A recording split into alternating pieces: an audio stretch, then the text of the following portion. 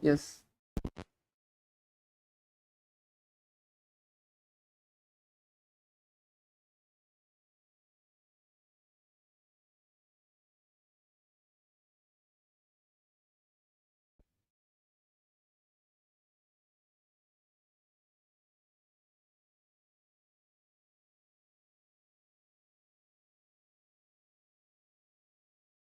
Nityanandam. Nityanandam, Kailasa LA.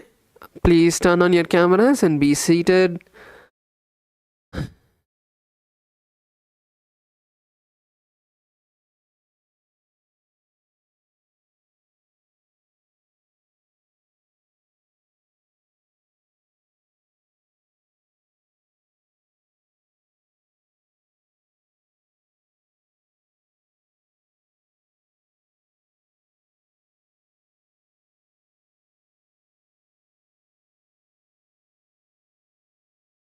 Yes.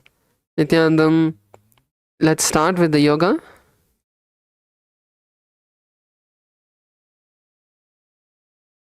Let's sit in a comfortable position with our head, neck, and spine in a straight line.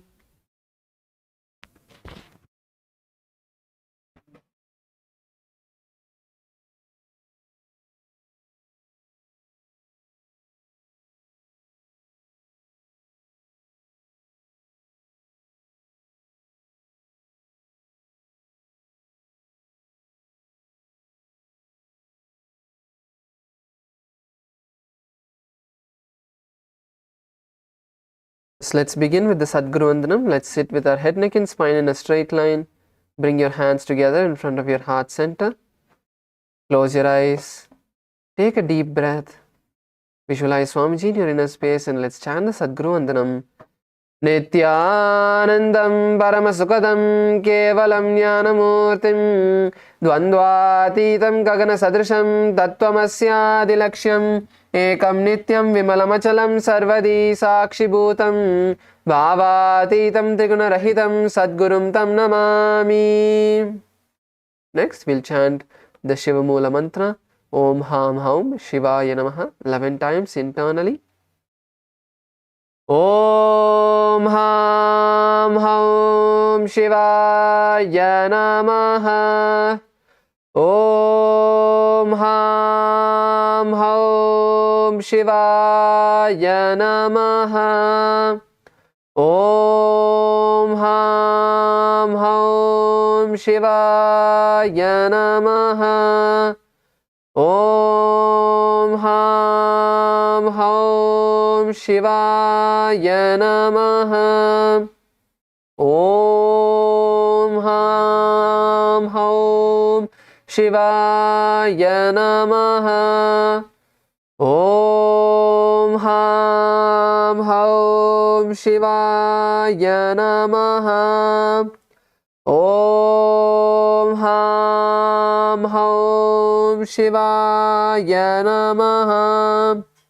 Om Ham Haum Shivaya Namaha. Om Ham Haum Shivaya Namaha. Om Ham Haum Shivaya Namaha. Om Ham Haum Shivaya Namaha. Om Ham Haum Shivaya Namaha.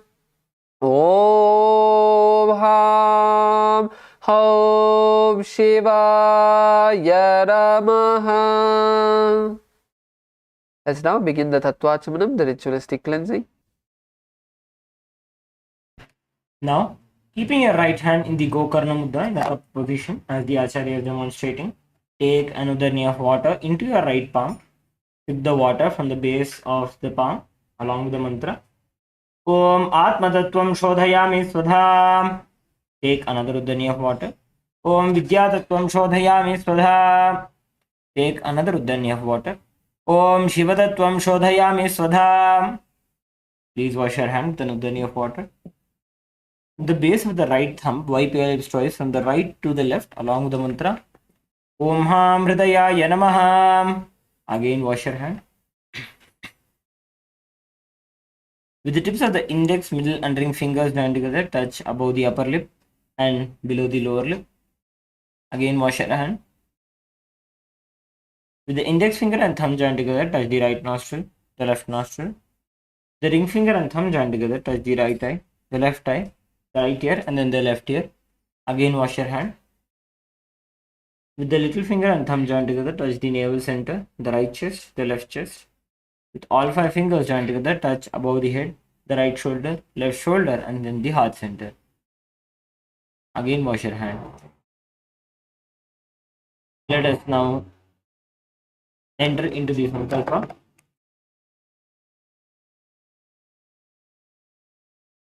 Please clasp your hands, place them on the right thigh. Om Mamopatta Samasta Duritakshaya Dwara Bhagavat Shri Nityananda Paramashiva Prityartham Shri Nityanandeshwari Paramashiva Shakti Sameta Shri Nityanandeshwara Paramashiva Prityartham Cha Shubhe Shobhane Muhurte Adya Brahmanaha Dvitiya Parardhe Shri Shvetavaraha Kalpe Vaivasvatamanvantare Ashtavimshaditame Nitya Yuge Prathame Pade Jambudvipe Bharatavarshe Bharatakhande मेरोः दक्षिणे पार्श्वे शकाब्धे अस्मिन् वर्तमाने व्यवहारिके प्रभवादीनां षष्ट्याः संवत्सराणां मध्ये विश्वावसुनाम संवत्सरे उत्तरायणे लक्ष्मी वेंकटेश्वर ऋतु मेषमासे शुक्लपक्षे द्वितीयायां शुभतिथौ सोमवासरयुक्तायाम् अपभरणी नक्षत्र आयुष्मन् योग भवकरण एवं गुण विशेषण विशिष्टायाम् अस्यां शुभतिथौ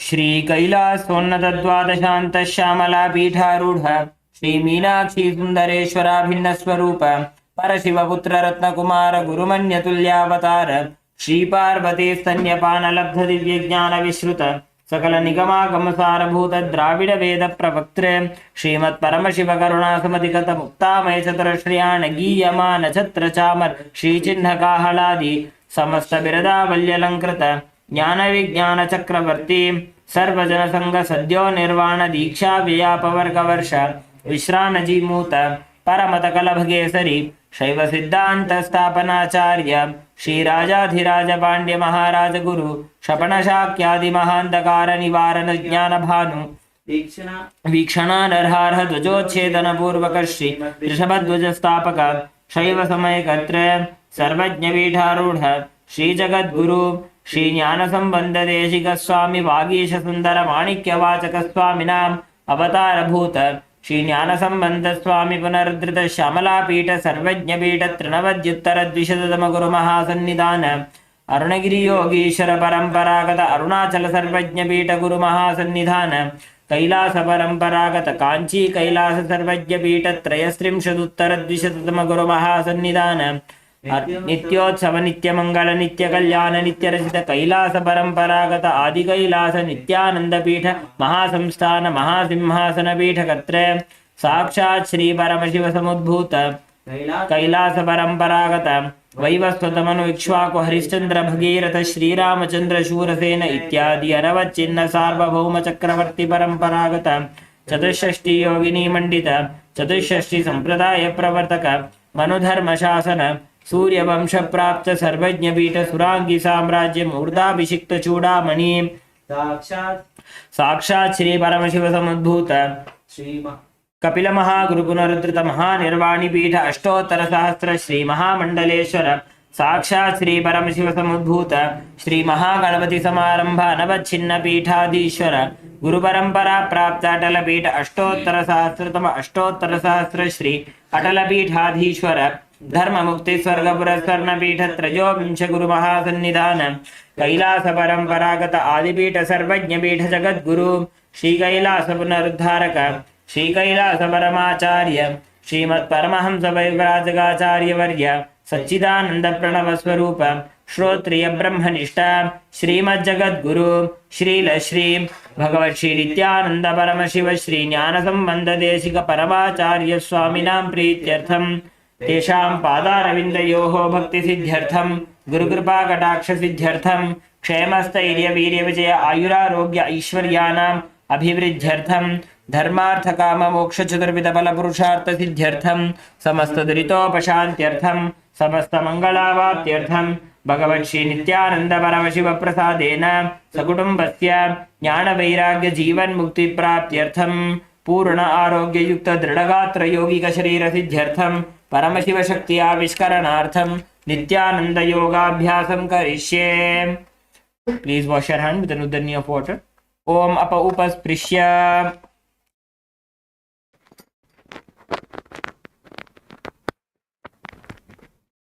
Yes. So now that we have completed the sankalpa, let us now keep our panchapatram nudhani aside and stand up on our yoga mats.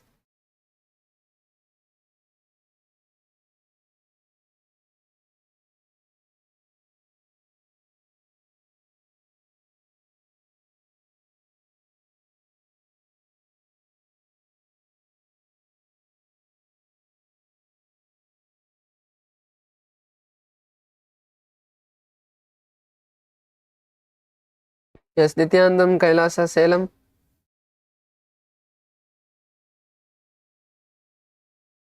Let's all stand up as we get ready for the skeleton dance.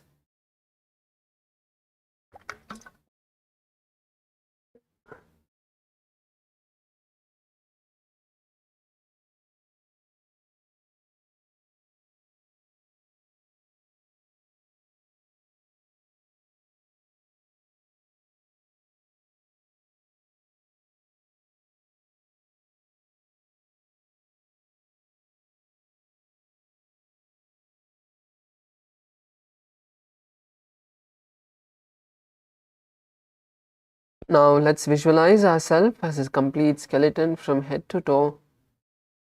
Visualize your body has become completely bones. No flesh, no skin, just complete bones.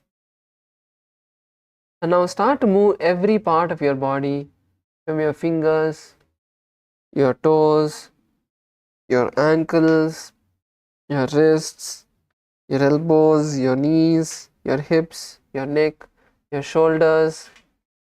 Move every part of your body. Take a moment to first mobilize every part of your body and then slowly start intensifying the movements of your body.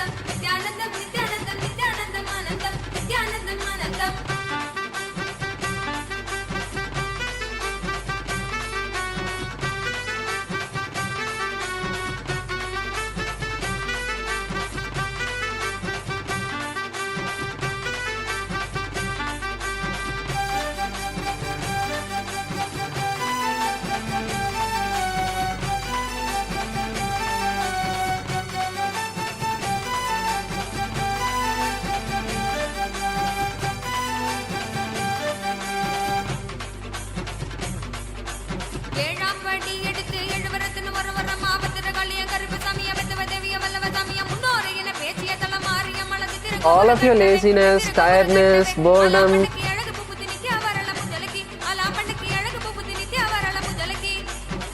move your body intensely in every direction. Don't have a particular pattern in how you are moving your body.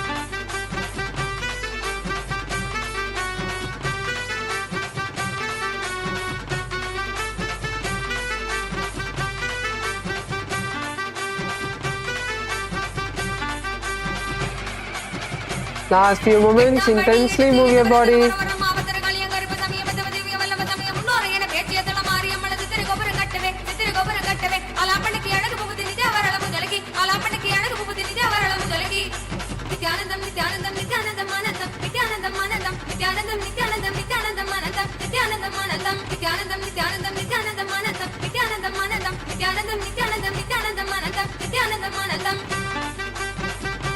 Yes, now let's slowly relax, come to a standstill.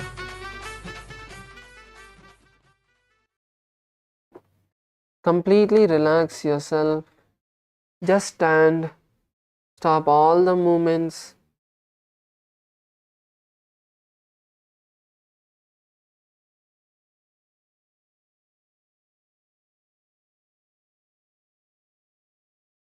Just focus on breathing in and breathing out.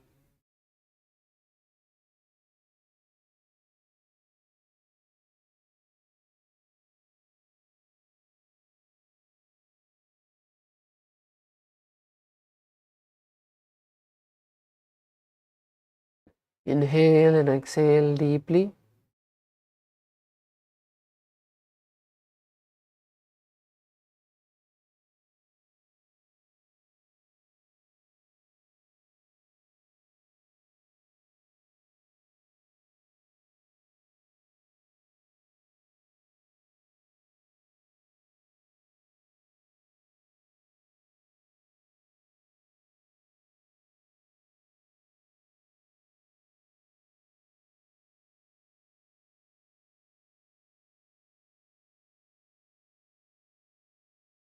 Your body is slowly relaxing.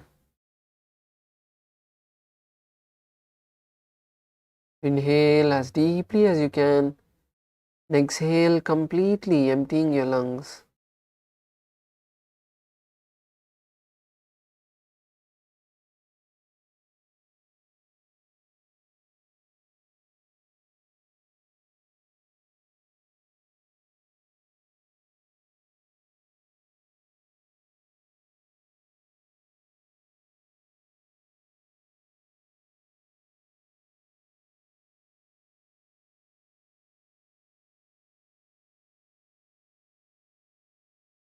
Now we can all slowly open our eyes.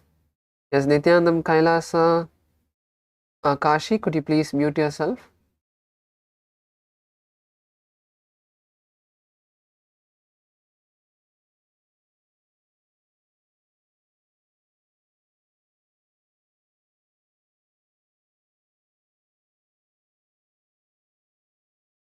Yes, let's all settle down on our yoga mats and we are going to be moving into the next asana for today.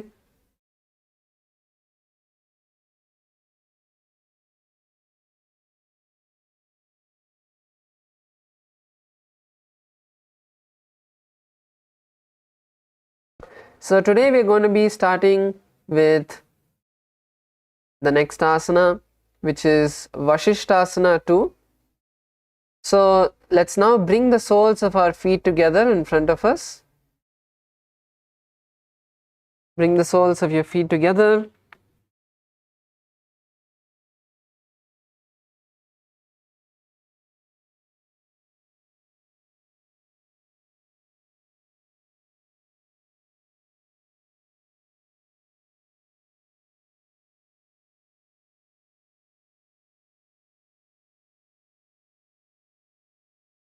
Now once you have brought your feet together, now insert your hands underneath your legs and we are going to raise our legs as high as we can, bringing the legs to the head. So hold your legs and raise it as high as you can. Try to bring your leg in front of your face. First you can bring it to your chest, then slowly try to raise it in front of your face and then above the head. You don't need to bring it behind, but try to bring it as high as you can, all the way up. Nityananda, Kailasa, Malaysia, female team. Yes. So you guys can continue along with us. We are starting with the next asana of the Tritiya Vinyasa Krama, which is Vasishthasana 2. So now in Vasishthasana 2, now holding your legs, you're going to raise it as high as you can all the way up. Raise your legs all the way to the head. So let's balance here and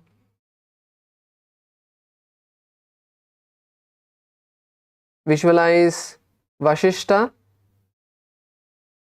the great sage Vasishtha. We are going to be performing Pratyahara Kumbaka, where you inhale and exhale, visualizing the prana moving through all of your 7 chakras. And chant the japa Om Nityananda Paramashivoham. दोवू पग धली जोड़े संपुट करे हाथ दोवू पग बीच आनी तले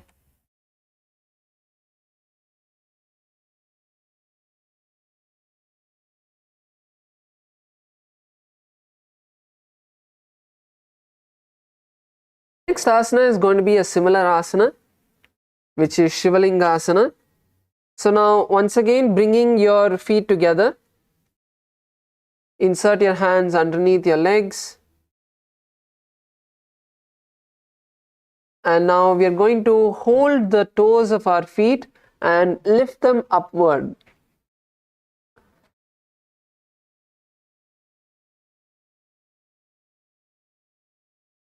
That's the only difference in this asana.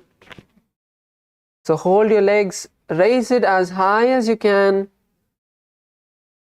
and visualize a Shivalinga inside your inner space.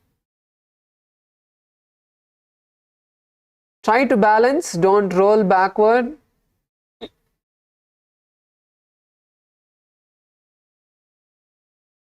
Try to balance. Keep the awareness on the lower back. Use your core strength to balance yourself. So again in this asana we are going to be performing the Pratyahara Kumbaka.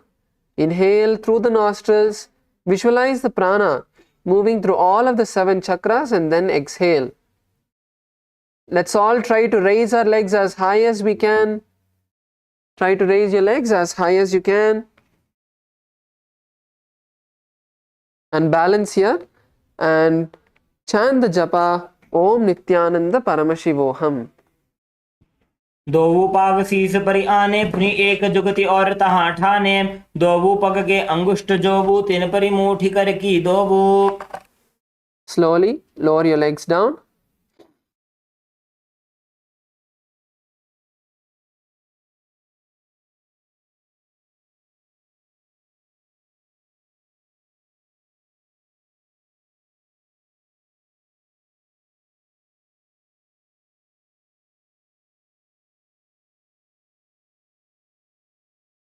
So the next asana is Kakarupa Skandasana. So in Kakarupa Skandasana, now let's bring our legs onto our shoulders. Bring your legs onto your shoulders. Cross your legs. And keep your hands wide by your side. This is Kakarupa Skandasana. So let's first bring our legs as high onto our shoulders as possible.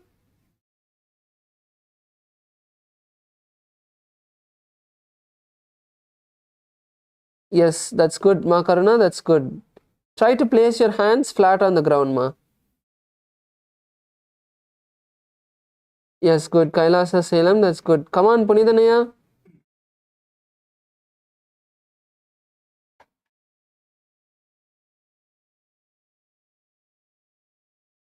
See, you can also try, if it's hard to balance, you can take the support of the wall. So I see next to Sairamaya, the wall is, there's a gap in the wall where you can lean. So lean onto the wall and then you can perform the same asana.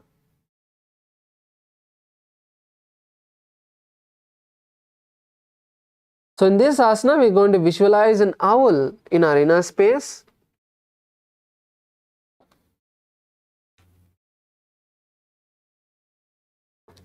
Once again, we are performing the Pratyahara Kumbaka. Inhale through your nostrils. Visualize the prana going all throughout your body and then exhale. Chant the japa Om Nityananda Paramashivoham. अथ वक्ष्ये काकरूपस्कन्धासनमुत्तमं कलिपापात् प्रमुच्येत वायवीं वशमानयेत् निजपादद्वयं बद्ध्वा स्कन्धदेशे च साधकः नित्यमेतत्पदद्वन्द्वं भूमौ पुष्टिकरद्वयम्. Yes.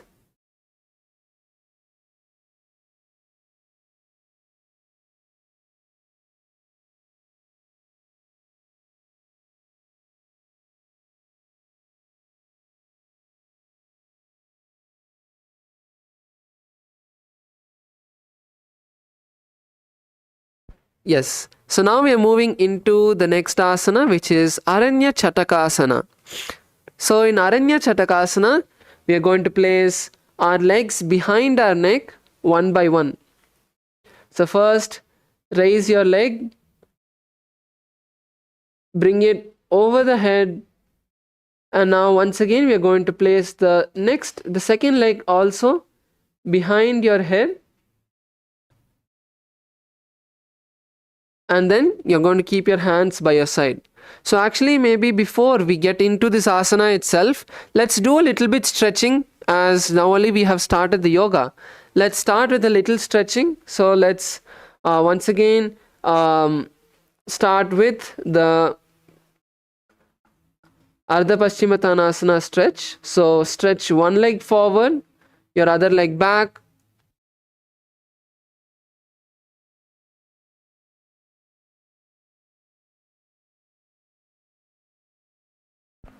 So let's start with the Ardha Padmasana stretch. So bend one leg towards you, stretch your other leg, and let's now take a deep breath. Exhale down, lower yourself down all the way to the ground. Bring your forehead down. Let's stay here for a few moments. Breathe in and breathe out nice and deeply. Focus on your breath. Bring awareness to your breath and to the stretch. Inhale and exhale slowly. Connect with your body. Feel your body slowly stretching.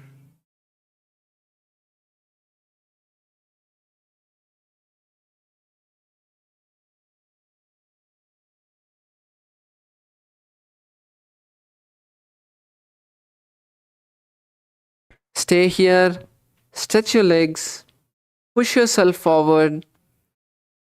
Wherever you are able to, hold that point. Pull yourself down. Let's pull ourselves down. Push your hips forward and push your back down. Don't just bend your back, push yourself down.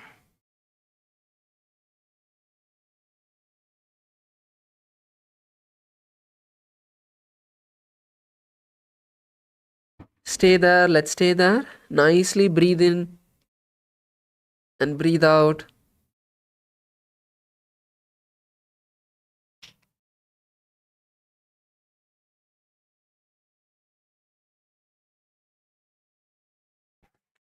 Let's stay here for a few more moments. Feel your thighs stretching.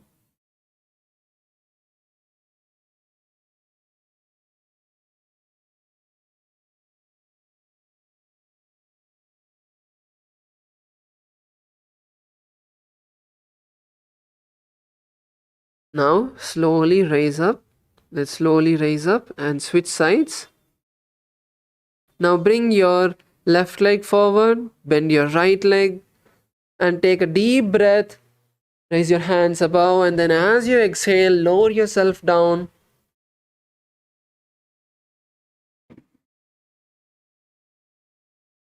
Lower yourself down completely.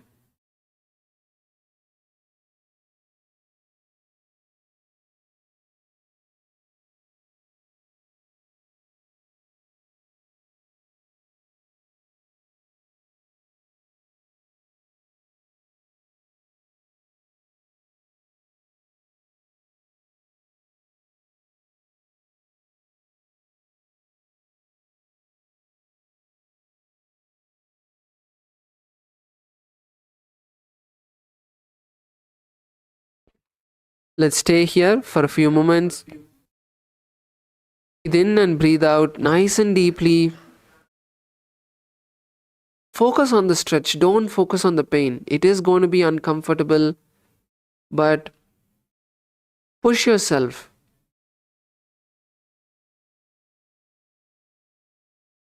Let's visualize Swamiji in Arina space if you want.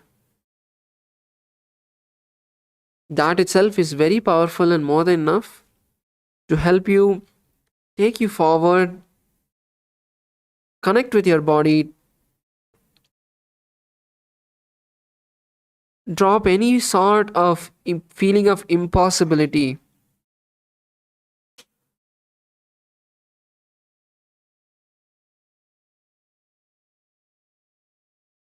Just focus on bringing yourself as low as you can.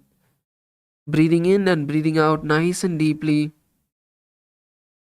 And slowly bring your forehead to your knees.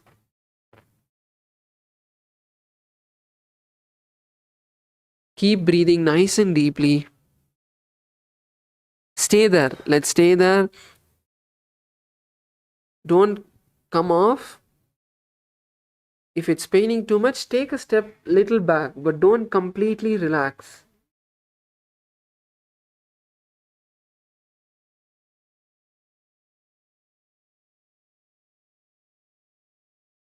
Slowly, let's raise up. Now,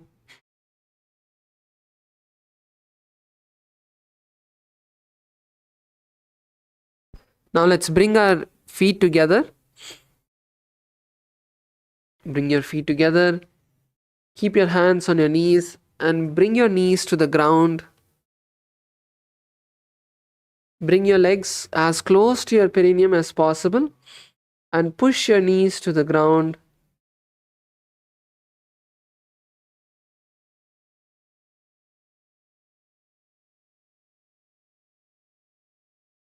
Open up your hips.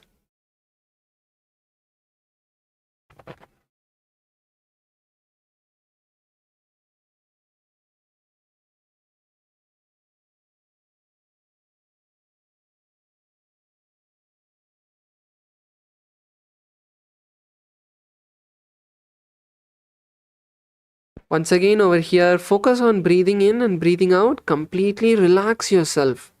The more you're relaxed, the more you're unclutched, the more you're connecting with your body, the more easier it'll be to push yourself. Bring your knees all the way down.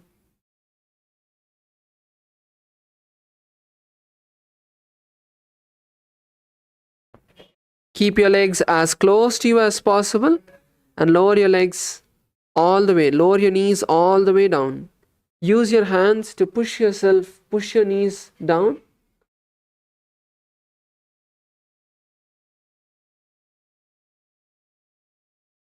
Breathe in and breathe out nice and deeply.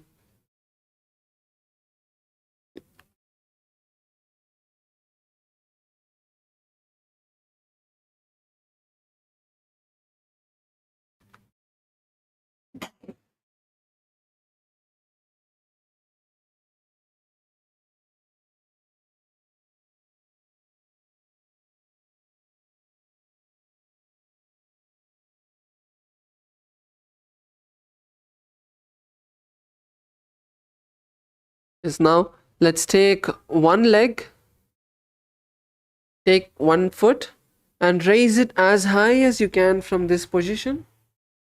Raise your leg as high as you can. You can even try to put it behind your neck. That is also fine. Bring your leg all the way up as high as you can.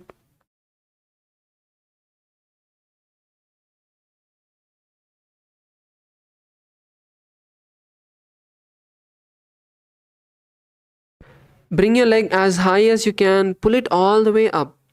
If you can, bring it to your face, then bring it there. If you can bring it to your shoulders, bring it there. Wherever you can, pull your leg as high as you can. Once again, let's stay here. Breathe nicely. Focus on relaxing your body. It's difficult because we have not done this asana before. Our body is not used to this position. Don't feel it is impossible.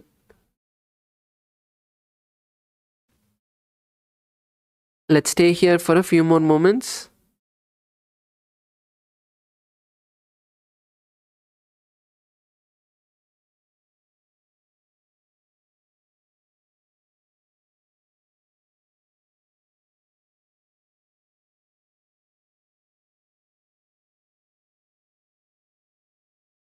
Yes, now lower that leg. And now let's take the other leg. Let's take the opposite leg. And now, keeping your opposite leg by your perineum, raise the other leg all the way up. Bring it to your chest. Bring it to your shoulders. Bring it to your forehead. And then bring it behind your neck. Take it step by step. Stretch your legs nicely. Once again, focus on breathing in and breathing out, completely relaxing your body.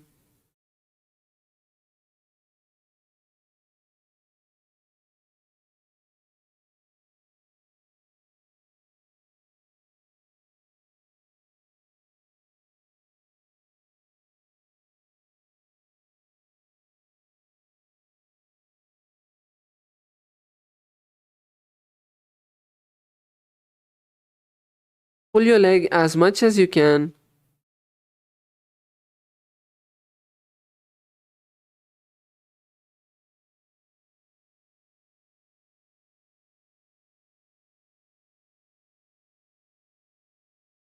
Come on, let's stay there. Let's stay there.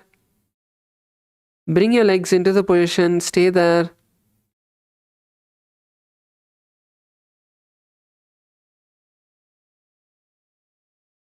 Breathe in and breathe out nice and deeply.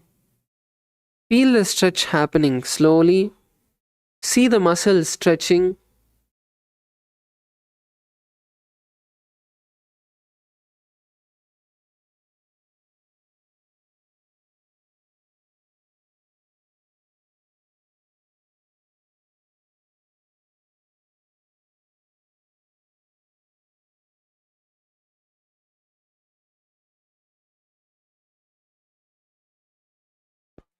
Yes, now you can lower your legs and we'll be entering into the asana.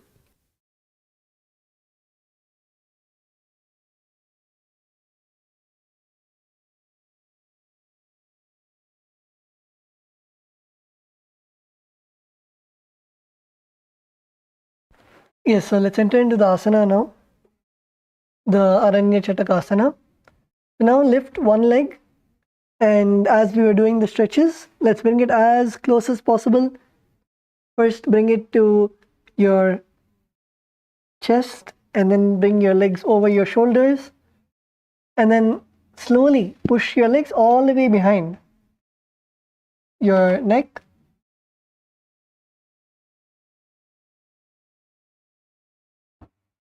Yes, Kailasa Ma Karuna, good. Ma Karuna, just keep your legs there and then breathe. And then slowly you will see it'll go inch by inch, you'll be able to put it back. Kailasa Salem, yes, everyone, come on, try.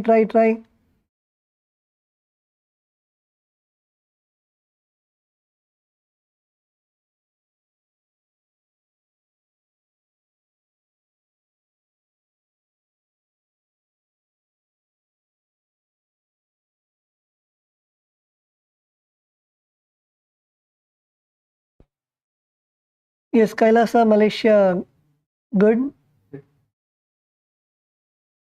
So once you've placed one foot, let's now take the second foot. Take the second foot and let's place it behind the head.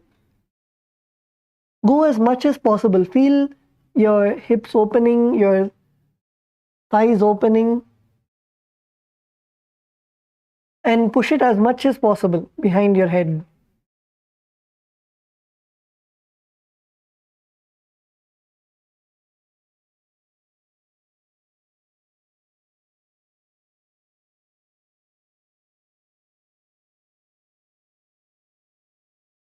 So in this asana, visualize yourself as a bird. Visualize yourself as a bird in the forest. Perform the pratyahara kumbaka, which is inhale. Feel the prana flowing through all of your 7 chakras, and then hold your breath, then exhale. Perform the mula bandha, contracting your perineum, and the internal japa Om Nityananda Paramashivoham. एकेन पादेन भूमिं वष्टभ्य अन्यपादतलेन ऊरुमवष्टभ्य तिष्ठेत्.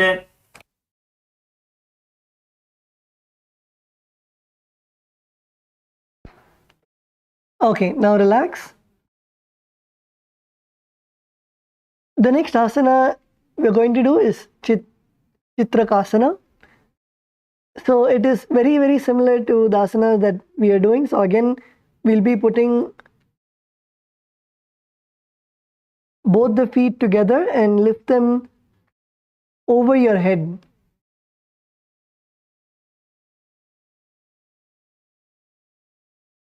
Lift both your legs over your head.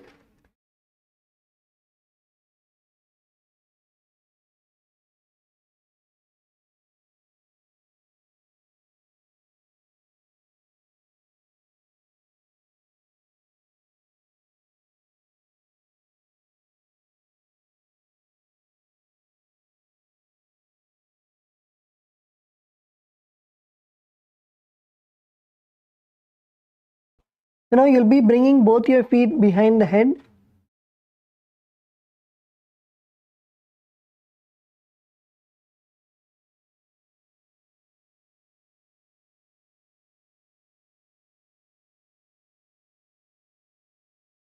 Again, place both the feet behind your head, and in this asana, you'll be taking your right hand and place it on your left shoulder in the left side of your neck. And then you will be extending your left arm straight up to the sky. Slowly balance and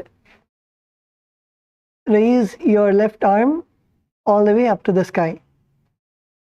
This is the Chitraasana.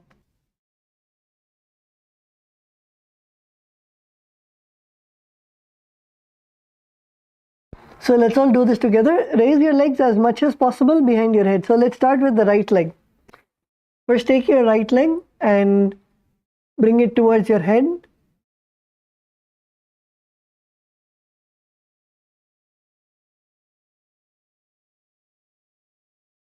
Take your right leg and place it towards your head.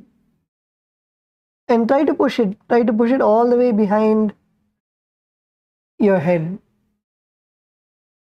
Bring your right leg first all the way up to your forehead.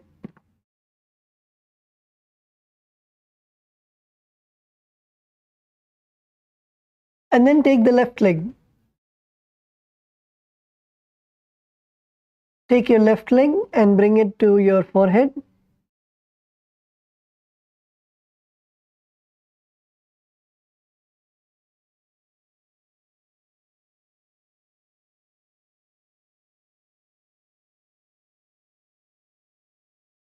And then place your right hand on your left shoulder, on the left side of your neck. And then place your left hand, raise your left hand all the way up to the sky.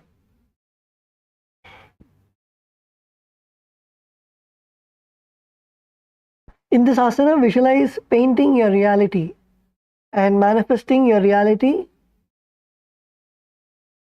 just like you have painted your reality, manifesting that in your life. Perform the pranayama, which is the pratyahara kumbaka. Inhale, feel the prana flowing through all of the 7 chakras, and then exhale. Perform the mula bandha, contracting your perineum, and the japa Om Nityananda Paramashivoham. प्रथम पगधले संपुट करे पुनः जुगति ऐसे विस्तारे डागी कहुनी माहिली संधि तापरी दो बुए डिबंध फना जुगमड रथ करी राखे बहुरी जुगति ऐसे विधि दाखे बहुरी पगथली माहली कोर शीश लगा विकरी के जोर.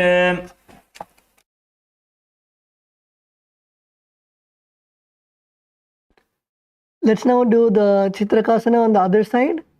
So last time we lifted our left hand up to the sky. This time we'll be lifting our right hand to the sky. So first, let's begin by putting the legs behind the head. So first take your left leg and bring it to your forehead, bring it to your head, and try to push your legs behind your neck. And then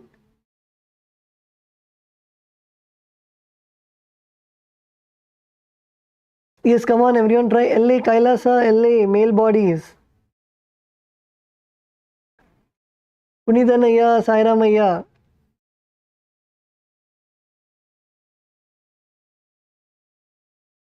Yes, yeah. By the end of today's session, Tatwa Maharaj is going to make you put your leg behind your head.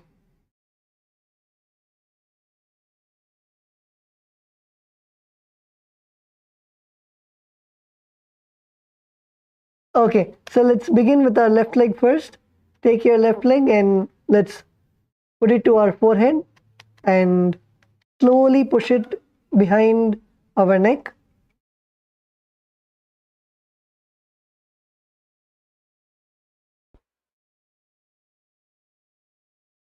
Begin with keeping it on your forehead and stay there. Stay there and try to push as much as possible till wherever you can. Put your legs till wherever you can and breathe.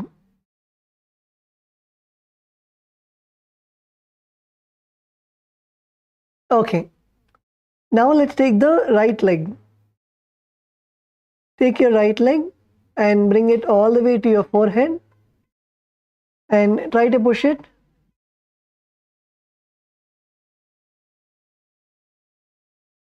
Try to push it all the way behind your neck. Bring it as much as possible. First bring it to your forehead and then bring it to your head and then bring your legs all the way behind your neck. Now this time you're going to take your left hand and keep it on your right shoulder and raise your right hand all the way up to the sky.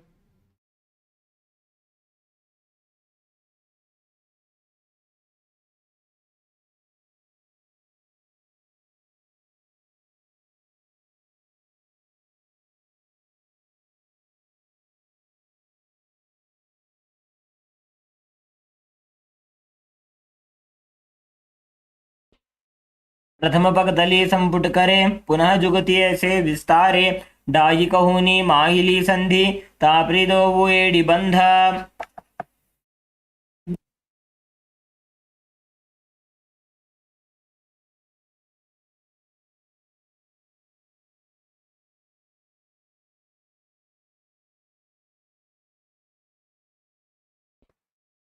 Okay, now relax. The next asana that we're going to do is Panidrasana. So in this asana again we're going to keep both our legs behind our head. So take your left leg and place it all the way behind your head and then take your right leg and bring your right leg also all the way behind your head. And this asana, keep your hands on the ground. If you're not able to bring your legs behind your head, at least bring it over your shoulders. Bring both your legs over your shoulders. If you're not able to bring your legs behind your head, you can bring it over your shoulders.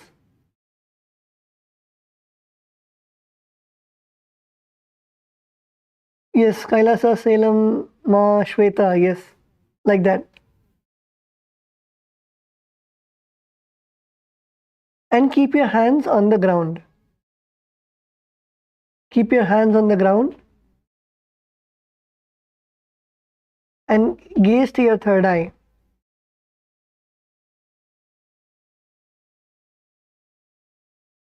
Gaze to the third eye, and in this asana visualize Swamiji in your third eye.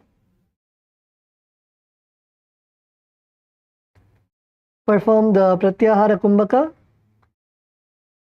Pratyahara Kumbaka is inhale through your nostrils Feel the prana, hold your breath. Feel the prana going all the way from your Mooladhara, the base of the spine, to the Sahasrara, your crown center. And then exhale.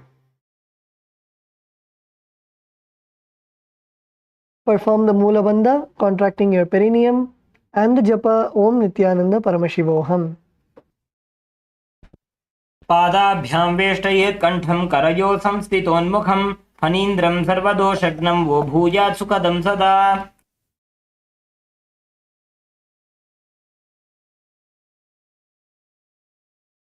The next asana is Pashini Mudrasana.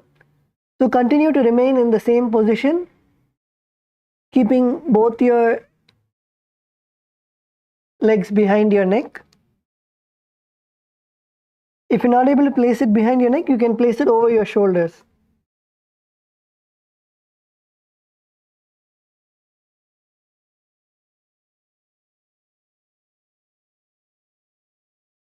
Place your legs over your shoulders.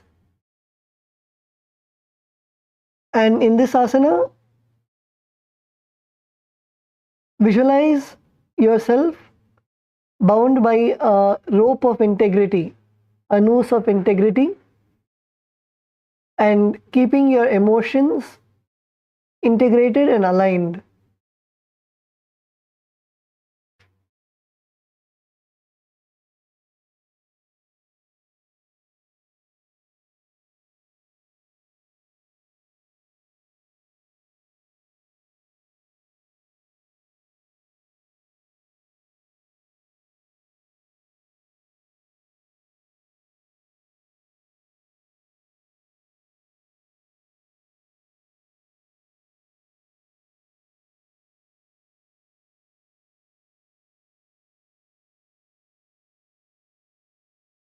Kailasa Malaysia male team, good.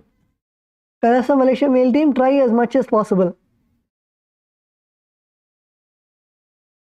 So in this asana, perform the Pratyahara Kumbaka also, and the Moola Bandha, an internal japa of Om Nityananda Paramashivoham. कण्ठपृष्ठे क्षिपेत् पादो पाशवदृढबन्धनं स एव पाशिनी मुद्रा शक्तिप्रबोधकारिणी.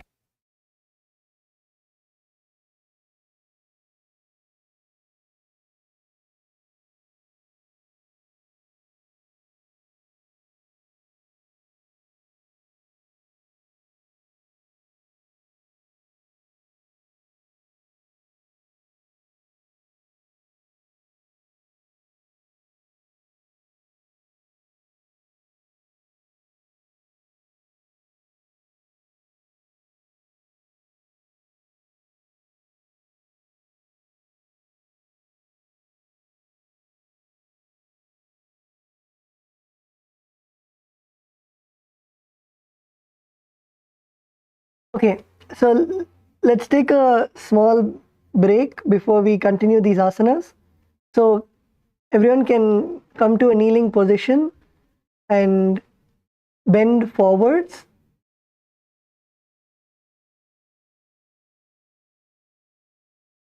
Come to a kneeling position and bend forward as much as possible. You can stretch before we continue the sequence.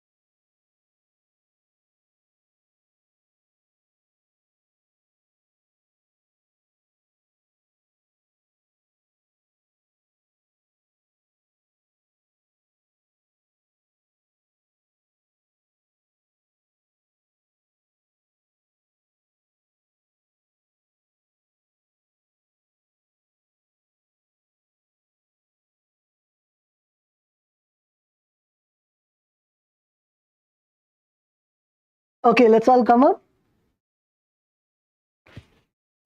Let's come up and continue the sequence. The next asana is Machandrasana 3. So in this asana, again, come to a seated position. And you're going to again lift your legs all the way up to your shoulders and behind your head. Keep your legs on your shoulders. Don't release your legs from the shoulders. If you're not able to put it behind your head, you can put it on your shoulders and keep the legs there.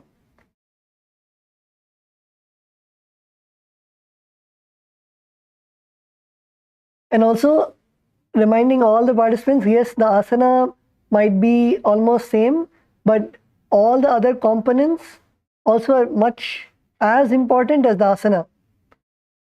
So make sure that you are, even though the asanas would seem similar, make sure that you're doing all the other components also. So in this asana, first let's visualize ourselves as a fish. Visualize yourself as a fish. The next is the pranayama. The pranayama you'll be performing is the pratyahara kumbaka. So inhale deeply through your nostrils and then hold your breath. Hold your breath and visualize the prana, the life energy inside you, flowing through all the 7 chakras from your Mooladhara, the base of the spine, going all the way up, all the way until your Sahasrara, the crown center. And then exhale. Perform the Moola Bandha, contracting your perineum, and the japa Om Nityananda Paramashivoham. बेसी करी Dogu काढ़े राशे आटी करी Dogu हाथ की मुठी करी दाई मुठी नीचे जीमणि ऊपरी राशि.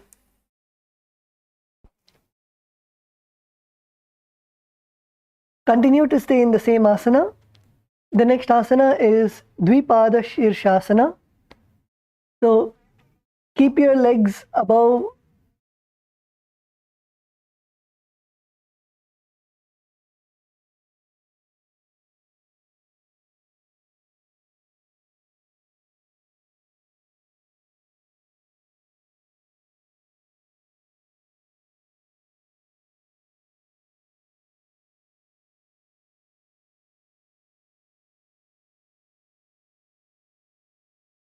Continue to stay in the same asana, and in this Dvipada Shirsasana, you'll be placing your hands in the Atmanjali Mudra in front of your heart center.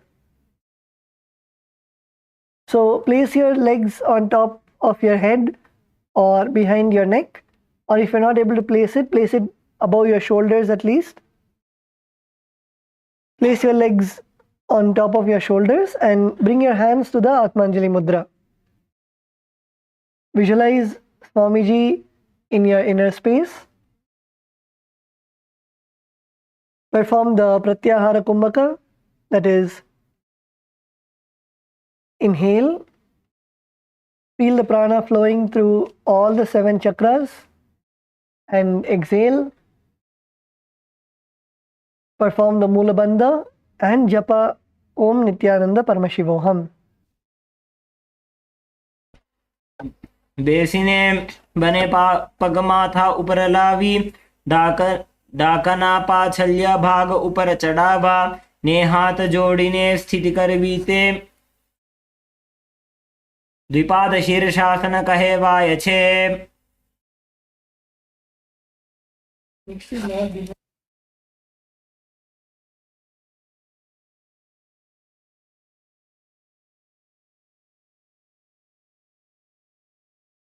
Okay, now relax.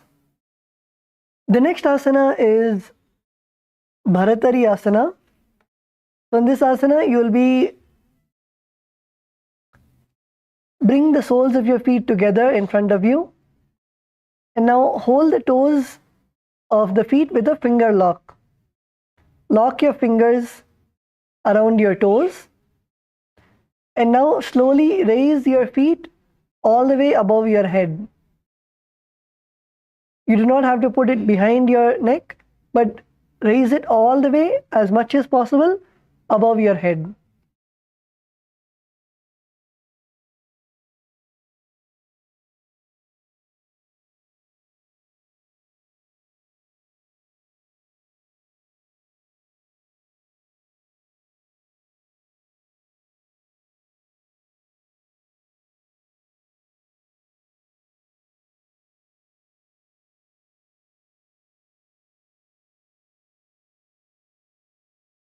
Yes, raise your feet above your head and hold. Raise your feet above your head and hold and balance. You need to balance. Make sure that you don't fall down. Balance. Slowly raise your feet. Slowly raise your feet as high as possible and balance. You can take the support of the wall also. Yes, Kailasa, Salem, good. Kailasa, Malaysia, male team, good. Kailasa, Malaysia, female team. Yes, Ma Aruna, you need to balance.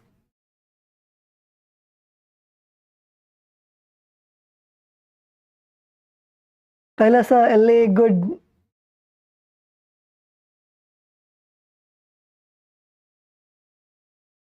Yes, Ma Govinda Priya, as much as possible. Lift your legs as much as possible up to your forehead.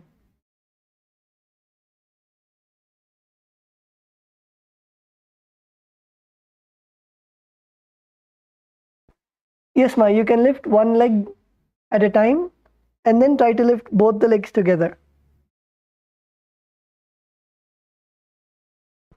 So in this asana, visualize using the Shakti of Mahima and feel the heaviness of the body. To balance, feel that your body is heavy, and with that visualization, balance the body. Visualize that you're heavy and sturdy. The pranayama is pratyahara kumbaka, that is inhale through your nostrils.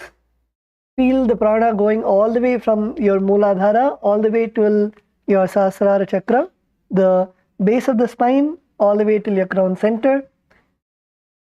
Hold your breath and then exhale. Perform the Moola Bandha, contracting your perineum, and the japa Om Nityananda Paramashivoham. आसन गोपी चंद कक्षो जैसे Yahoo को कीजे पुनीते से कोरपक थलिया की माहिली शीश आनी मेले दो मिली. Now relax. The next asana is Devasana. So in this asana, we'll be doing the same asana but laying down on our back.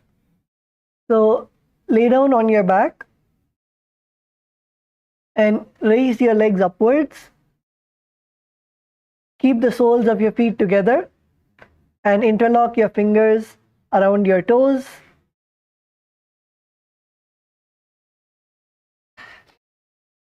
Lock your fingers around your toes or ankles. And then bring your legs all the way up near your head. Bring your legs all the way up near your head.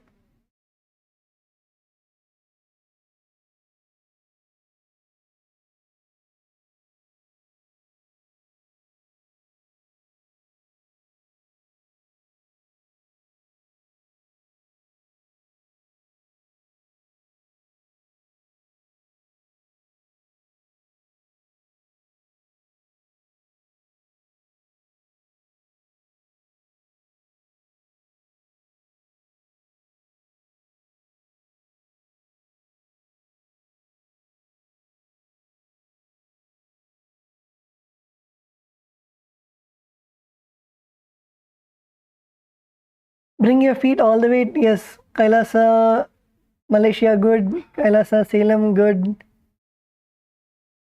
Okay. So in this asana, visualize all of the gods and goddesses blessing you. Perform the Pratyahara Kumbhaka in this asana also. Inhale through your nostrils. Feel the prana going all the way from your Mooladhara till the Sahasrara. Perform the Mula Bandha, contracting your perineum. And the japa Om Nityananda Paramashivoham. प्रथमे सूधो सोवे सोजी करे काकसी करग हदोजी एड्या अंबर पगथल्यादाधे करी Atiq वित्ततास परिराशे.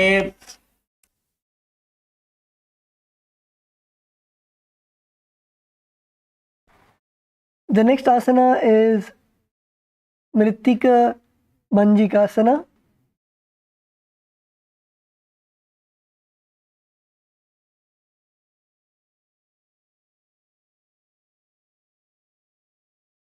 So continue to lay on your back. In this asana, you're going to bring your feet again all the way, hold your feet together. In this asana, you're going to hold your feet from the side and bring your feet all the way till your ears. So bring each of your feet to their respective ears. So bring your right foot to your right ear and your left foot to your left ear.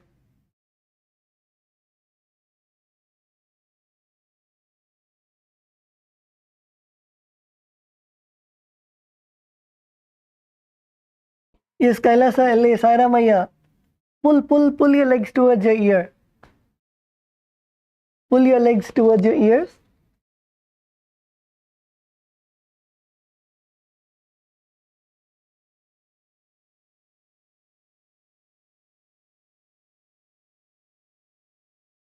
In this asana, visualize yourself as the source of energy.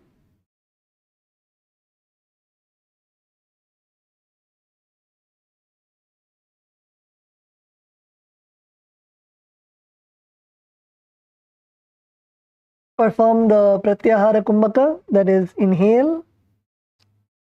Feel the prana going all the way from your Mooladhara, the base of the spine, till your Sahasrara, the crown center.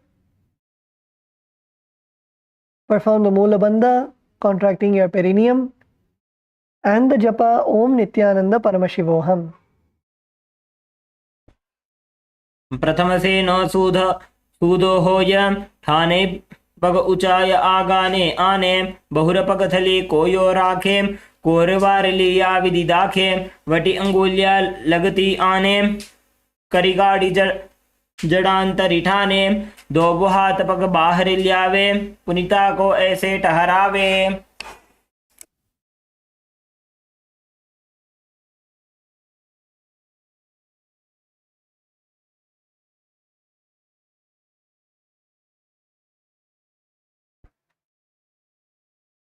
Okay, now we have come to the last asana of the sequence, which is Masakasana. So in this asana, again keep laying down on your back and now raise your legs all the way upwards, and this time you're going to bring your legs behind your head. This time you're going to bring your legs behind your head. So first take your left leg and try to put your left leg behind your neck. Bring your left foot as close as possible to your forehead.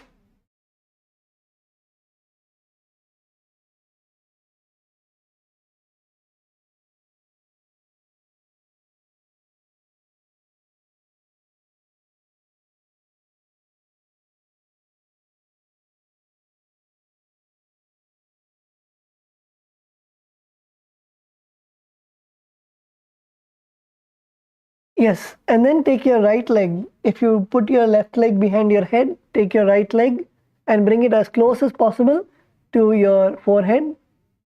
First, bring your legs to your forehead. Bring both your legs to your forehead. Let's begin with that. Take your legs and bring it to your forehead. Yes, Kailasa Salem, good. Kailasa Malaysia, male team, good. Yes, Arina ma.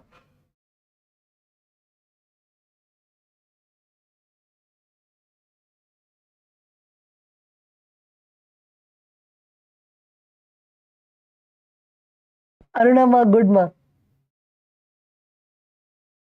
Yes, Kailasa elle ma Karuna good.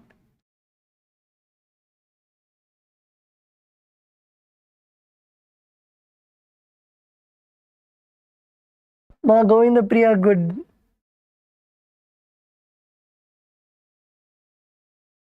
In this asana, visualize abundance of gold being showered on you.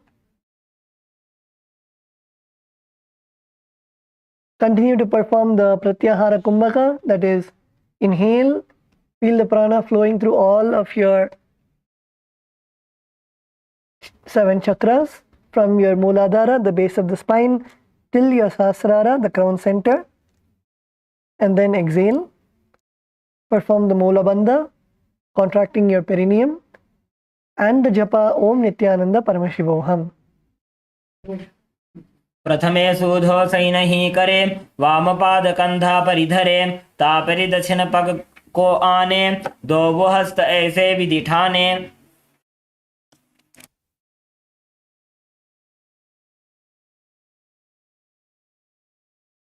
Yes, now bring your legs to the ground, keep your knees bent.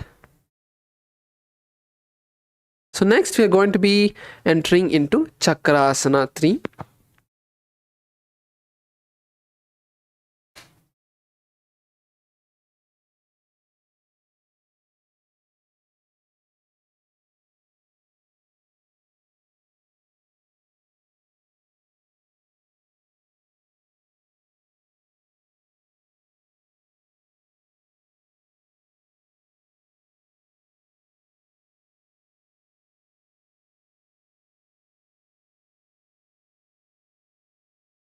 So now in Chakrasana 3, we are going to be bringing our legs, bend your knees, bring your knees to your chest.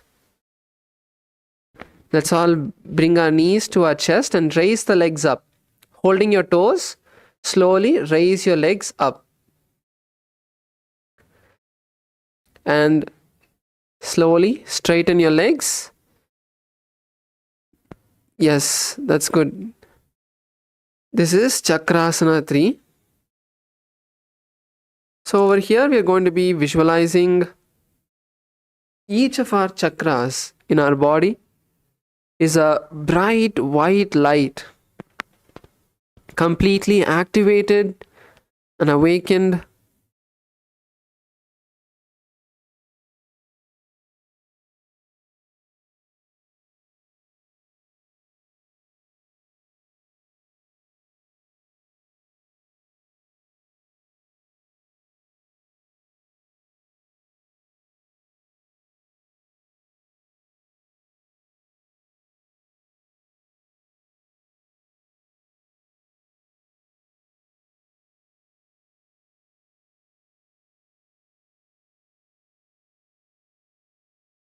From this asana, the pranayama is changing to sahaja kumbaka, which is simple breathing. Inhale and exhale as deeply as you can. And chant the japa Om Nityananda Paramashivoham. देहाथनी अंगुलियों ठिबे पगाना अंगली पकड़ीने समूते चक्रासन कहे वायछे. Now lower your feet to the ground, keep your knees up, keep your feet together, and keep your hands by your side. Keep your feet together, keep your hands by your side. This is Tanasana. Visualize Swamiji in your inner space.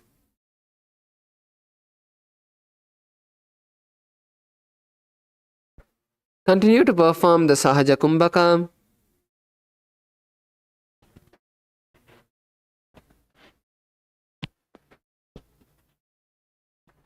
And chant the japa Om Nityananda Paramashivoham. शववद्भूमौ तिष्ठेत् शवासनं भवति पादद्वयं विनोत्तानासनं भवति.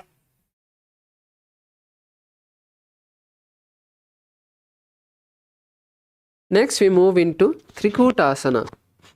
So in Trikutasana, from this position, let's slowly raise our chest up and bring our forearms to the ground.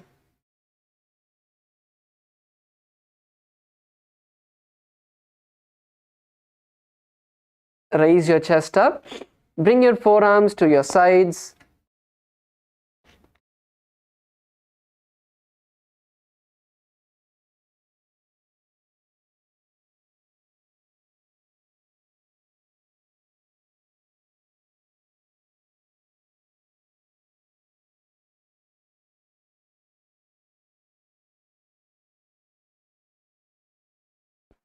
So in this asana, we are going to be visualizing a mountain in our inner space and continue to perform the Sahaja Kumbaka, Chanda Japa, Om Nityananda Paramashivoham.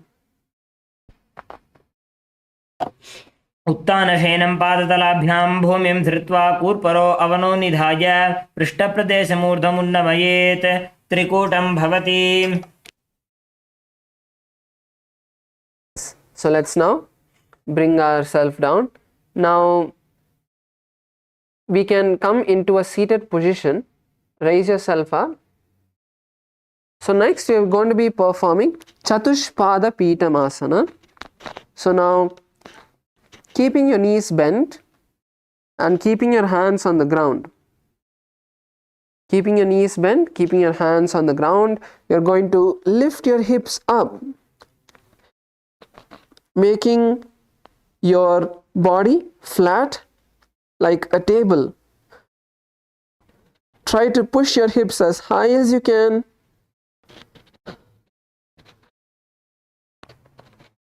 Your head can be looking upwards. Don't try to look forward. Lift your hips as high as you can. Come on, let's stay here. Visualize ourselves as a four-pillared hall that is housing Paramashiva. Continue to perform the Sahaja Kumbaka and chant the Japa Om Nityananda Paramashivoham. Come on, let's stay here. Let's stay here. Just a few more moments. Lift up. पूर्वतानं चतुष्पादपीठं वज्रासनं तथा चकोरक्रौञ्च शलभभुजङ्गमपि वृश्चिकम्. Yes, lower yourself down. Let's stay in the same position. Stay in the same position. Lower yourself down. The next asana is a bit similar, which is Purvatanasana.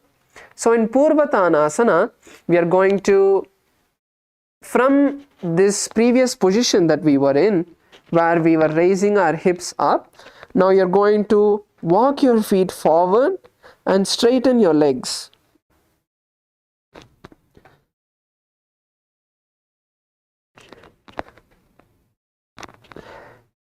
This is Purvatanasana. So don't try to look forward. If you try to look forward, it will make the asana harder for you. Keep your leg backward. Straighten your legs as much as you can. Yes, that's good, Ma Karuna. That's good. Yes. So let's stay here once again. Visualize Swamiji in your inner space. Gaze to your nose. Perform the Sahaja Kumbaka. Inhale and exhale as deeply as you can through your nostrils and chant the Japa Om Nityananda Paramashivoham. Come on, let's stay here. पूर्वतानं चतुष्पादपीठं वज्रासनं तथा चकोरक्रौञ्च शलभभुजङ्गमपि वृश्चिकम्. Yes, lower your hips down. Good. So let's stay in the same position. Just stay in the same position. Now we are moving into the next asana, which is Urdhva Konasana.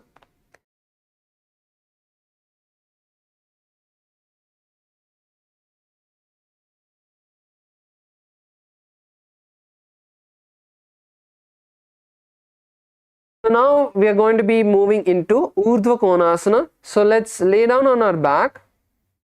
And now you're going to kick your legs up. Keep your hands on your back and slowly open your legs wide apart. This is Urdhva Konasana.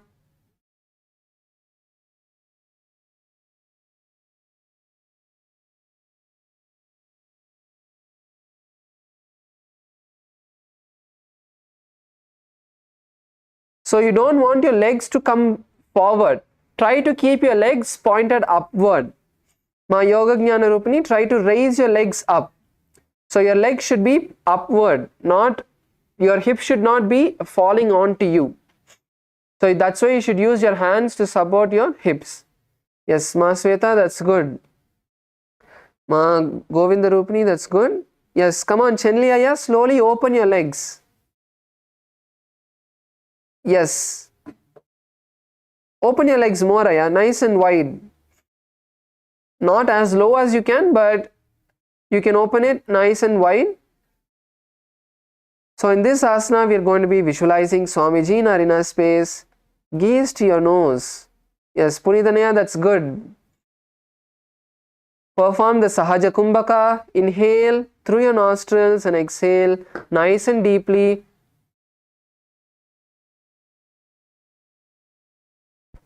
Chant the japa Om Nityananda Paramashivoham. सप्तचक्रक्षालनाय वृक्षासनविशेषकाञ्चननेन्द्रियदादार्ढ्य कोणभेदान् समभ्यसेत्. Yes, lower your legs down and lay down flat. We are now moving into the next asana, which is Uttana Padasana. So in Uttana Padasana, we are going to be slowly lifting the head, lowering your head onto the ground. So raise your head onto the ground. And now slowly raise your hands off the ground and raise your legs. This is Uttana Padasana. Let's now try Uttana Padasana. First, slowly lower your head, lower your crown to the ground. You can use your hands to support you, either placing your hands by your head, or you can keep your forearms on the ground and lift your head. So backward, roll your head, bring your head backward. Once you bring your head backward, raise the legs and hands simultaneously. Use your core strength. Use the strength of your core muscles to stay here. Visualize Swamiji in your inner space. Come on, let's get into the asana. Punithanaya, Sairamaya. Perform the Sahaja Kumbaka. Chant the japa Om Nityananda Paramashivoham. उत्तानपादं क्रौञ्चं च मरीचिं वीरभद्रकं Keep the knees नटराजं त्रिकोणं च सुप्ताङ्गुष्ठप्रसारणे. Yes, that's good. Slowly lower yourself down. Lower yourself down.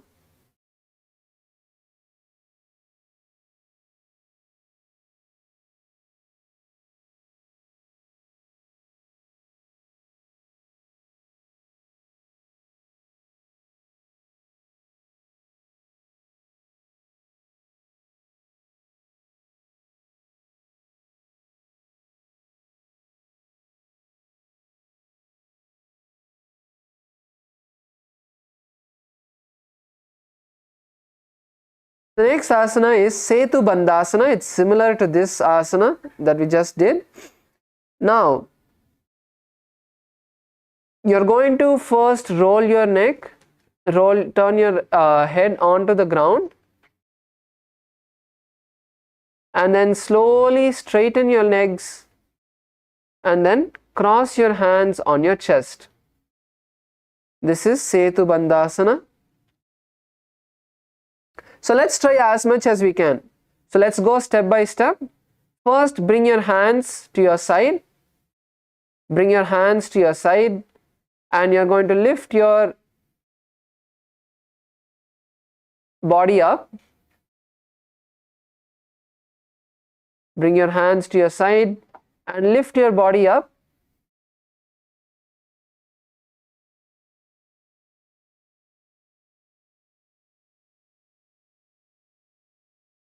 So keep your hands by your head, lift yourself up and place your head on the ground. First, when you come into this position, then you can slowly try to straighten your legs and then cross your hands over your chest. Yes, that's good, Chenliaya, that's good. You're doing the asana perfectly. Come on, let's try. Lift your hips up. Come on, Sairamaya, Punithanaya. Bring your hands to the side of your head and push your body up. You don't need to lift yourself all the way up. Just enough to raise your back off the ground.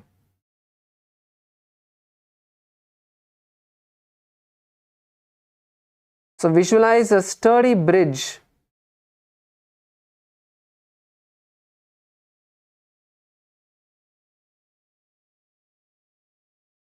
Yes, Ma Yoga Jnana Rupini, that's good. So we're visualizing a bridge in our inner space. Perform the Sahaja Kumbaka and chant the japa Om Nityananda Paramashivoham. उत्तानपादं क्रौञ्चं च मरीचिं वीरभद्रकं नटराजं त्रिकोणं च सुप्ताङ्गुष्ठप्रसारणे. Yes, lower yourself to the ground. Now let's all get a chair or a partner. We are going to be performing Chakrasana 3. So you can use a chair or a partner to do this asana.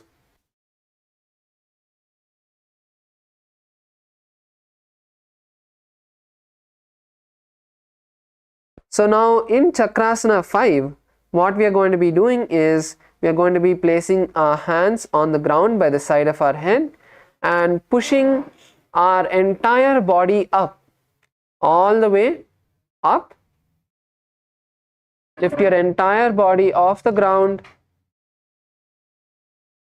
This is Chakrasana 5.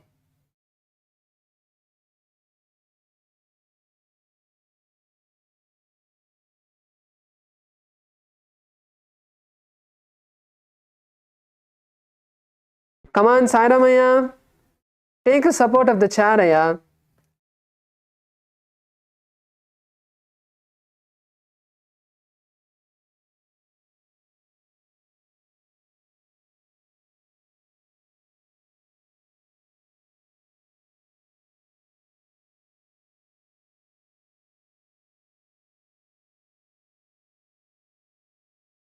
So bring your back onto the chair and slowly lower yourself. Also, Chenliyaya, you can try this. Even Ma Sweta, you can try this.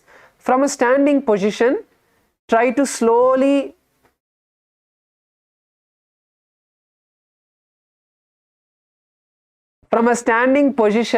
you can try to slowly bend your back and go down. So Chenliyaya and Ma Sweta can try this. Svetama, கேக்குதாமா? So நீங்க வந்து இந்த மாதிரி try பண்ணலாம். Chenliyaya, even you can try. So from a standing position, so stand up and then slowly bend your back and bring your hands to the ground.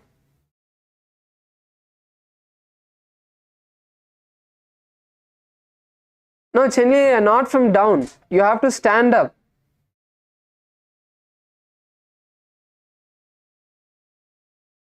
Maybe the other ayah can support you, or you can use the support of the wall and slowly walk your hands down.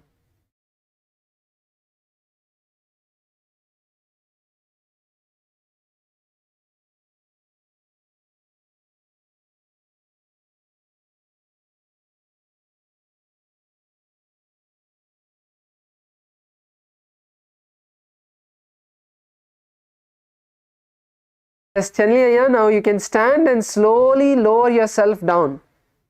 You can use the wall. If you want, you can use the wall.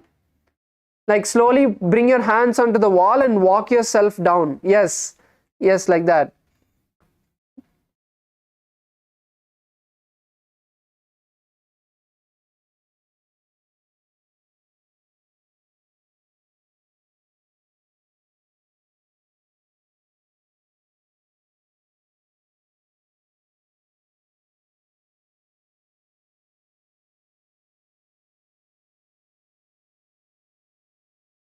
Yes.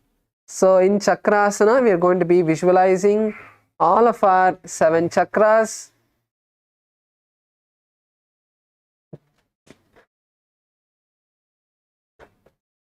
Perform the Sahaja Kumbaka and chant the japa Om Nityananda Paramashivoham.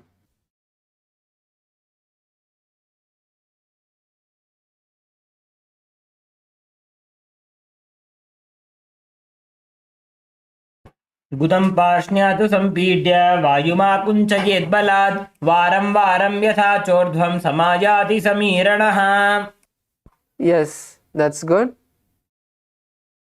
So the next asana is Petaputi asana. So in Petaputi asana, it's a continuation of this asana where you're going to be walking your feet closer together and touch your hands to your legs.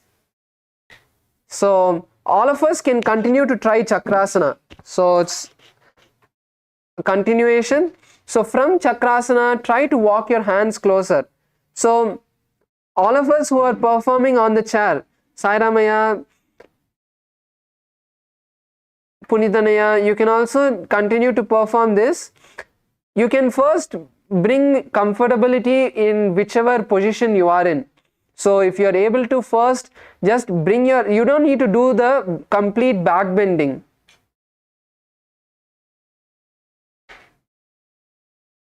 You can start with just using the chair and bending. Yes, Chenliya, you can surely try this. Ma Sweta, you can also try. Come on, everyone else in Kailasa Salem. Kailasa Selathila micha ellarum try பண்ணுங்க. ஸ்வேதா மா மட்டும் பண்ணிட்டு இருக்காங்க, நீங்க பாட்டுக்கு அவங்க கூட விளையாடிட்டு இருக்கீங்க.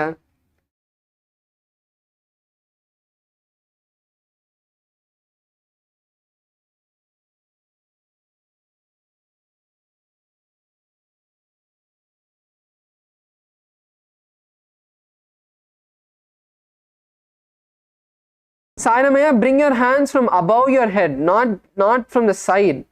You need to bring your hands from above your head. Yes, like that. Bring your hands from above your head. Try to bring your feet closer to the ground, closer to the chair's legs.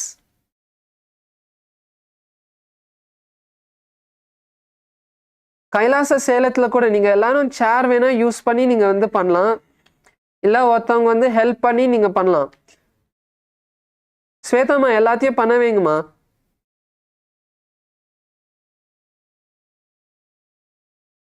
Yes, Punithanaya, try to now hold the legs of the chair.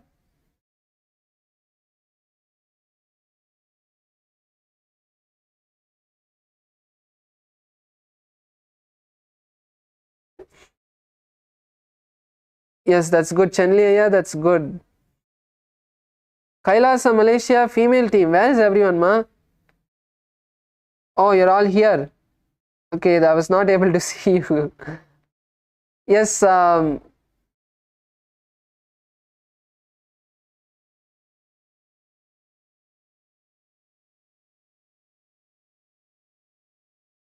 in this asana, we're going to be visualizing Swamiji in Arina space.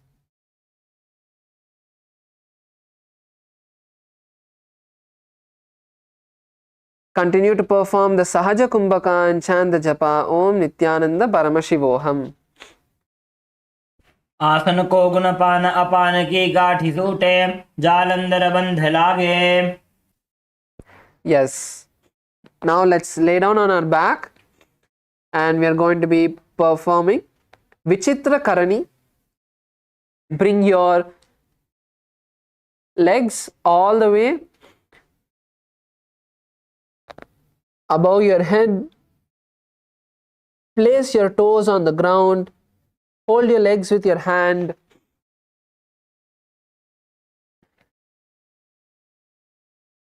Keep your back on the ground.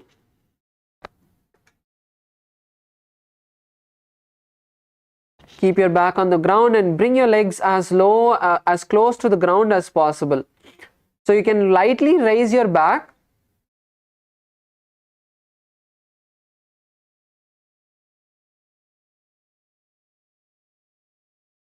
So bring your legs to the ground. You don't want to keep your legs in the air. Bring your legs all the way to the ground, but try to keep your back as much on the ground as possible. So your upper back, your lower back will raise up, but that's fine. Bring your toes to the ground. That's important. But try to keep your back as much on the ground as possible. Yes, Chenli Aya, that's good.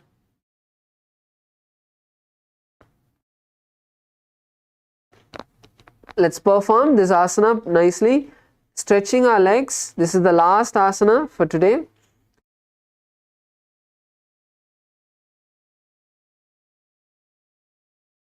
Pull your legs all the way to the ground. Try to keep your knees as straight as possible.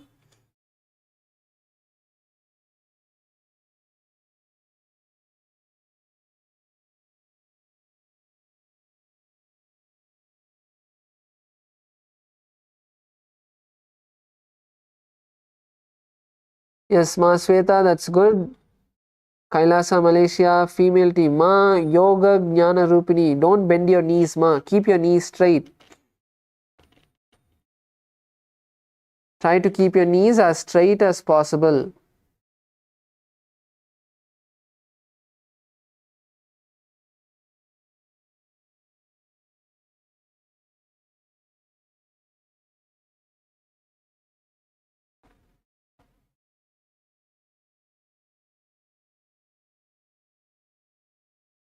Sarah, may I bring your hands behind your head?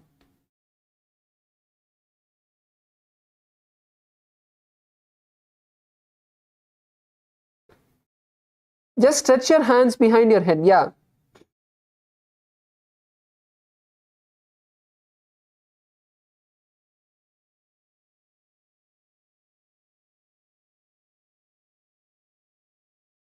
So in this asana, we are going to perform the Sahaja Kumbaka and chant the japa Om Nityananda Paramashivoham.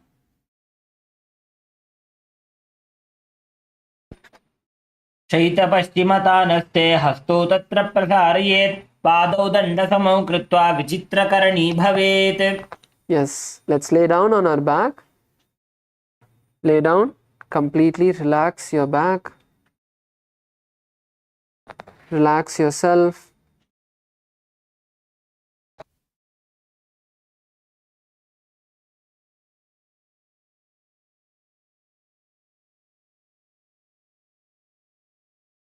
Lay down on your back. Keep your hands by your side.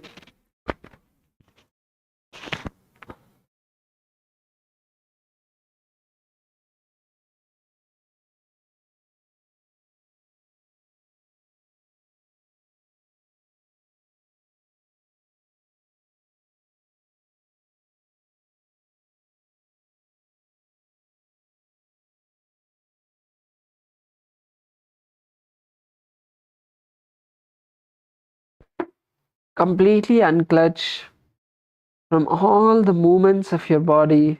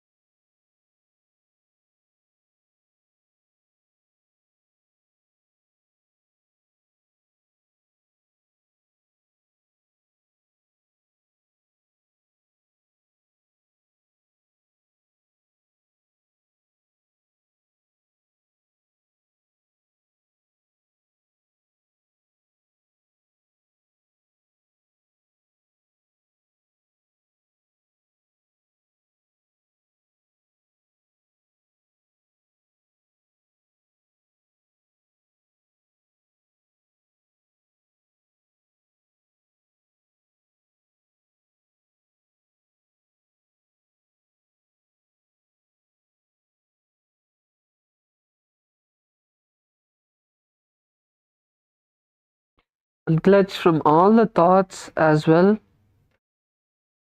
Any part of your body you're feeling some sort of stress, some sort of strain, some sort of pressure, completely relax.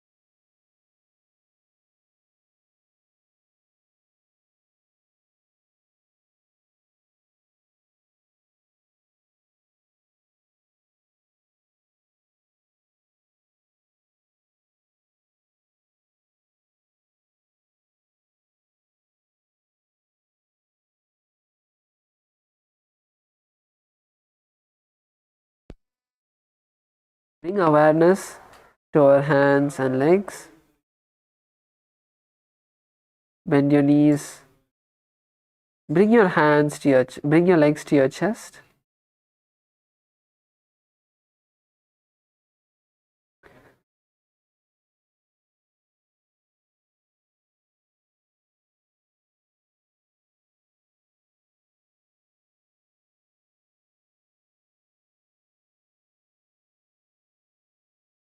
Now rock from side to side and slowly raise up into a comfortable position.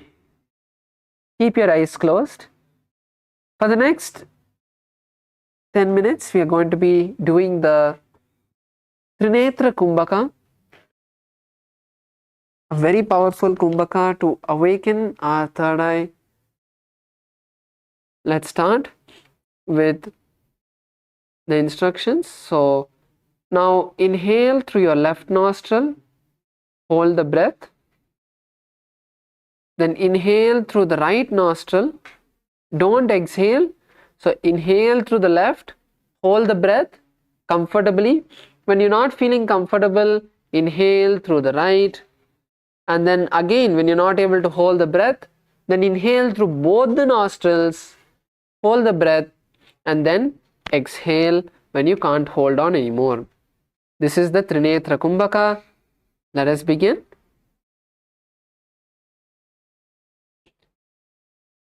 So whenever you feel uncomfortable during this time, just take a moment, inhale and exhale a few times, allow your breath to settle down, and then restart. Let's begin.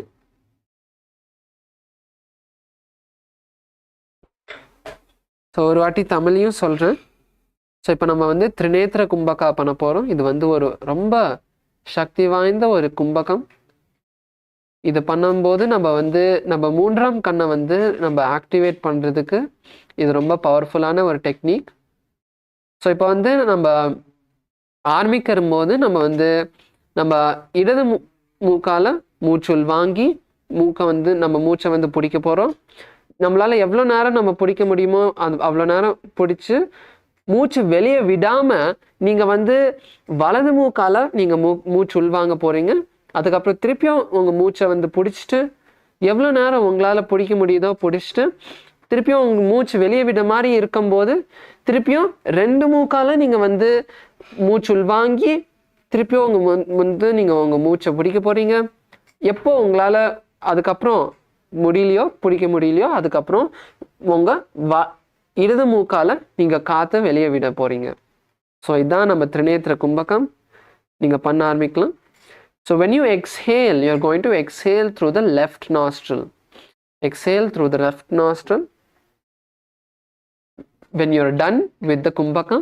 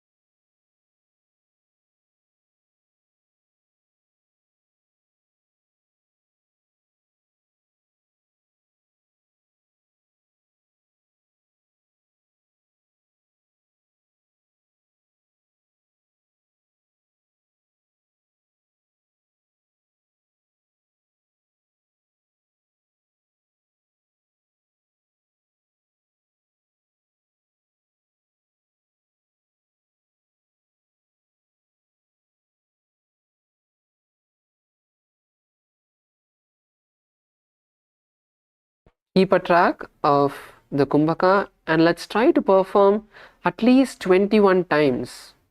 The entire process, let's try to perform it 21 times. இந்த மொத்த கும்பகம் வந்து நம்ம வந்து 21 வாட்டி நம்ம பண்ண try பண்ணலாம்.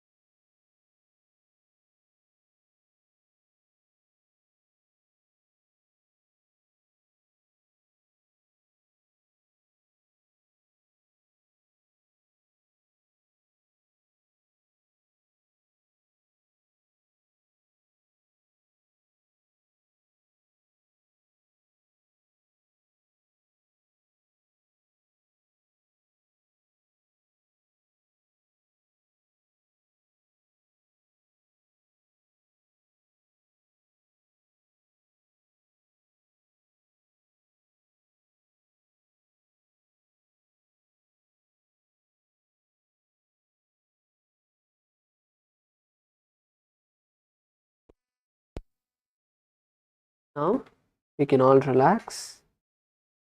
Bring your hands together in front of your heart center. Let's visualize Swamiji in Arina's space.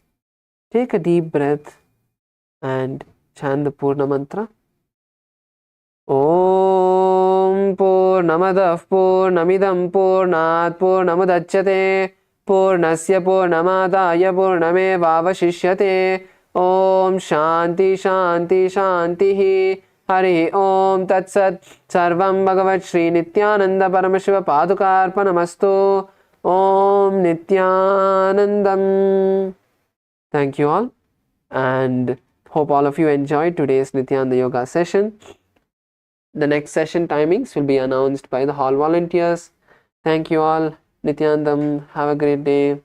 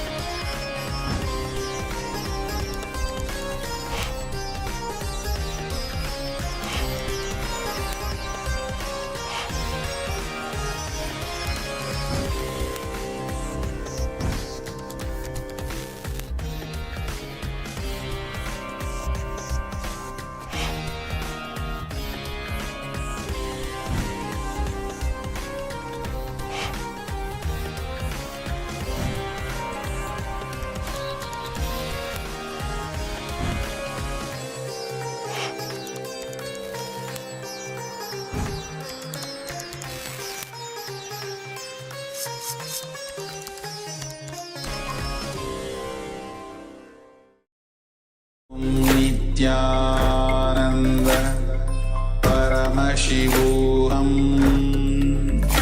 Om Nityananda Paramashivoham.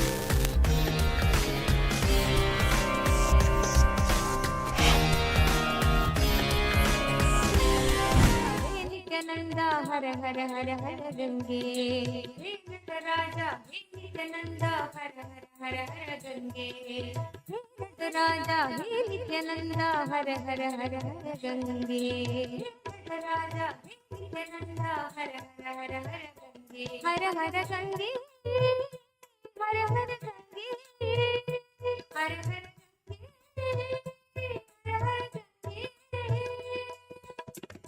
नित्यपुरीश्वरा जय गंगाधरा नित्यपुरीश्वरा जय गंगाधरा नित्यपुरीश्वरा जय गंगाधरा नित्यपुरीश्वरा जय गंगाधरा हर हर हर हर गंगे हर हर हर हर गंगे हर हर हर हर गंगे हर हर हर हर Gange Shankara, Shiva Shankara, Shiva Shankara, Shankara Nitya. Shankara, Shiva Shankara, Shiva Shankara, Shankara Nitya. Shankara, Shiva Shankara, Shiva Shankara, Shankara Nitya. Shankara, Shiva Shankara, Shiva Shankara, Shankara Nitya. Shankara, Shiva Shankara, Shiva Shankara, Shankara Nitya. Shankara, Shiva Shankara, Shiva Shankara, Shankara Nitya. Shankara, Shiva Shankara, Shiva Shankara, Shankara Nitya. Shankara, Shiva Shankara, Shiva Shankara, Shankara Nitya. Har Har Gange, Har Har Gange, Har Har Gange,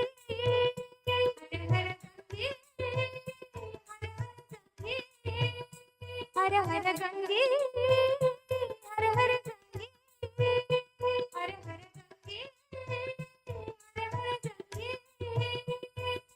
hey Nataraja hey Nityananda her her.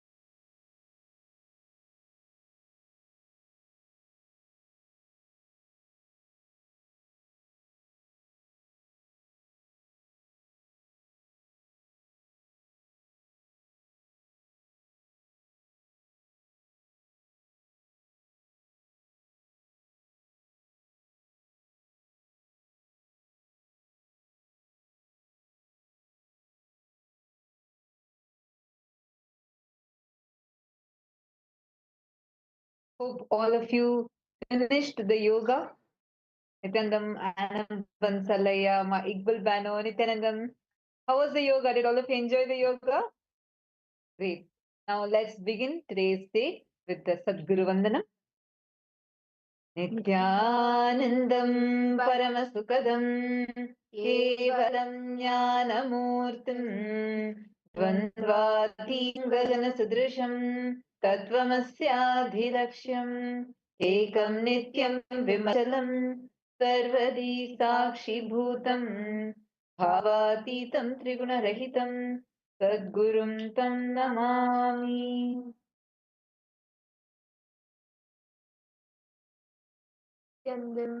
Welcome to today's day. Today, all of us are going to be experiencing the power of feeling connection. What is feeling connection? And experiencing the power of feeling connection with Swamiji.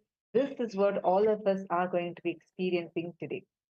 Nityanam Chandrasekharaya, Nityanam Anand Iqbal Bano. So yes, now after that powerful yoga that all of us just did, we did the Prathama Vinyasa Krama and the Dvitiya Vinyasa Krama. Now we will be entering into the power manifestation. Understand the yoga, what we do during the yoga prepares our body to hold these deep truths that Swamiji is teaching us. See, and actually, yoga means experiencing cosmic union with the cosmos. That is the real meaning of yoga.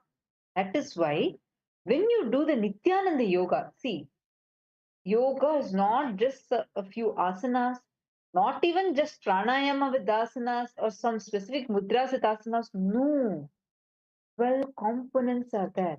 And those 12 components are what Swamiji has revived in the form of Nityananda Yoga, in the forms of Prathama Vinyasa Krama Yoga, Dviti Vinyasa Krama Yoga, Tya Vinyasa Krama Yoga.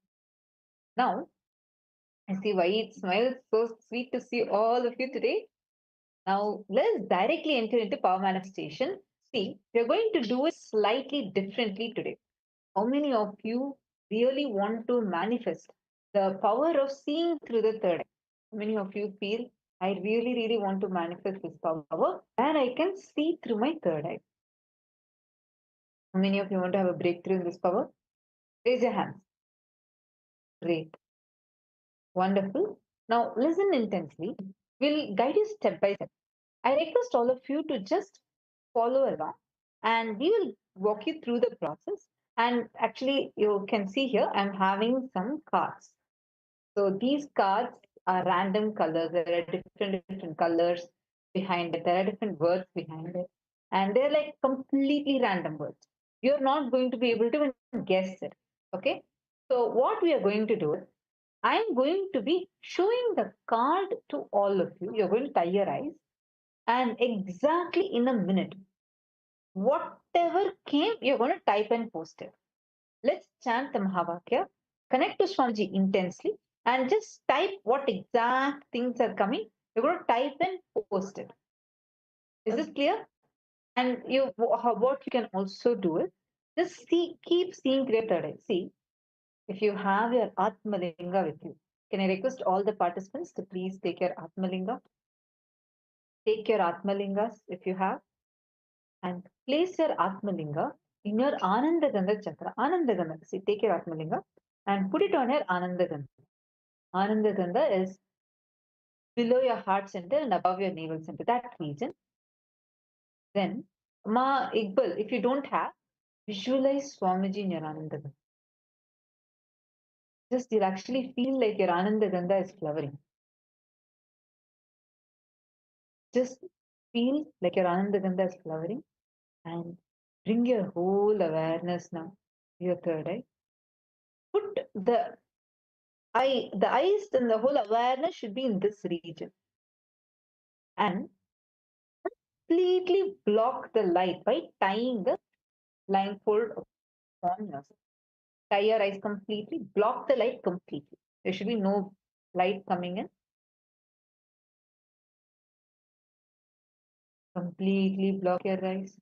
Chandrasekharaya, Anand Can I request each of you to tie your eyes before we get into the power manifestation?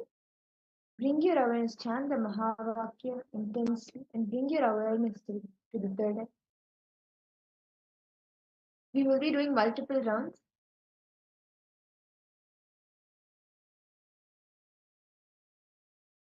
Now, connect intensely with Swamiji. Tie your eyes. Remove your specs. No? Anand Salai, if you're wearing specs, please do it. This power should be done without wearing specs. Tie your eyes and do not wear any specs. Make sure you do it.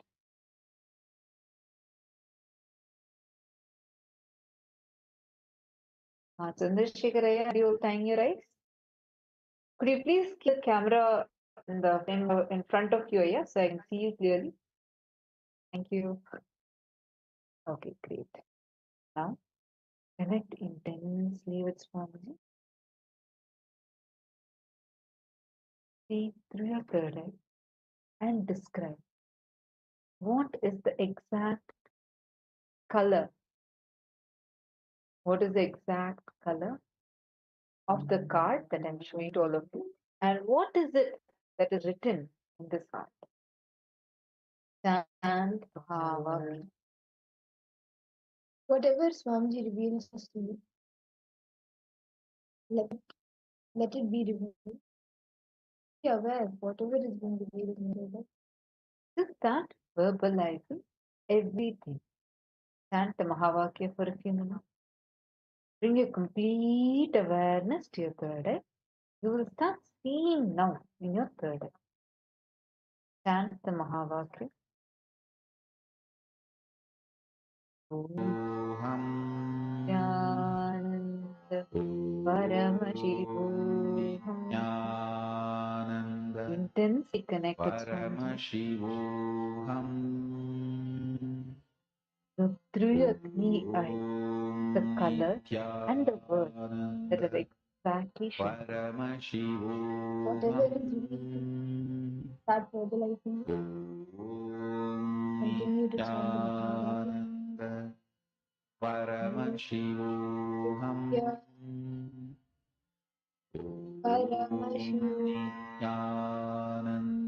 Now, I request all of you, please untie your eyeband, and you can post, please, in your eyeband and in the chat. What is the exact color and what are the words that you saw through your third eye? Exactly whatever came, post it now. Nityananda Paramashivoham Om Nityananda Paramashivoham Om Nityananda Paramashivoham Om Nityananda Paramashivoham Om Nityananda Paramashivoham Om Nityananda Paramashivoham Om Nityananda Paramashivoham. Okay. So, you all have posted your answers. Shall I show you now what the actual color was? Ready? 3, 2, 1. This was the exact card that was shown. This is the pink color card that was actually shown. And the words written here is love, inner chatter. These are the words that are written. Hope you're able to see this.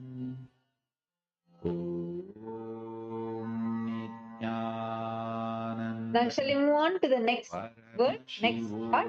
Ready? See, don't worry. Listen, listen, listen. All of you listen. See, don't worry if you're not able to get the answer right.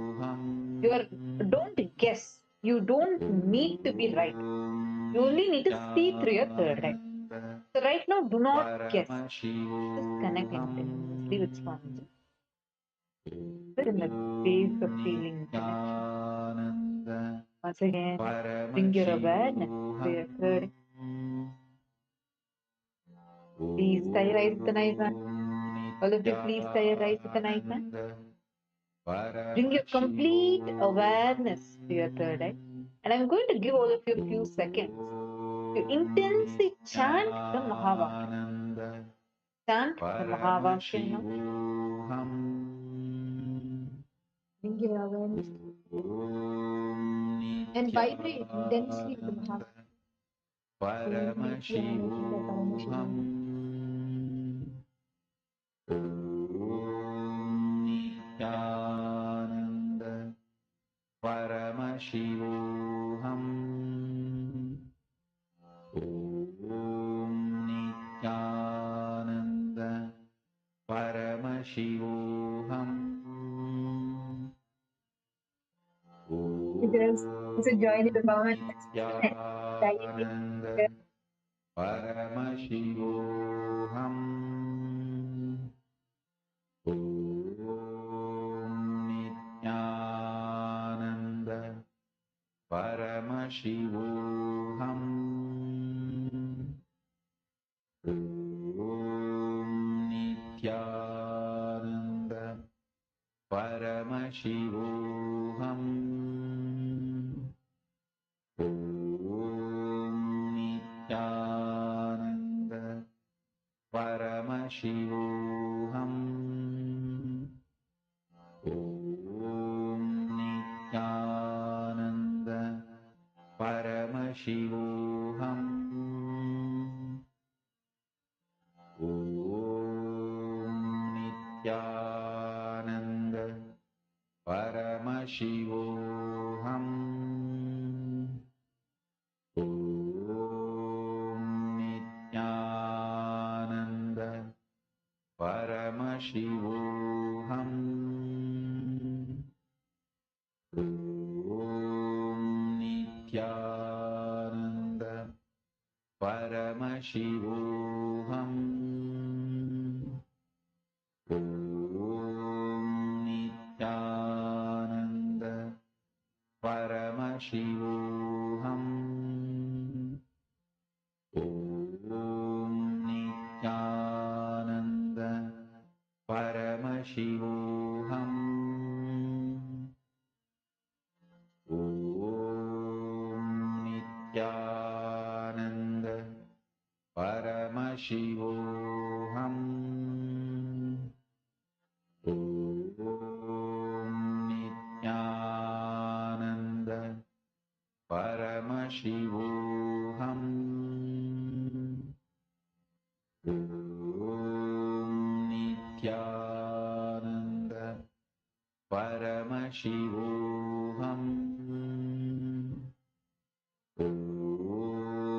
Nityananda Paramashivoham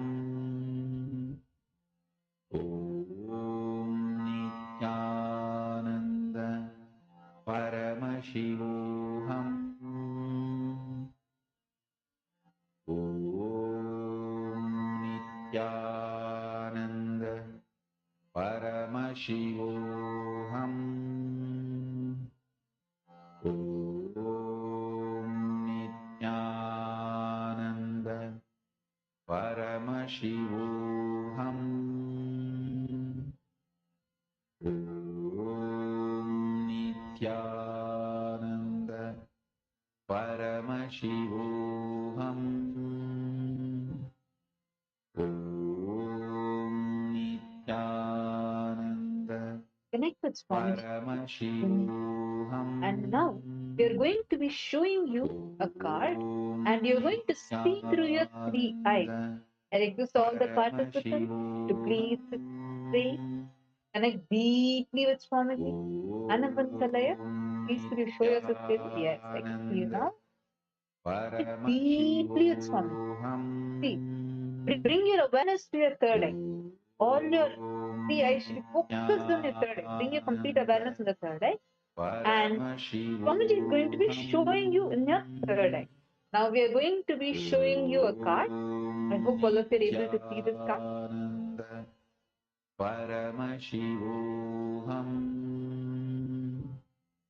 Om Nityananda Paramashivoham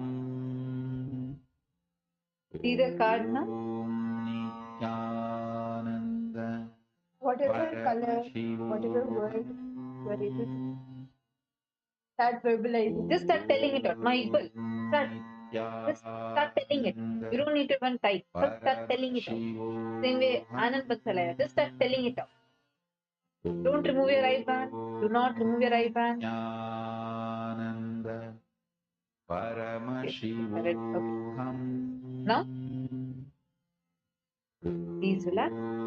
My equal, it's okay. I think you by mistake removed your eye band. Don't worry. You can do it in next round now. So can I request all of you to remove your eye band now and post whatever Swamiji showed you in your side. My equal, you already saw the card, so now you need to wait. Anapantalaya, Chandrasekharaya, Matthew Veskaraya, what were each of you able to see? Nityananda Please post it now. Paramashivoham Om Nityananda Paramashivoham Om Nityananda Paramashivoham Om Nityananda Paramashivoham Om Nityananda Paramashivoham Have all of you posted? Okay, shall we see now what the actual answer is? Ready to see the actual answer? Paramashivoham Okay, pink color card. Anand Bansalaya. Actually, I have a great news for you because you have manifested. This is not a pink color card, it's a purple color card. You almost manifested. So that is wonderful. It almost looks pink only. And the words written on it is compared, looking at big picture. So this is the exact card that was shown. And now shall we do one more round? Are all of you ready for one more round? Please say your IBAN. This time I'm going to be showing, I'm going to take a different card and going to show. Can't even guess.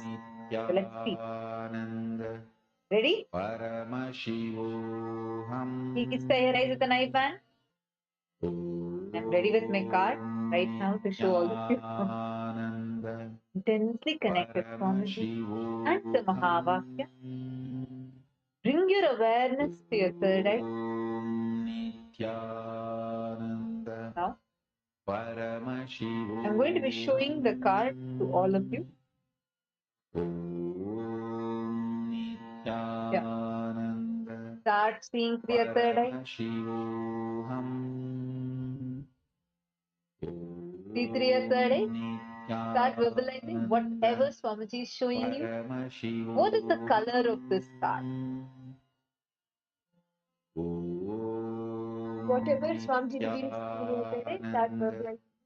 It could be words, letters, colors, whatever you Bring your awareness completely to your third eye, and you literally feel your Kundalini Shakti flowing from the spine, the base of your spine, all the way to your third eye. Experience that intense energy, Swamiji, who's flowing through you and manifest. See through your third eye. Swamiji will clearly show to you now what is the exact color, what is the exact word. The intense chant the Mahavakya.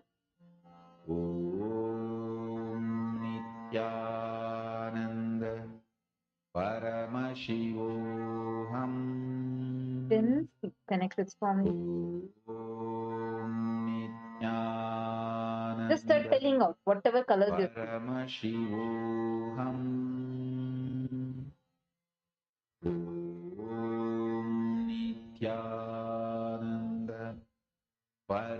Speak to your third eye.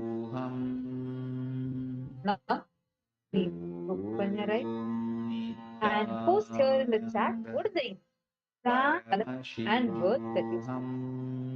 are able to interpret words. Whatever is revealed to you in your third eye. Round maybe 2 rounds it was pink and purple, maybe this round also it could be. Whatever was revealed in your third eye. See, Swamiji will always show you in the third eye. So whatever was revealed to you, tell only that without filtering it, without any guesses.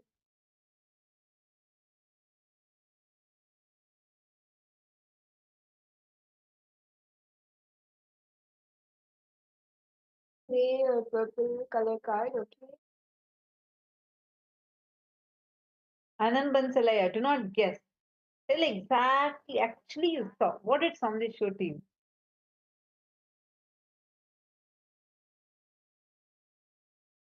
Chandrasekharaya, Matthew Raya, my Iqbal Ban. My Iqbal Ban, you can remove your IBAN and you can post in the chat what exactly Swamiji showed to you in your third eye. He's so afraid that God, by mistake also, I am not going to see the card again.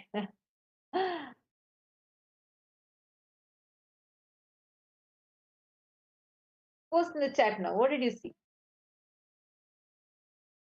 And post also, what is the exact word that you saw? I'm actually quite excited to show you guys the answer. Okay, my Iqbal Ban. What's the word? Exact word that Swamiji showed to you. Word or words or a sentence, whatever.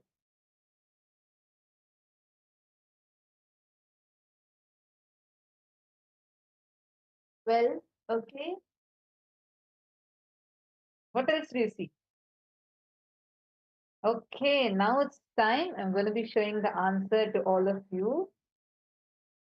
Okay, this is quite interesting. This is the card. The card was in black color. Both Annamaya and Ma Iqbal, both of you posted it saying it's great. That's so close. Amazing. Annamaya, you're actually manifesting. Last round also you got it. This round also you're getting it. Ma Iqbal, you're also manifesting. See, now let's do this every day. Okay? Every day come during this time. Do the yoga. See, you have to start doing the yoga and then sit for the power manifestation. Amazing way you can manifest it. So the words that were here are and escape. So that's the words that are here. So now let's enter into our first session for the day, and we are going to be learning about Samipya Samadhi. What is Samipya? Let's listen to the revelation now from Swamiji.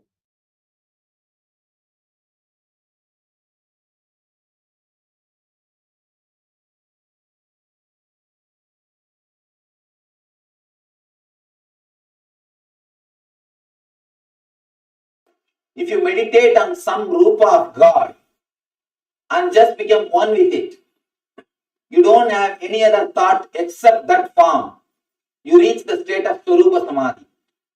In Swarupa Samadhi, there are few, I can say, types. There are few types of Swarupa Samadhis. You become part of that energy, or you become one with that energy. This is called, in Sanskrit, they say beautifully, Sarupya Samadhi, Sayujya Samadhi, or Salokya Samadhi, Samipya Samadhi. Salokya means, for example, if you are meditating on Vishnu, if you are given the state, or if you are given the place in Vishnu Loka, it is called Salokya. If you are given the nearness, it is called Samipya. If you are given his own form, it is called Sarupya. If you just become one with him, it is called Sayujya. Let me tell you a great story from Bhagavata. A great devotee called Tarangini. She is a devotee of Krishna. The other day, I was sitting with our chief priest, Nasim Bhatta. He was telling me the story, beautiful story. Of course, to tell you honestly, I never read this story. It is he who told me the story. A beautiful story. Let me tell you the story. It's such a wonderful expression of love. And exactly this I and you concept is expressed there. See, this Yasoda, from day one, within 24 hours of Krishna's birth, he was handed over to Yasoda. Within 24 hours, not even 24 hours, 12 hours. Because night, he took birth. Before the sunrise, he was brought to Yasoda. He was brought this side. Because if the sun comes, then Kamsa will come in search of Krishna. Within 12 hours, he reached Yasoda. Yasoda brought him up practically till he left Vrindavan.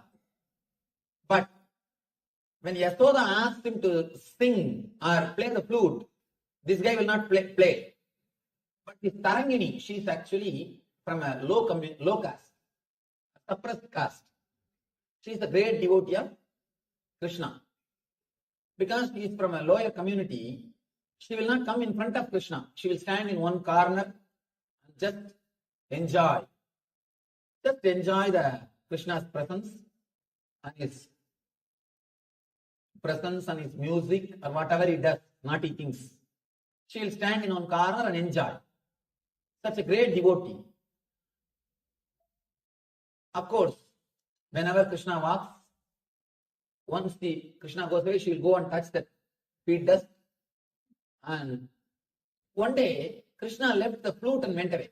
He forgot. Of course, he wouldn't have forgotten. He must be playing. That guy, you think he will forget? You will make others forget, and he will never forget anything.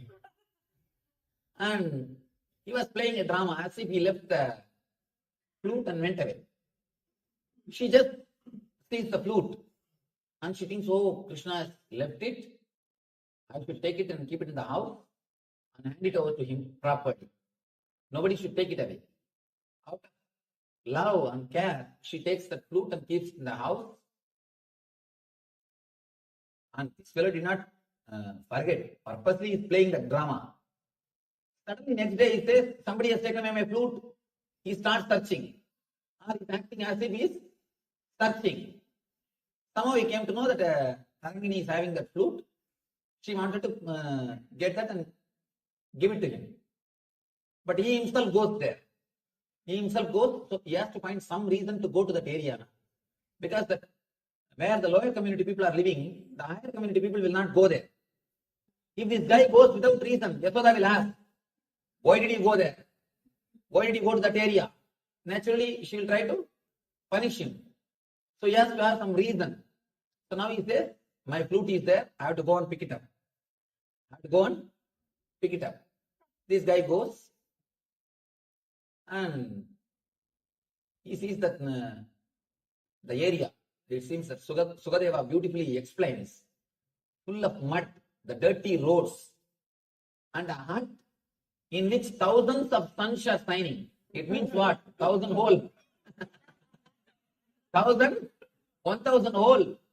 1,000 holes are there in the hut. And this Krishna enters the house and asks, give me my flute. And she's just totally shaken. And she saw Krishna in her house. And she's not able to speak. She's not able to do anything. She's just overwhelmed. She runs and brings the flute and gives the flute to him. And this guy starts the next drama. Shall I play? Shall I play the flute?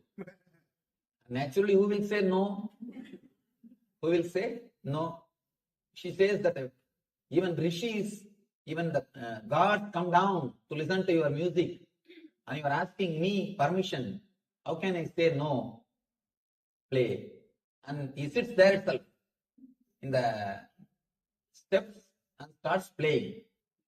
He's just playing. She's sitting there in one corner, completely filled with ecstasy. Suddenly, Yasoda appears there. Yasoda, you see, understand, Yasoda is shouting, what? How many times I ask you to play?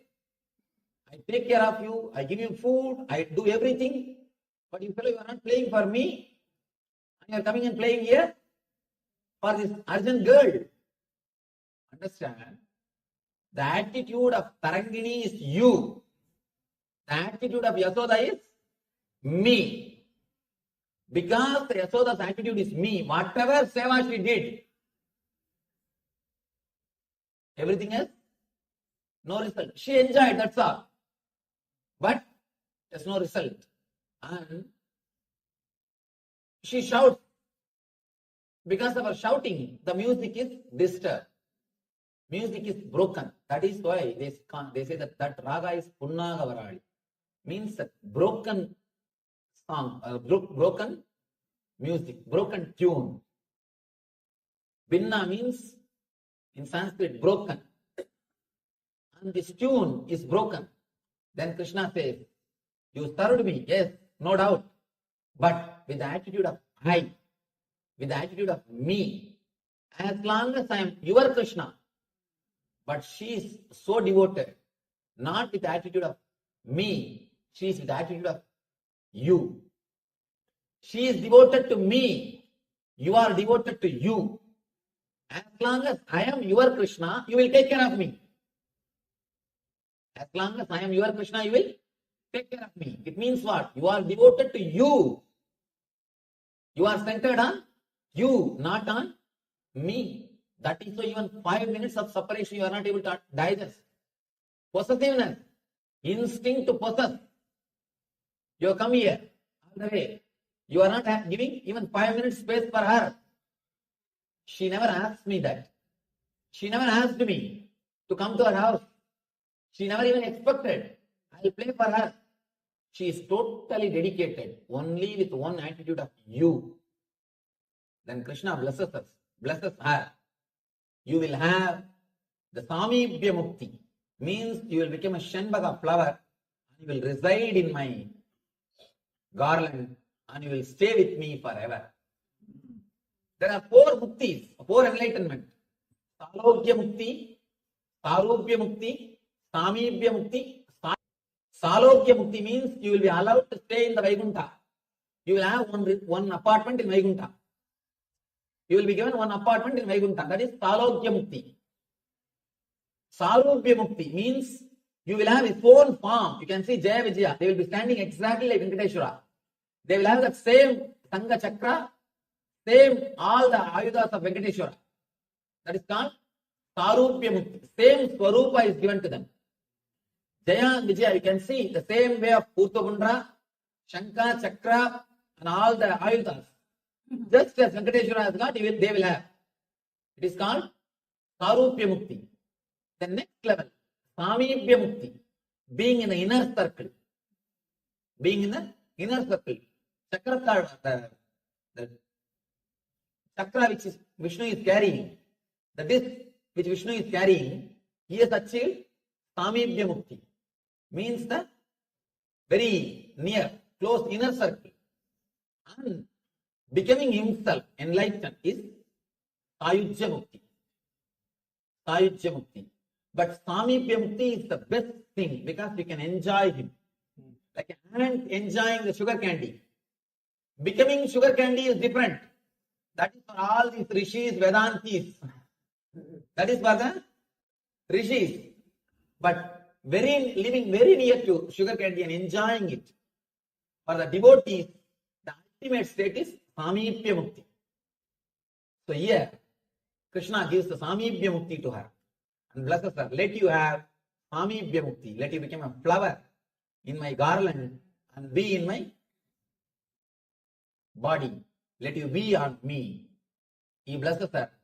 Then he turns towards Yashoda and says, because you serve just with the center of me, let you not have any temple on the planet Earth. She served so much. Have you seen a single Yashoda temple? No. Everywhere you will see Radha temple. In Vrindavan, if you go, Radha is much higher worship. Radha is worshipped more than Krishna. Throughout Vrindavan, even a milkman will say Radhe Radhe, Radhe Radhe. They will say Radhe Radhe. Not Krishna Krishna. Only Radhe Radhe. Throughout Vrindavan, only you will hear the word Radha. Have you seen a single Yashoda's temple? No. Because whatever service she has done, yeah, okay, great. But she did with the attitude of I. Because of the I attitude, because you are centered on the I attitude, she is not able to achieve. This Tarangini, even though she is born in low community, in the suppressed community, she was never around Krishna. She was never near Krishna. She always will stand away in one corner. So humble. She has not done anything to Krishna. I don't think, of course, she will not be even allowed to serve Krishna because of her community. But just because she lived with the attitude of you, Krishna goes to her house and she goes and blesses her. She goes and gives liberation. The people who live in the world, as long as they live with the attitude of I, even if the run behind divine will run away.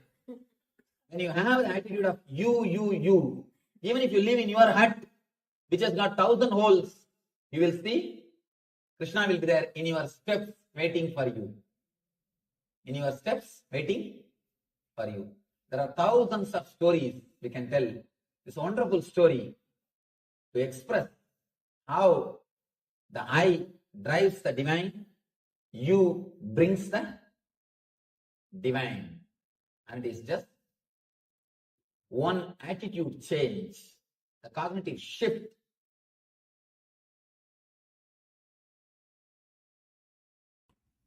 Actually, to live around me, you need only one qualification. Everything else will fall in place. One qualification. A deep thirst to become like me. The expansion. Understand the whole process happening in my presence.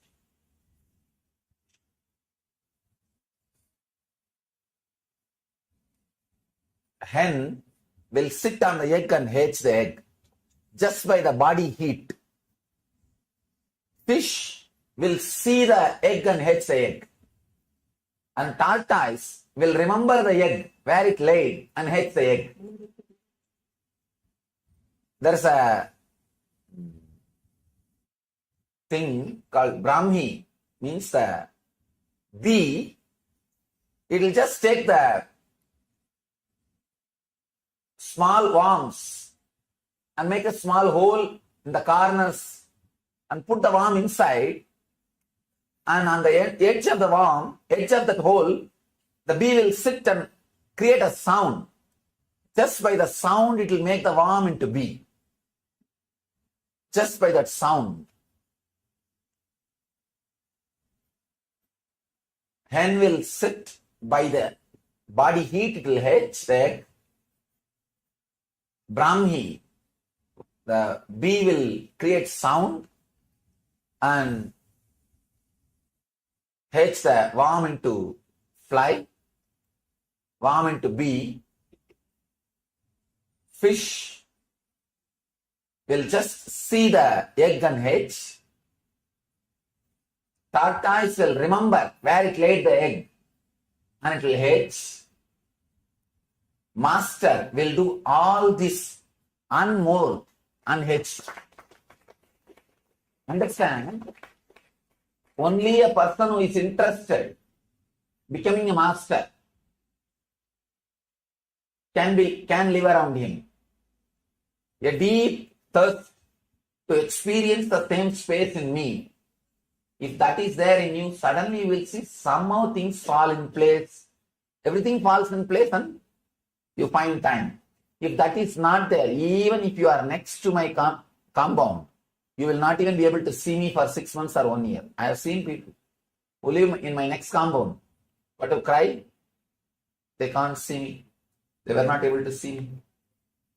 And even if you are living in next to my compound, you may not be able to see me, or you may not be able to even recognize me. So the deep desire to expand is the basic desire, basic thing necessary to live around me. Whole Hinduism is Guru Sishya Parampara. I'll explain physics of master-disciple connection. Understand? If you want to become a doctor, practicing doctor, you have to be in hospital. No other way. If you want to become a practicing lawyer, not that the lawyer who tries to get the jamin from ocean. If you are really interested in practicing lawyer, you have to go to court every day. Where you sleep does not matter. During your waking hours, you have to be in court. If you want to be a doctor, where you sleep does not matter. But while you are awake, you have to be in hospital. Understand? Each purpose needs specific vatavarana, ambience. Ambience where R&D is mastered. Physics of master-disciple relationship is living with him. That's all.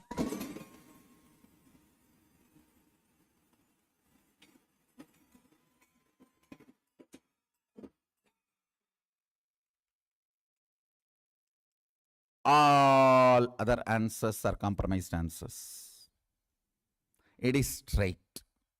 Living with him, over.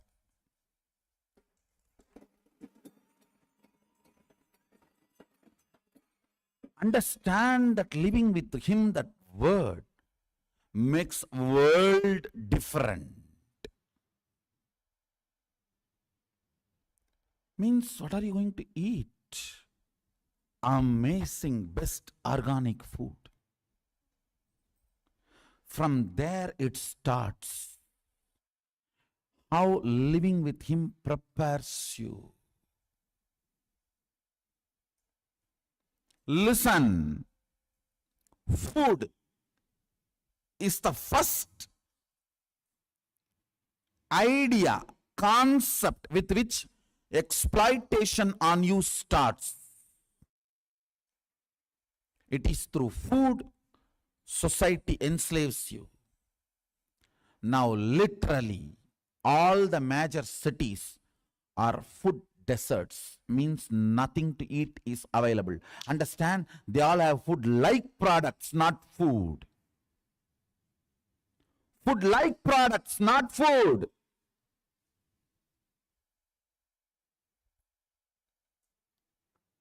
When I grew up, I have never seen non-veg being sold so openly. In whole Thiruvannamalai, one non-veg hotel used to be there, and people used to treat that like a red light area. No one will go there. The layers of addiction in food, things which completely destroys you, tamasic,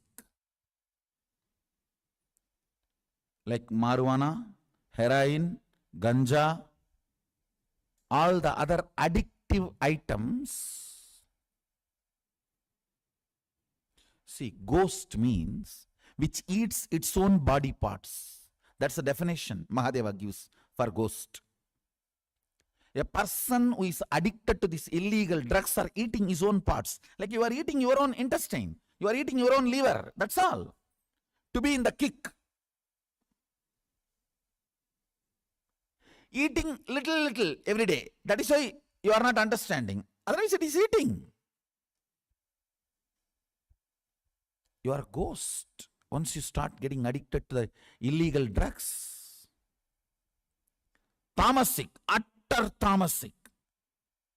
Then tamorajasic. The tamorajasic is this non-vegetarian. Understand? Global warming is true, and it is because of non-veg industry. I am not saying this. Google, go to the internet. There is enough statistics.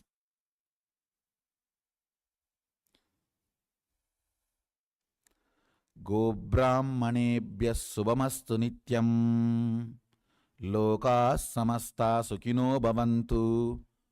Ko means animals, and brahmana, who does not eat animals and protect them, both need to be happy and blissful. Only then future is going to be there for us. Fundamentally, it is food. You are exploited. Understand? It's not joke.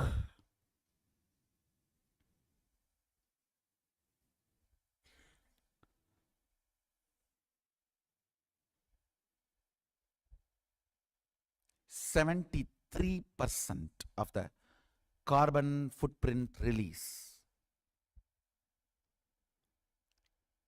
Animal industries. When I say animal industry, three major industry.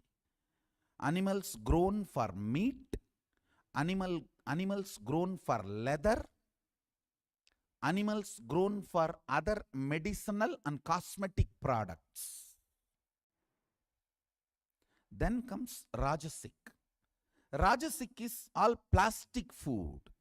Understand? Tamasic, Rajotamasic, and Rajasic. Rajasic is plastic food. Plastic food means food grown out of altered seeds and grown with pesticides and fertilizers. If you see pesticide spraying, they will cover the whole body. It cannot touch your skin, but it can touch some food which you can eat. Kamikagama says 10 trees, drumstick tree, papaya tree, 10 trees, he says, should be around, Sadashiva says, should be around your house and the cow. You will never be hungry. You will never need to sleep in hunger. How he says, exactly like that, I have seen houses existing in Indian villages. Means each unit is complete self-sustaining for all the fundamental needs. I have seen my grandfather carrying bags of cotton seed, giving and taking the clothes and coming back.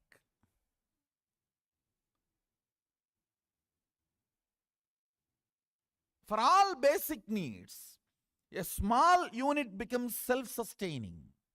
Physics of the master-disciple relationship is very important. And if you are serious about power manifestation and enlightenment, if you feel,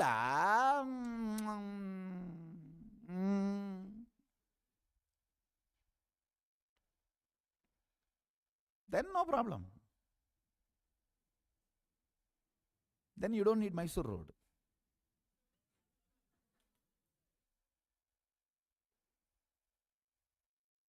If you are really serious, if you cognize, it is very rare you get human body. And if you cognize, it is very rare Sadashiva also assumes human body. If you cognize, it is very rare both happening and matching in right time. And if you cognize, this is not the chance to be missed. I have to manifest powers. And I have to become Sakshi Pramana for Shastra Pramana and Apta Pramana, because Atma Pramana is available.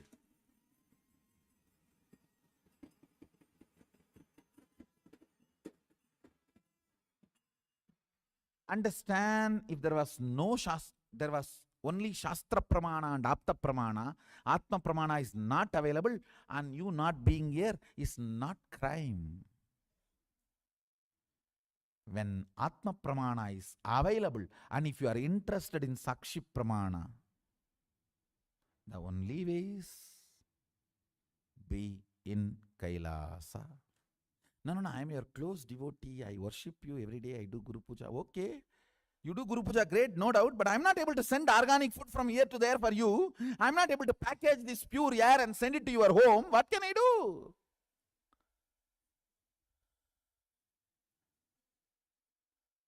You are breathing that air. You can't deny it. The first step of the physics of master-disciple relationship is deciding to live with him. Eat his food, live in his breathing space. And how many millions of wrong things are avoided by deciding to live with him, you will understand only if you come and live here. In physics, I have touched only food. Now then comes cloth, jewels, shelter, breathing, exercise, activism. All these are physicality, physics of Guru-disciple relationship. The physics of the Guru-disciple relationship is realization. Let me precisely explain what is realization. You declare the truth. First, you need to consciously do listening, internalizing, come to the conscious conclusion. For example, like, I'll give you one example. Shivoham, Sadashivoham, or Mahasadashivoham, whatever. First of all, you need to consciously spend time in listening and internalizing to come to the conclusion.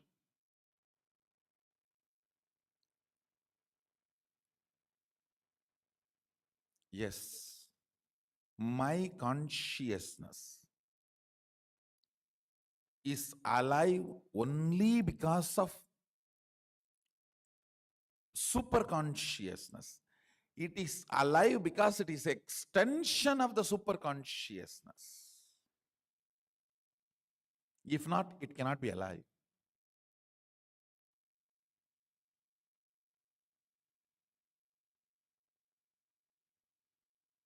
Because it is in the shade of Mahasadashiva, it is alive. Otherwise, it cannot be alive.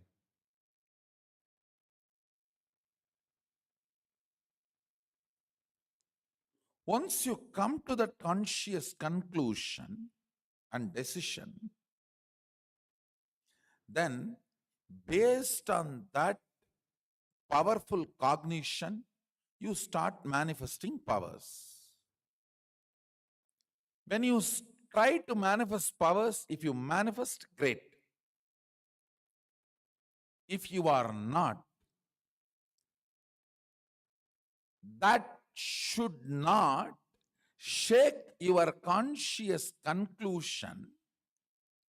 You should only stand with the conscious conclusion, and all the ups and downs you are going through while holding on to that conclusion and proceeding with your life with one attitude of tyaga. Understand? I'll explain more detail. You declare, I am Mahasadashiva. With this conscious conclusion, you start manifesting powers. If you manifest, great. That is going to add strength to your confidence, your will persistence, your consciousness. If you are not manifesting, if you are struggling, there is ups and downs, coming and going, or not coming at all. During those moments, carrying on with your life, continuing holding on to this conscious decision and carrying on with your life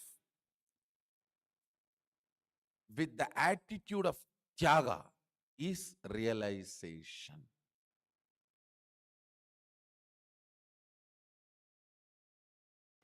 Just these basic 2-3 truths. One, all scriptures, all literature, all method of teachings can only inspire you, cannot give experience. Understand? It's the first law. All books, all DVDs, when I say all, capital letter ALL, including mine, books, cassettes, DVDs, everything can only create inspiration in you, but cannot give experience. Experience can be transmitted. It's like, you see, experience like a lamp. Only from a burning lamp light you can pick up, catch. Only from a lamp you can light a lamp. Only from a lamp you can light a lamp. Same way, the Jivan Mukti is transmitted only from a living body to living body. Living body to living body. If that body has to catch Jivan Mukti, it has to catch from a same material source, which is living enlightenment. Please understand, I am describing the very clearly the need of the master. If that body made out of muscles and the mind made out of thoughts, if it needs to catch living enlightenment, Jivan Mukti fire, it has to catch it only from another one body which is living enlightenment of the same frequency, means like a same flesh and bones. Only from that you can catch. These 3 months, if you are given a choice to create a life on your own, you will simply reproduce my life. You may not wear this cloth, that is different. But what I am saying, the inner space. In your life, the best inner space you have seen is me only. You know it. You know it. Sometimes you may not be able to connect through proper relationship, like you may not be able to think that you should live around me permanently, or these, that and all is second, that and all social. But I am the ultimate space which you wanted to create in you. That's a no doubt. So naturally, which one you will pick up? You will pick up the master card only. Ramakrishna says, living around the master is much more than enlightenment. Because you get all the joys of enlightenment, not the responsibilities of enlightenment. That day I gave you the example, like patterns kicking you like a football is a bound soul. Patterns honoring you like a army honoring the president. It's like an enlightened being. When an enlightened being is going in a vehicle, receiving the honor of the army parade, if you are a son or a grandson of the president and you also stand there and receive all the honor, I tell you, that is the most blissful, because even the president, even though he receives the honor, he has the responsibility of that army. There you receive all the honor, but you don't have any responsibility. All the power is there, but not the responsibilities.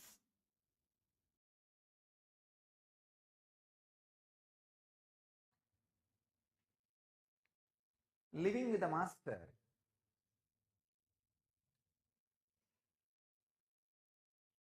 is just living with a dynamite diamond.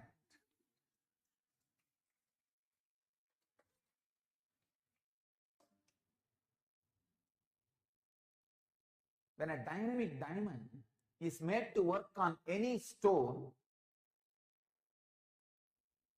other than the diamond part in the stone will be completely removed. See, the quality of diamond is when it is dynamic and made to work on any object,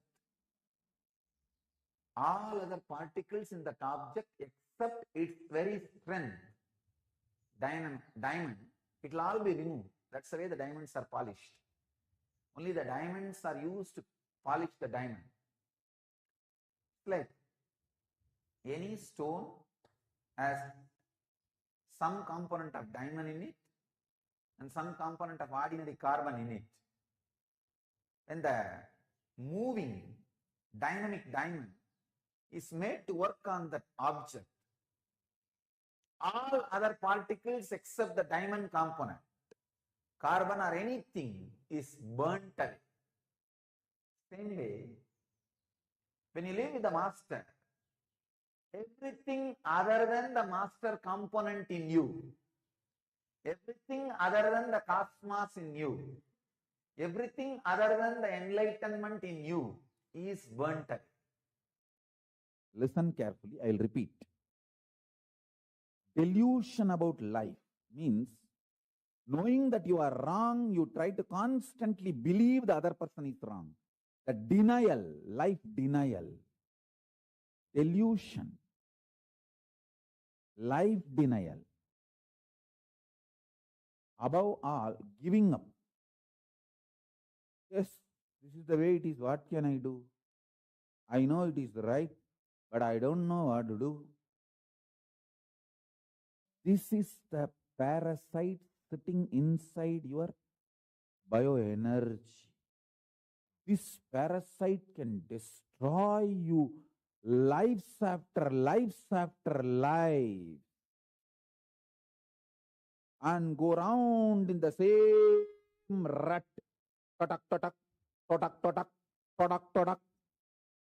You will see same kind of father, mother and end up with the same kind of attachment and problem and land the same kind of mess and die, pick up next body with the same kind of type of parents, family situation, land in the same mess and die, and the same rut will go on and on and on, stuck but not breaking out.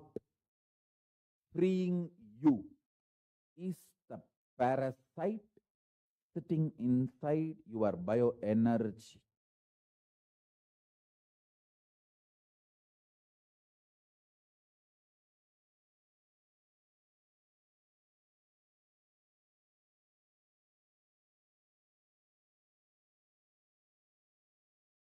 Only one thing can detox you from all the parasites sitting in your bioenergy, living around the master.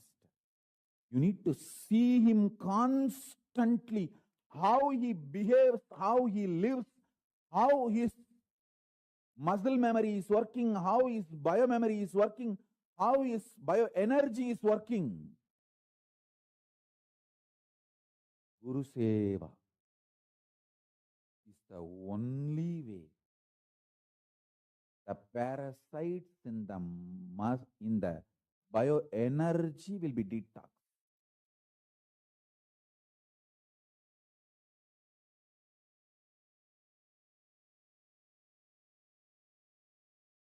Guru Seva is the most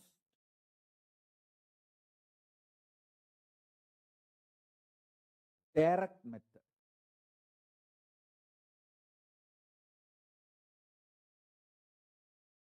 of melting down all the parasites sitting inside your bioenergy. Nothing else can do it. Because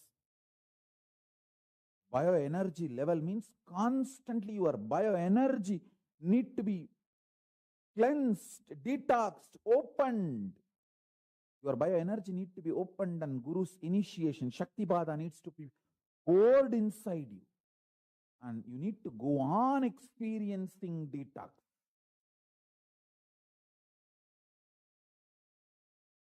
You need to be detoxed continuously. Because the parasite sitting inside your bioenergy, you collected it for many janmas, multiple births you collected.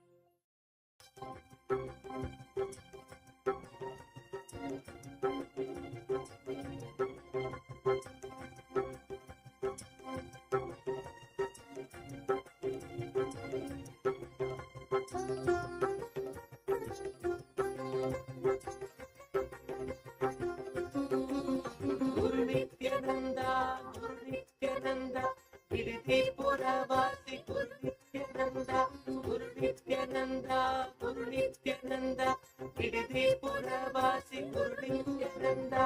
ಸನ್ಮಾರ್ಗ ತೋರುವ ಗುರು ನಿತ್ಯಾನಂದ, ಸದ್ಬುದ್ಧಿ ಕೊಡುವ ಗುರು ನಿತ್ಯಾನಂದ.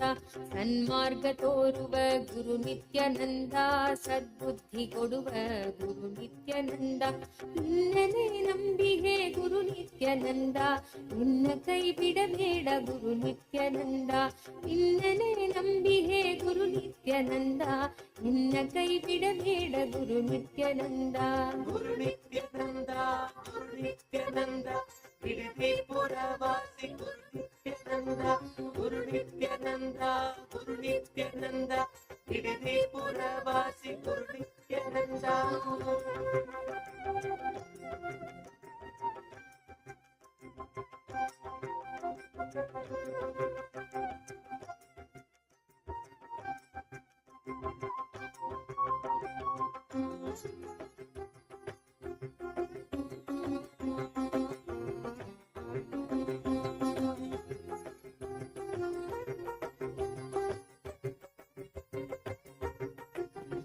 ಆತ್ಮಭಕ್ತಿ ನೀಡೆನಗೆ ಗುರು ನಿತ್ಯಾನಂದ, ಧ್ಯಾನ ದೀಕ್ಷೆಯ ನೀಡು ಗುರು ನಿತ್ಯಾನಂದ.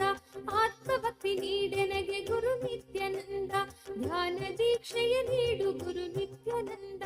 ಭಕ್ತರನ್ನು ಪಾಲಿಪ ಗುರು ನಿತ್ಯಾನಂದ, ಭವ ಭಯ ನಾಶಕ ಗುರು ನಿತ್ಯಾನಂದ. ಭಕ್ತರನ್ನು ಪಾಲಿಪ ಗುರು ನಿತ್ಯಾನಂದ, ಭವ ಭಯ ನಾಶಕ ಗುರು Nithyananda. Guru Nityananda, Guru Nityananda, Vidipurabasi Guru Nityananda, Guru Nityananda, Guru Nityananda, Vidipurabasi Guru Nityananda. Anandeshwara ನೀನೆ ಗುರು ನಿತ್ಯಾನಂದ, ಆನಂದೇಶ್ವರ ನೀನೆ ಗುರು ನಿತ್ಯಾನಂದ. ಆನಂದೇಶ್ವರ ನೀನೆ ಗುರು ನಿತ್ಯಾನಂದ, ಆನಂದೇಶ್ವರ ನೀನೆ ಗುರು ನಿತ್ಯಾನಂದ. ದಕ್ಷಿಣಾಮೂರ್ತಿ ನೀನೆ ಗುರು ನಿತ್ಯಾನಂದ, ಧನ್ವಂತ್ರಿ ನೀನೆ ಗುರು ನಿತ್ಯಾನಂದ. ದಕ್ಷಿಣಾಮೂರ್ತಿ ನೀನೆ ಗುರು ನಿತ್ಯಾನಂದ, ಧನ್ವಂತ್ರಿ ನೀನೆ ಗುರು ನಿತ್ಯಾನಂದ. ಧನ್ವಂತ್ರಿ ನೀನೆ ಗುರು Nithyananda. Guru Nityananda, Guru Nityananda, Vidipurabasi Guru Nityananda, Guru Nityananda, Guru Nityananda, Vidipurabasi Guru Nityananda.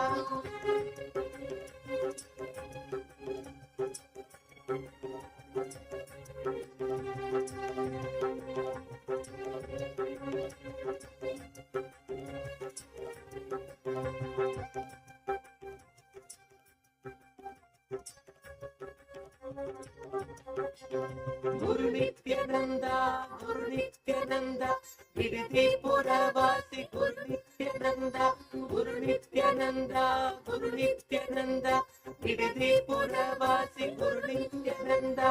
ವೈದ್ಯ ಸರೋವರದಲ್ಲಿ ನಿತ್ಯಾನಂದ, ಕಲ್ಪತರು ನೀನೆ ಗುರು ನಿತ್ಯಾನಂದ. ವೈದ್ಯ ಸರೋವರದಲ್ಲಿ ನಿತ್ಯಾನಂದ, ಕಲ್ಪತರು ನೀನೆ ಗುರು ನಿತ್ಯಾನಂದ. ಆಲಾರಳಿಯಲಿ ನೀನೆ ನಿತ್ಯಾನಂದ, ಬಿಲ್ವತ್ತಿಯಲಿ ನೀನೆ ನಿತ್ಯಾನಂದ. ಆಲಾರಳಿಯಲಿ ನೀನೆ ನಿತ್ಯಾನಂದ, ಬಿಲ್ವತ್ತಿಯಲಿ ನೀನೆ Nithyananda. Guru Nityananda, Guru Nityananda, Vidipurabasi Guru Nityananda, Guru Nityananda.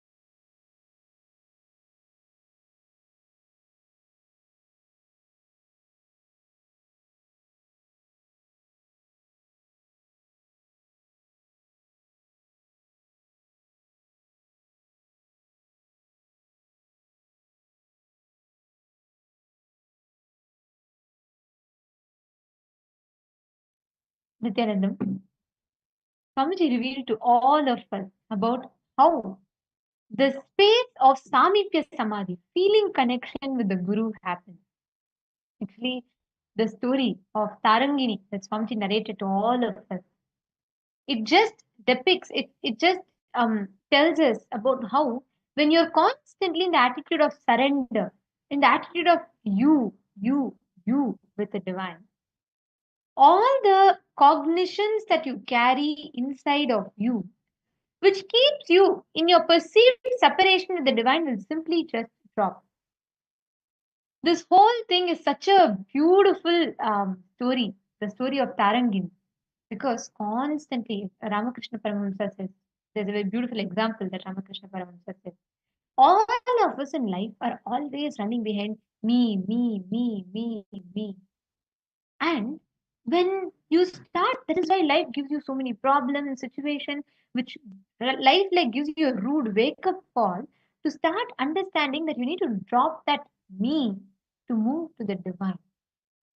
It is that last bit when you are taking that jump, when you're ready to surrender, when you say, like, nothing else matters to me other than you, then that ultimate experience, manifesting the divine, becomes your own experience, becomes a part of you. You literally manifest it and experience it. This Samipya Samadhi, what Swamiji revealed to all of us, like when you life with the Guru has all these four types. The first is Salokya, where you come to the same loka as the Guru. For example, if you come into any of our Kailasa, anywhere where you're in the breathing space of the Guru. Then it is Sarupya. Sarupya is where slowly you will start reflecting, manifesting the form of the Guru. That's why you will see, how many of you have noticed? Like many times you will see when people take sannyas, Kailasavasis, living around Swamiji, some other way, suddenly there'll be naturally, even if you come to Adinam and live in Inner Awakening or any of these programs, right? Suddenly people will start telling you, from the time you went to Swamiji, you have also started smiling so much like Swamiji. Something, you are becoming more and more like Swamiji. How many of you have heard? People say you look so radiant, you look so fresh. How many of you have heard it? Raise your hand. Actually understand. That is because when you are in the Salokya, you start experiencing Sarupya. You start manifesting the same form. Actually, if you see, that is why anything that with Swamiji, it is like even 100,000 times more true. Because anything that Swamiji does, right, you will always see how Swamiji will like make sure if like for example, when Swamiji got Jatas, immediately all the Kailasa got Jata.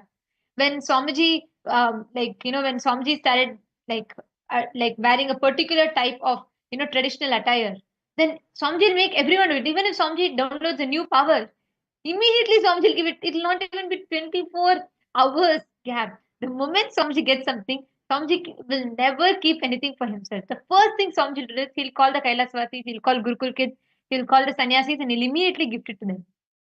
Literally, you start radiating the form of the Guru. That is Sarupya Mukti. Next is Samipya Mukti.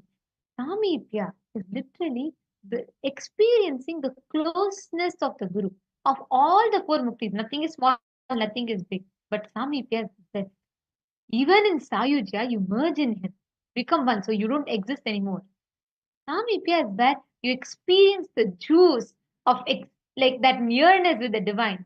You can experience that oneness, and at the same time, that small, that it's like the final stage of Visishta Advaita merging into Advaita. Because you experience it's just you and the Guru. You experience such nearness with the Guru, and you will just see how that beautifully transitions into Advaita. Ultimate is Sayujya. Sayujya means you're completely in oneness. Like there is no individual existence for you. You just merge. You just experience, become one with the cosmos. That is Sayujya. So these are the four stages or the four different muktis that you experience when you experience a feeling connection with the Guru. I still remember once in my satsang, Swamiji said, if at all God, a Guru comes, a book, if at all you need to ask for the blessing from the Guru, always ask for the nearness to the Guru. Samipya Mukti, understand?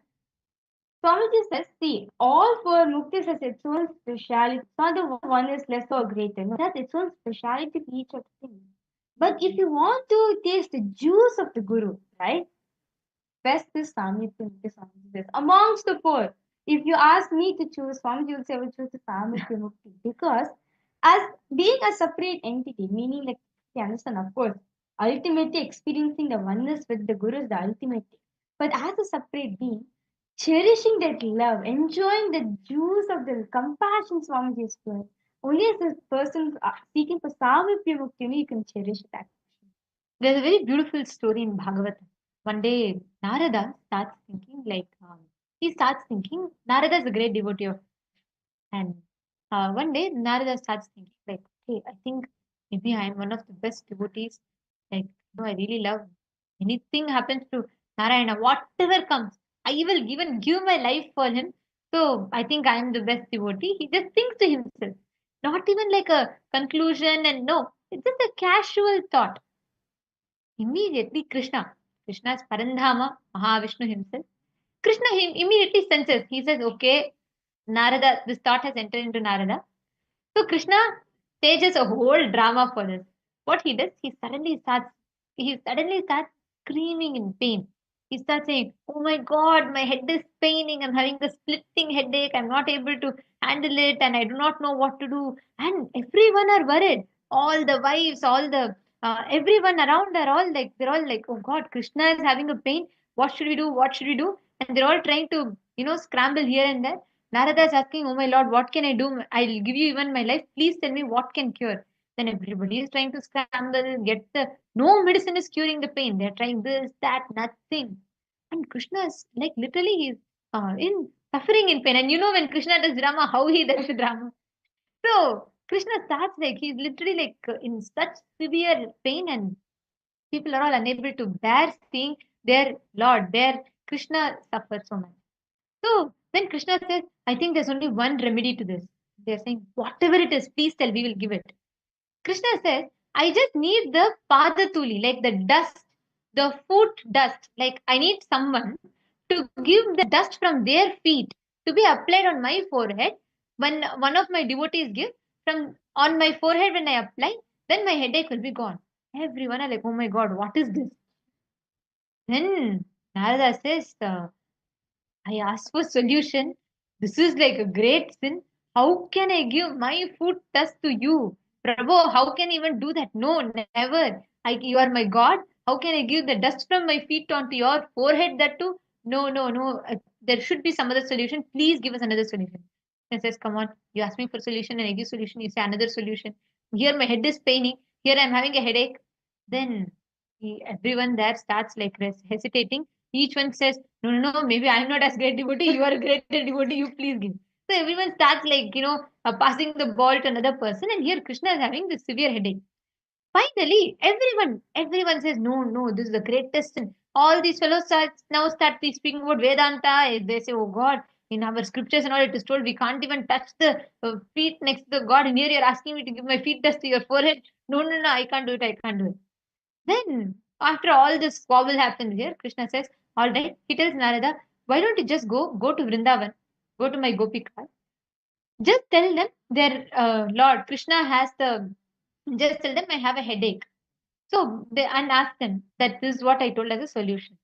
Then Narada rushes, he goes to Vrindavan, and then he first tells Narayana is having headache, Vishnu is having headache. No one seems to care.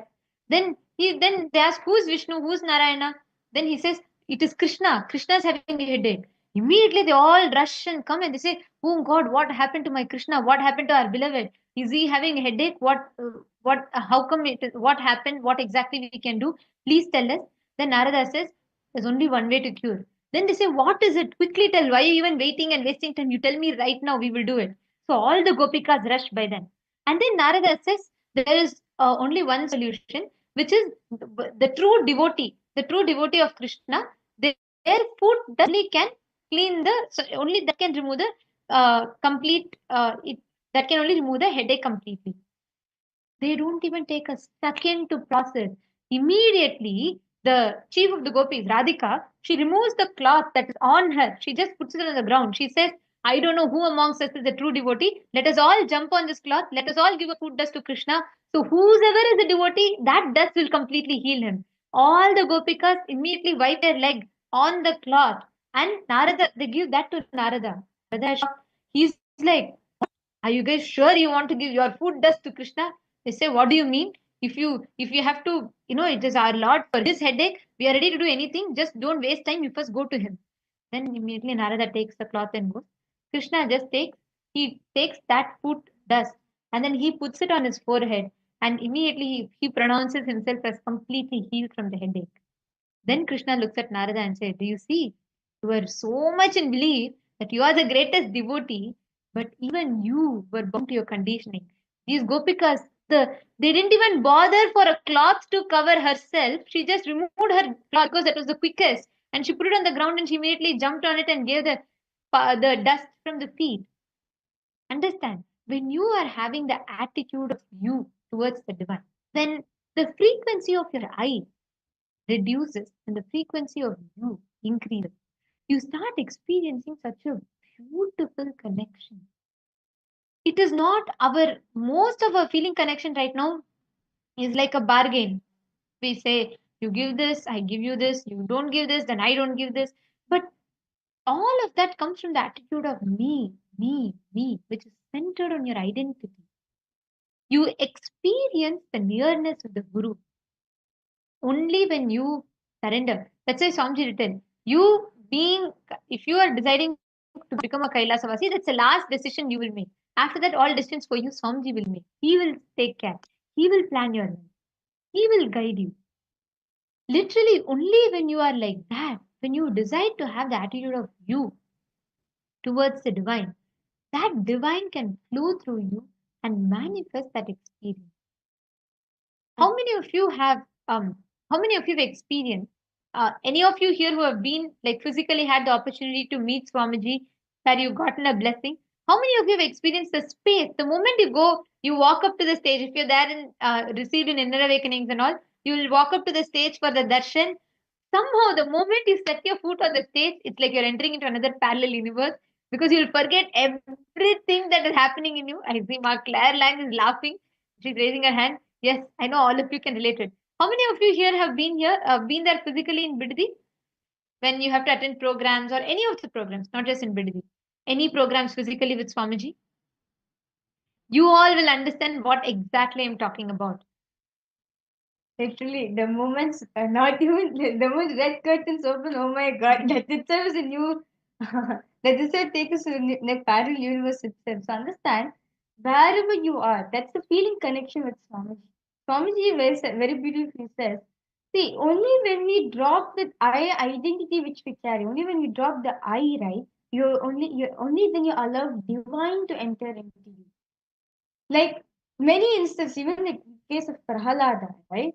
Even the times where his own father, Prahalada's father, was going to kill him, the only thought Prahalada was Narayana, Narayana. That's the Mahavakya of Narayana only was going through his whole being, not with, oh my God, my own father is killing me, my own father is killing me, not in that, no. He was like, Narayana. He has a complete trust that Narayana will come and save and understand. Every single time Prahalada was put into such test like this, Narayana himself came and saved. There's a very beautiful scene that happens in Prahalada's life. See, actually, just to give you all a story in a nutshell, right? Prahalada is the son of a demon, Hiranyakashipu. And somehow, the one good thing Prahalada's mother does is when she's pregnant, she stays at the ashram of Maharishi Narada. So every day, Narada's satsangs she listens to, and the child in the womb starts listening to it and becomes a devotee of Narayana. So from birth, the child keeps chanting only Narayana's name, only Narayana is a god. Here, Hiranyakashipu becomes arrogant. He starts telling, I am the god. I am like, he makes everyone worship him as a god.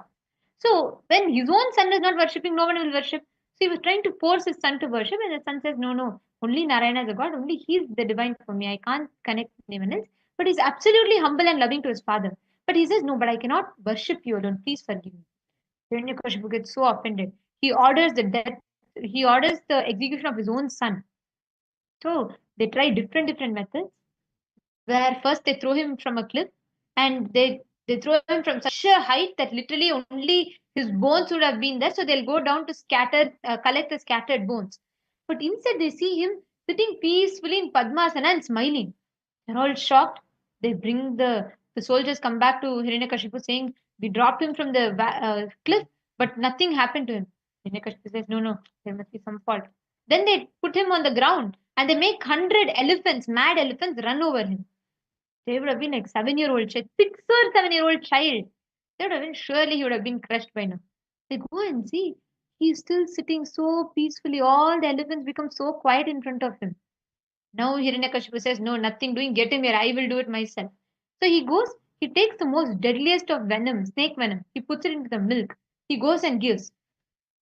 Prahalada is in such an connection to Narayana. He says, he sees the milk and he says, "Isn't this the same milky ocean that my Narayana is in?" And he just drinks the milk and all the poison just immediately leaves him. He's completely untouched by the poison.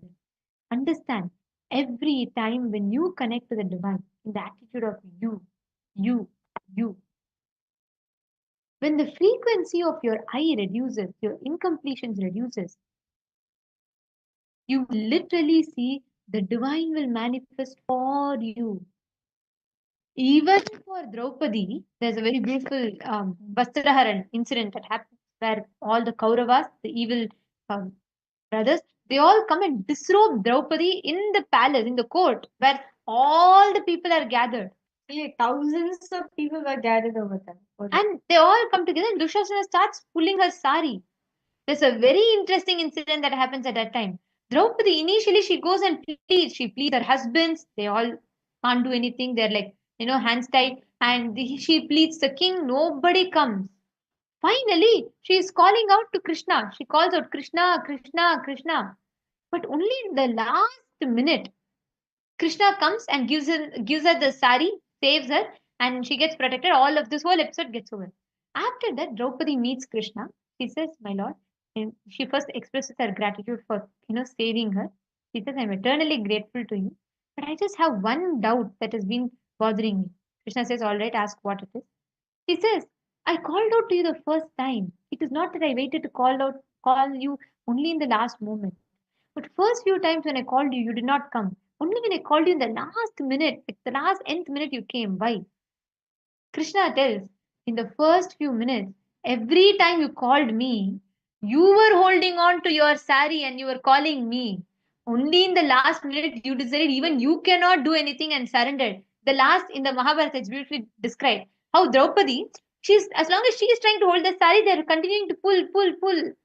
The moment she drops and she says, "Krishna, only you can take care," and she raises her hands, that moment, Krishna manifests like huge sari and completely miraculously sari keeps coming, coming, coming, coming without stopping, and Dushasana gets tired and collapses.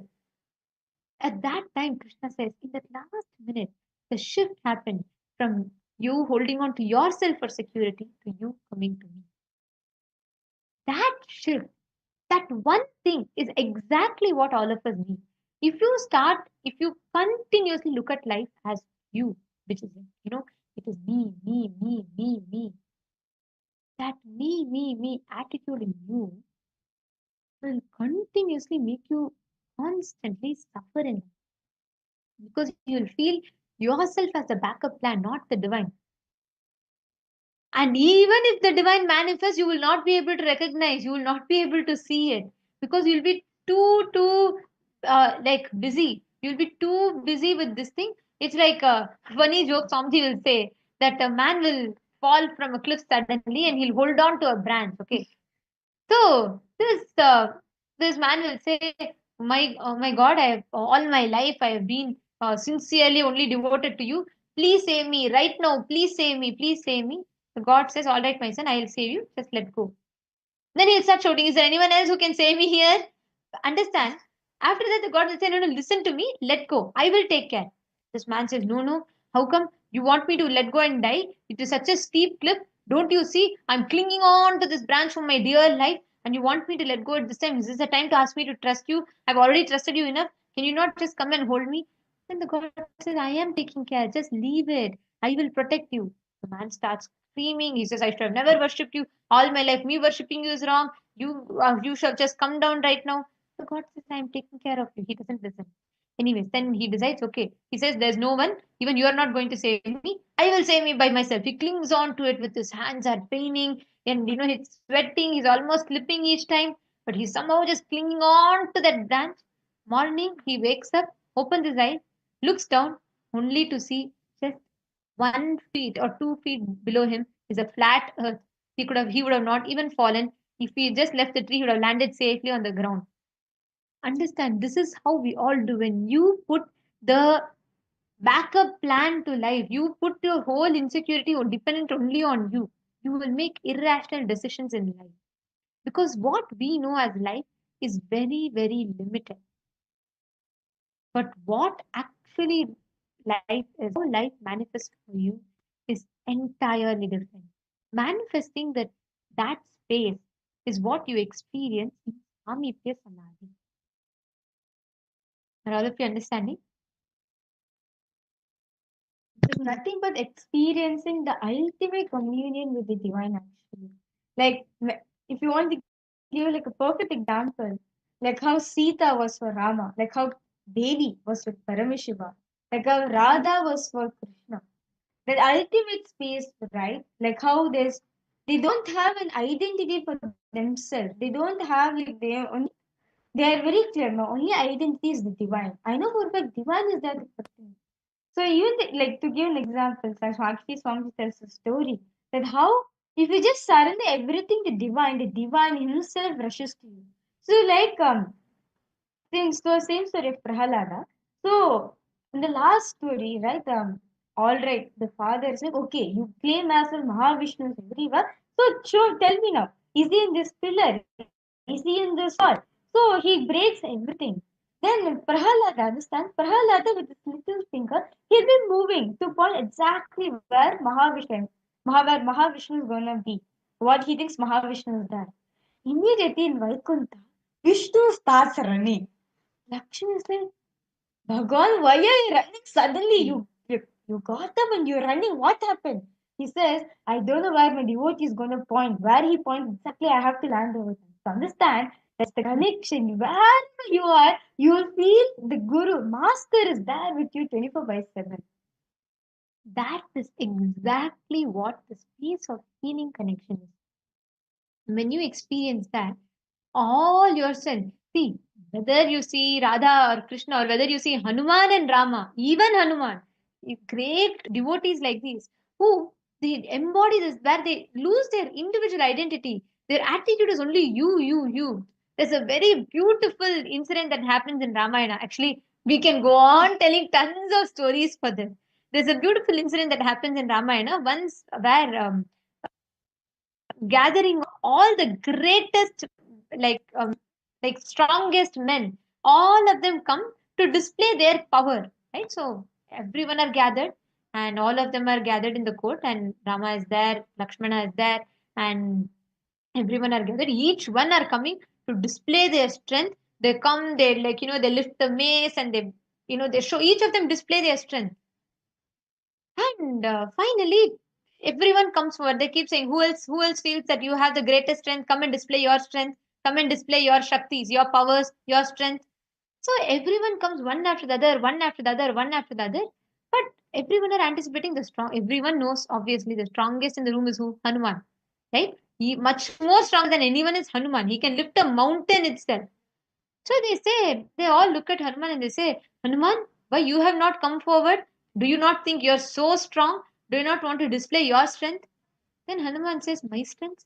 What are my strength?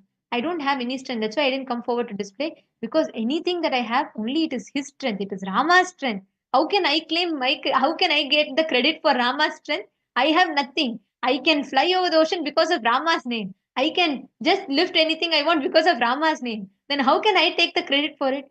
He will be so much in this such surrender to Rama, the Dasa Bhava with Rama, that he will feel even his strength, his might, physical strength in his body is also, he will say, how can I claim credit for it? It is not my strength, it is Rama's strength. You're asking me to come and display his strength in my name. I will not do that. I cannot do that. That's why I didn't come forward, because I feel the competition is not for me. If I had some strength, I could have come and displayed. But I have no strength. It is all only Rama's strength.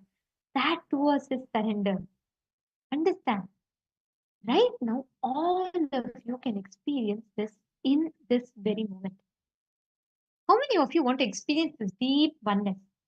How many of you are clicking with these stories? How many of you are connecting with this?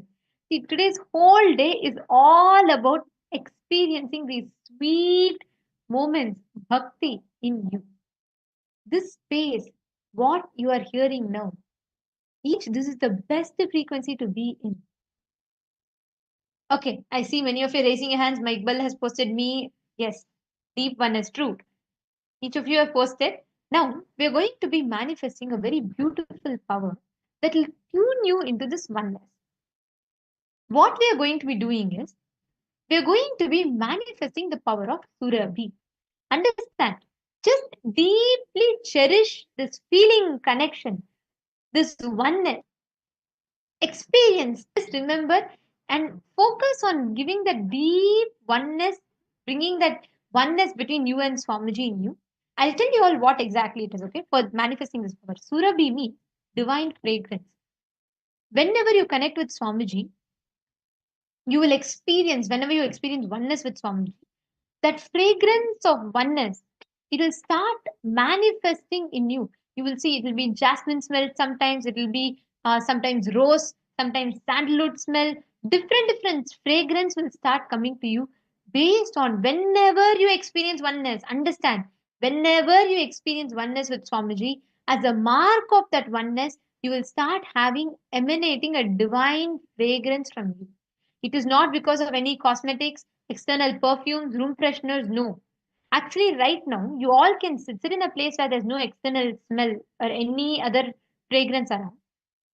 Just focus. We are going to be playing one oneness capsule. Watch the oneness capsule and just connect deeply in oneness with Swamiji. You don't need to do anything else. Just connect deeply in that oneness. You will suddenly start experiencing a unique fragrance will start happening for you. It could be anything. Whatever happens is it's not that everyone will have only one same smell. No. Each of you may have different fragrance happening for you. Sometimes you may smell jasmine, sometimes you may smell rose. Each of you take a few minutes, sit right now, and you can experience this divine fragrance in you. Just at this moment of time during the power manifestation, I request all the participants forget about everything. Whether am I going to manifest or not? Is the divine fragrance really going to manifest for me? No. At the end of the day, who's manifesting? It's only Swamiji. So just surrender everything to him. If he manifests, it's because of him. If you're yet to manifest, it's also because of him. You just enjoy that space with Swamiji. That's it. Literally, Swamiji says, the only thing you need for power manifestation is enter his presence. Do not worry about the results. Do not worry if you're manifested or not. Your only responsibility is enjoy that space with Swamiji. The rest he takes care. So right now for this divine faith, for manifesting this power, I request all participants to come into a space of gratitude. Just connect with Swamiji, however you connect with him, in any form, in any attribute, in any way, however you feel connected to Swamiji.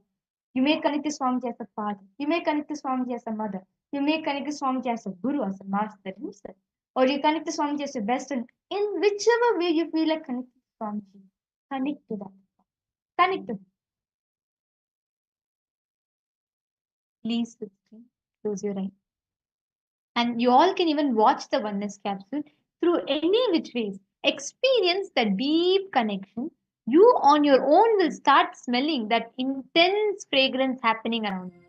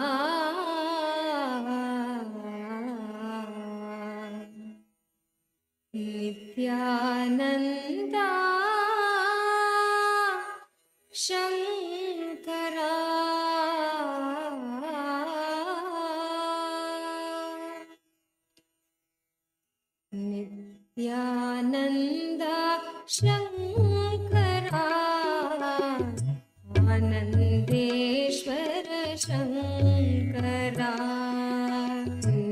Nityananda Shankara Anandeshwara Shankara Nityananda Shankara Anandeshwara Shankara Nityananda Shankara Anandeshwara Shankara Shankara Bhayankara Shankara Bhayankara Bhavabhayahari Shankara Bhavabhayahari Shankara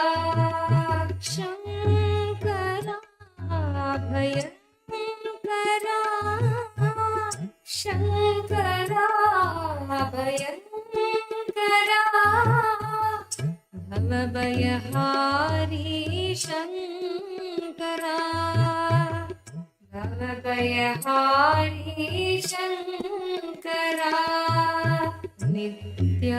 Nityananda Shankara Anandeshwara Shankara Nityananda Shankara Anandeshwara Shankara Nityananda Shankara Anandeshwara Shankara Nityananda Shankara Anandeshwara Shankara Shankara Bhayankara Shankara Bhayankara Bhavabhayahari Shankara Bhavabhayahari Shankara Nityananda Shankara Anandeshwara Shankara Nityananda Shankara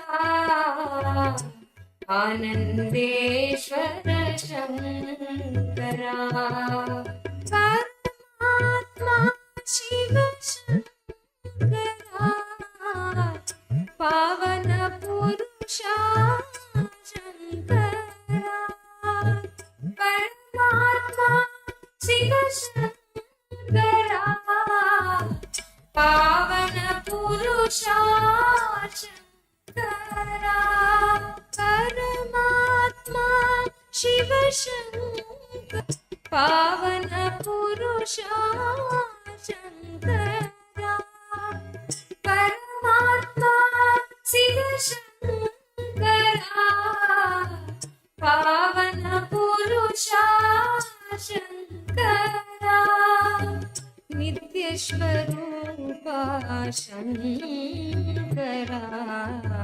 Nityananda Shankara Nitya Swarupa Shankara Nityananda Shankara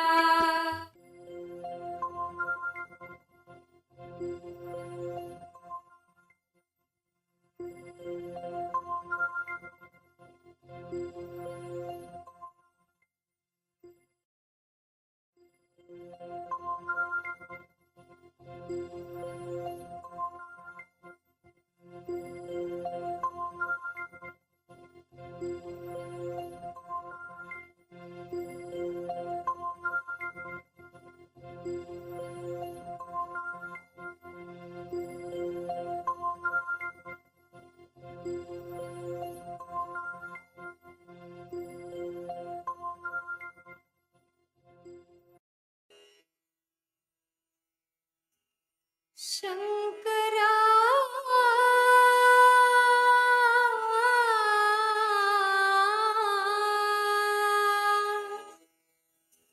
Shankara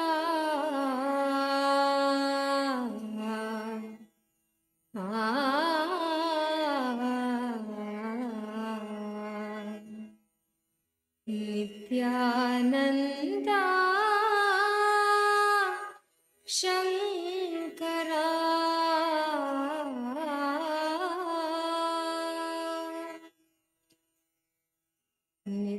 Nityananda Shankara Anandeshwara Shankara Nityananda Shankara Anandeshwara Shankara Nityananda Shankara Anandeshwara Shankara Nityananda Shankara Anandeshwara Shankara Shankara Bhayankara Shankara Bhayankara Bhavabhayahari Shankara Bhavabhayahari Shankara Shankara Bhayankara Shankara Bhayankara Bhavabhayahari Shankara Bhavabhayahari Shankara Nityananda Shankara Anandeshwara Shankara Nityananda Shankara Anandeshwara Shankara Nityananda Shankara Anandeshwara Shankara Nityananda Shankara Anandeshwara Shankara Shankara Bhayankara Shankara Bhayankara Bhavabhayahari Shankara Bhavabhayahari Shankara Nityananda Shankara Anandeshwara Shankara Nityananda Shankara Anandeshwara Shankara Paramatma Shiva Shankara Pavana Purusha Shankara Paramatma Shiva Shankara Pavana Purusha Shankara Paramatma Shiva Shankara Pavana Purusha Shankara Paramatma Shiva Shankara Pavana Purusha Shankara Nitya Swarupa Shankara Nityananda Shankara Nitya Swarupa Shankara Nityananda Shankara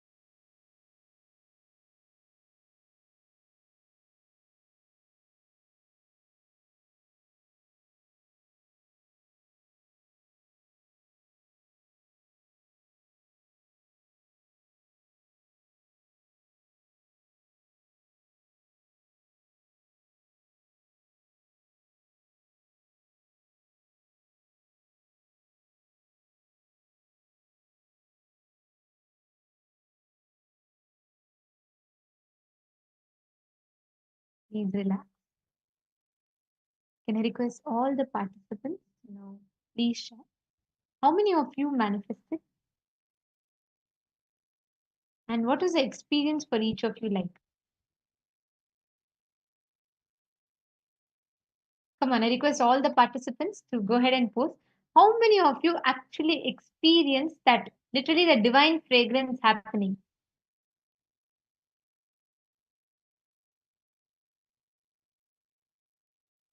Or you felt Swamiji's presence?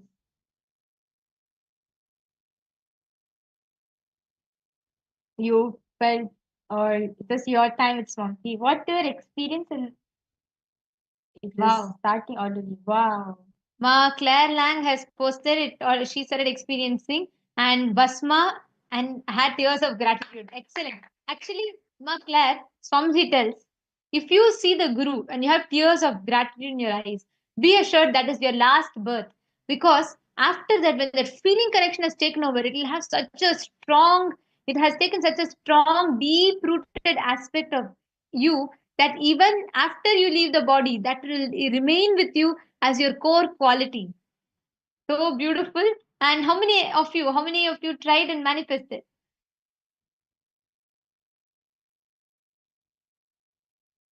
Ma Gabriel Harris, Ma Lissy Wong, very nice. Ma Lissy Wong said it was magical. Wow.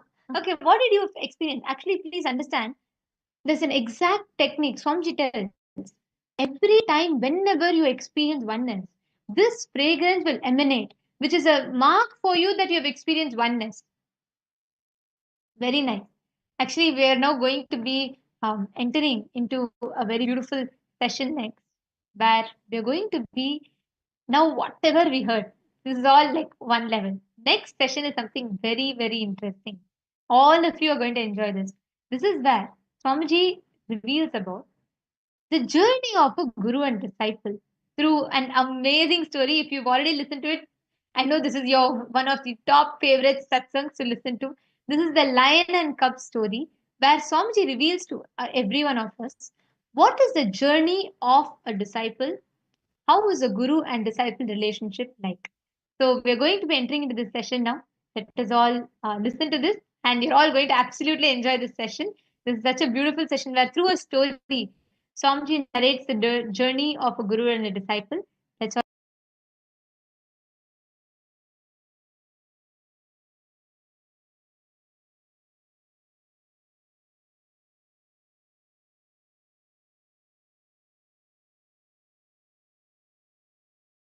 There was a lioness. She was pregnant, about to deliver, but she is hungry. She only has to work and get the food. So she went for hunting. When she jumped to attack a deer, attack a goat from sheep, attack a goat, it became a little too much. Instead of killing the goat, she fell on the ground. The blow was so much, she delivered the baby and died. The cub was born and the mother dead. Lioness died. All the goats ran here, hither and thither, but suddenly they found that nobody is attacking them and no sound. They turned back and they saw the lioness was dead. And near the lioness there was a small cub, cute cub, trying to look here and there and play around, roll on the mud. And all these guys go there near to see what it is. They say, bah, and they see a small baby, doesn't know what to do. That baby just started jumping and trying to bite some female goat and try to drink milk. And the female goat, really, she felt compassionate and she allowed the cub to drink. And the whole sheep, they took the cub with them, and the fellow started growing there. Slowly, he started eating the grass just like any other goat and started blood started making the same sound. He was growing. Everything was going smooth. He was even about to fall in love with another one female goat and start his new relationship and life. Everything was going well, nothing wrong. Suddenly one day, big storm. One lion saw this whole sheep and one cub running around with the sheep.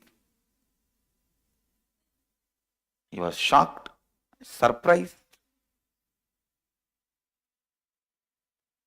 But before he could do anything, the whole sheep ran away.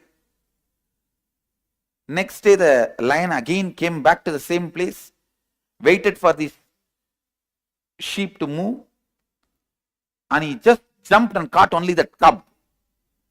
And that fellow started bleating same way.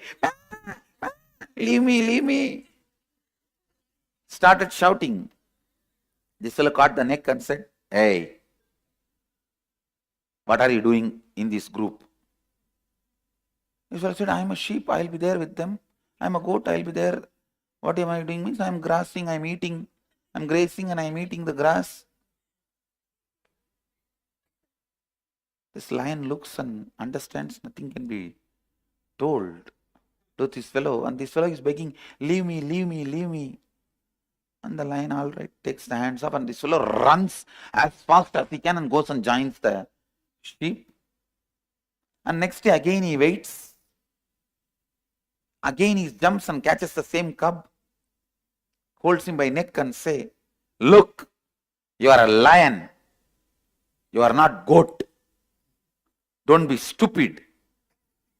That fellow starts screaming, no, no, no, I am sheep, I am goat, leave me to be with my people. This fellow says, all right. He takes his hands off.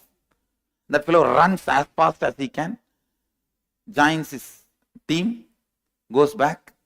But that night he was not able to sleep. That night that cub was thinking, what is this? That fellow was talking something stupid. But he seems to be compassionate. Otherwise, why he did not kill me and eat me? He left me. Experience of after seeing first day satsang. Or kalpataru touch. He did not kill me. He left me. Why? No. He is telling, I am lion. Something is, he has some big plan. He has some conspiracy. Maybe he is going to make me do inner awakening. He has some larger plan. No. He is not a good guy. Come on.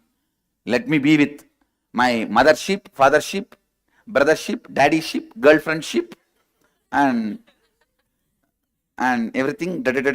Come on. Pull the blanket and try to sleep. But that eyes, which looked into your eyes, coming again, not letting you sleep. Next day morning, you try to get up and join the whole team. But before coming near the region where the lion was there for last 2-3 days, when you are coming near that area, you have a doubt. Should we go against that same area? Why not we tell all these fellows to change the route? But will they listen to me? Who? Why? I think, but we have come all the way. I'll quickly run before he catches me. Run as fast as you can. Next time when you see the poster somewhere, in the street, NKY, NDY, run as fast as you can. But again, he runs faster than you because he's the lion, you are a cub, and he catches you. Hey, did you think about what I told? You are a lion. No. I did not think about anything.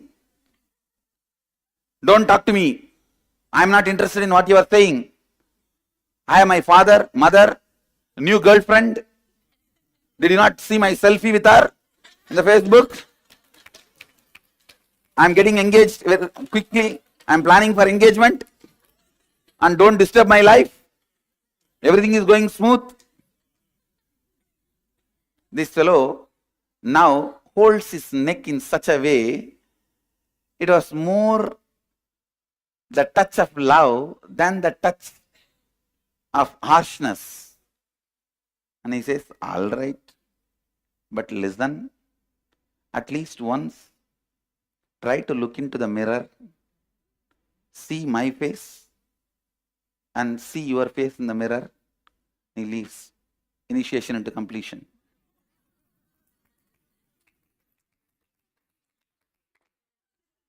That fellow does not understand what is mirror.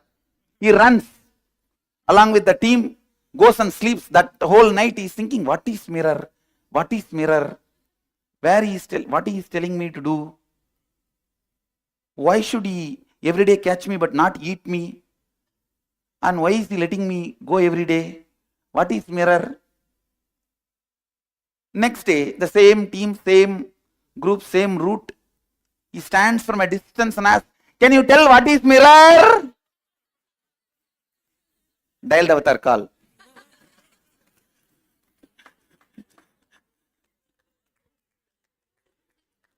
Mirror, you can't get in the forest. Go and see in the river water or in the pond water. In the silent night. That is the only thing you can do. Means blessing. I'll make it happen. Any way you want. The fellow from there itself runs. Doesn't want to come near. Runs. By now, the touch 2-3 times has made his biomemory believe he's a good guy. Logic says, no, you have a girlfriend, boyfriend, mother, father, so many things, your business, and you are the largest retailer of grass.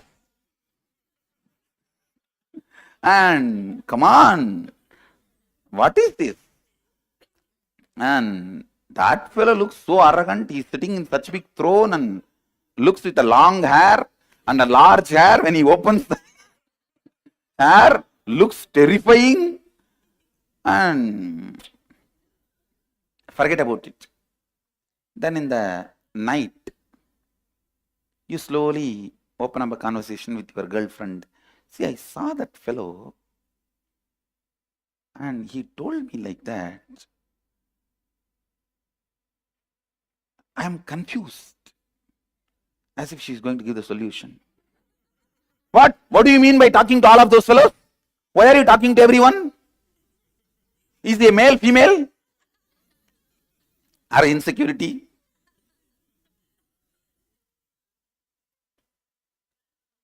And this fellow understood. He opened the wrong subject with the wrong person. And he said, okay, forget about it. What is there? It's okay. Come on. Let's talk something good. What happened yesterday? Did the grass was nice? How was your day? Let's talk nice things. But slowly, in the midnight, he thinks, why not try to go and see that pond water in the moonlight and see how I look? Because now I know how he looks. He slowly goes. He sees the moon. He sees the silent water. He puts his head. Wow! Lion is there and jumps back. That fellow is sitting here to catch me and eat me.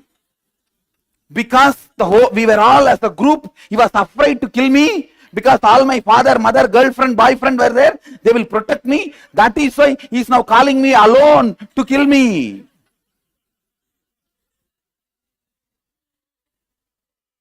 Invitation to try the completion technique every night on your own with the mirror. He is calling me alone to finish me off. No. Then he thinks, But there is no sound. How can that fellow be inside? He looks around. He's brilliant. So he looks around for the footprint. If he has come some way only, he would have come. Come on. See the footprint. Whether he has come. And if he is no footprint, then that is Atmamurti. How will I have footprint? And this fellow, did I get confused? Am I hallucinating? Am I in illusion? After all, I am a young man. If I am so frightened, how will my girlfriend respect me? I think I should have a clarity before getting married. I don't want to get married in this confusion. I think I should. Today I should decide this way or that way. That is almost the decision. I think I should flight the ticket for Varanasi. I should book that flight ticket for Varanasi. And this fellow slowly putting one leg, looking at the moon, looking at the water. Once more stretches. This time not screaming, but seems the fellow is inside. And he creates sound. And puts little mud.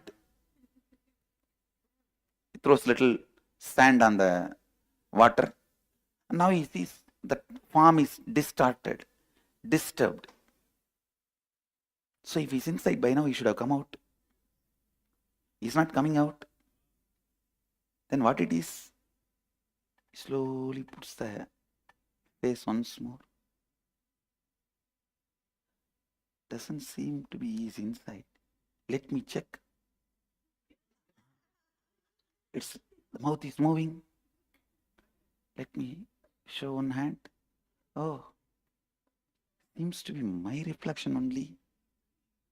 Maybe this fellow has conspired and did some magic here. It is showing his form as my form.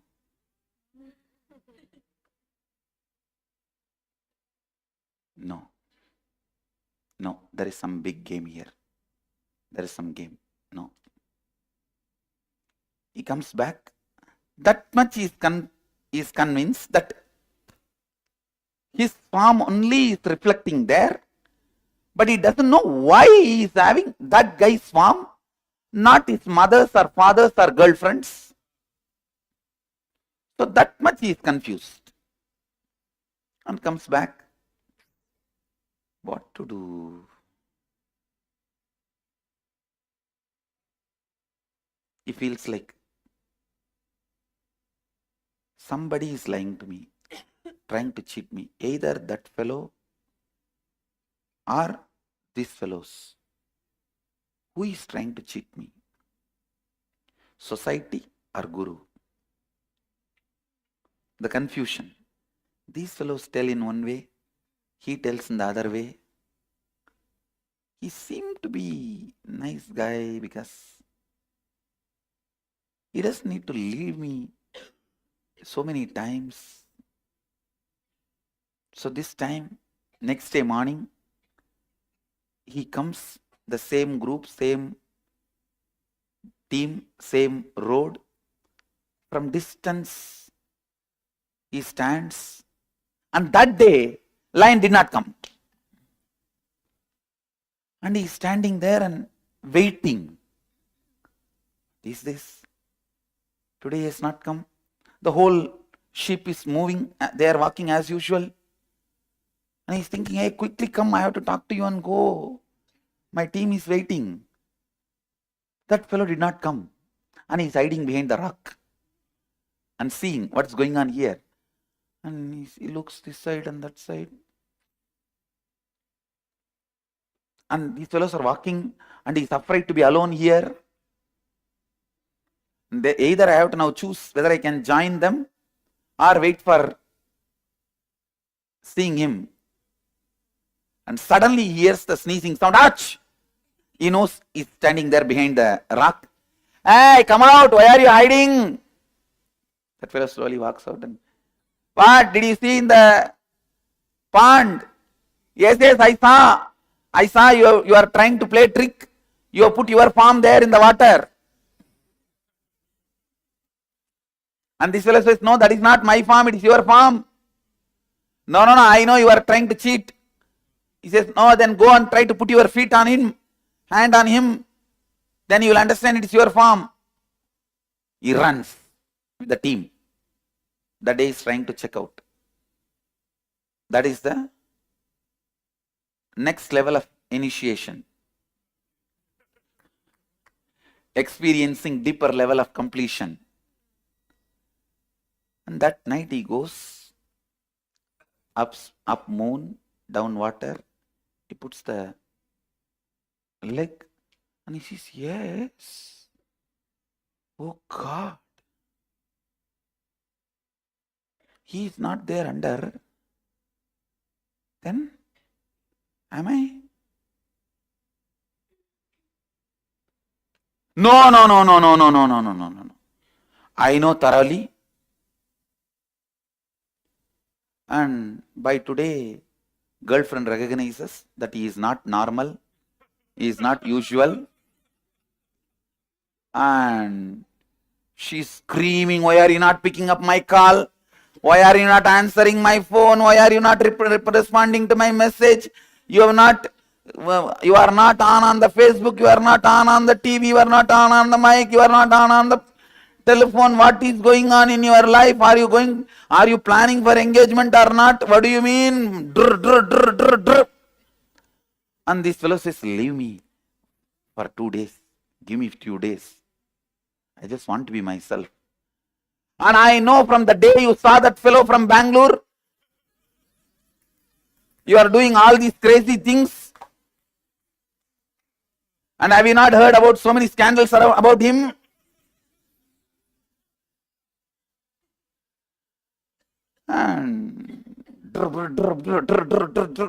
And this fellow actually kept the phone like that and is in peace. After that, when she sees that there is no response, she disconnected the phone. He drops the phone and he is not able to sit with himself. Today, much before the sheep arrived, he came to that spot and he is waiting.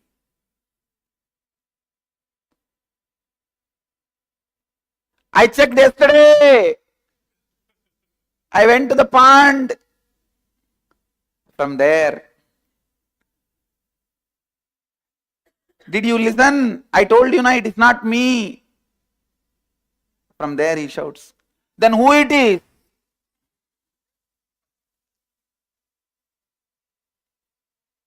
Arey, whether you understand or not, it is you. How can that be? By now, this fellow developed little courage. Asking all these questions, he slowly started walking towards where the lion is. But not closer, but where the lion is. And this fellow is sitting, maybe under a banyan tree. And this fellow, from a little distance, ready to run with that high alert, ears up, legs straight, tail straight. Then who is he? Hey, it is you. How many times I am telling you? It is you. No. From the time I am born, I know I am a sheep. Hey, find your root pattern. First moment when you started feeling you are a sheep. When you started thinking you are a sheep. What is root pattern? Find the moment when you started thinking you are a sheep. And who told you you are a sheep? My uncle told me. Is your being is comfortable and okay with you believing you are a sheep? No, there is always uncomfort. But I don't know why. Maybe because I don't have enough grass stock for me, for my future. And my girlfriend mouth is little long and she's not that beautiful. If that can be done by plastic surgery and I accumulate enough grass for my whole life, then I'll be comfortable and settled.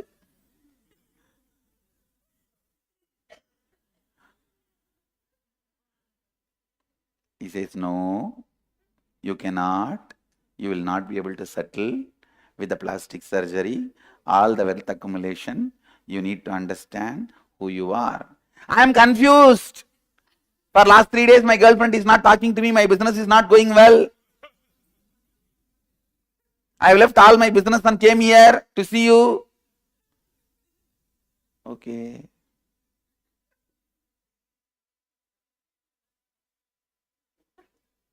Can you try to find out when you started believing you are the sheep?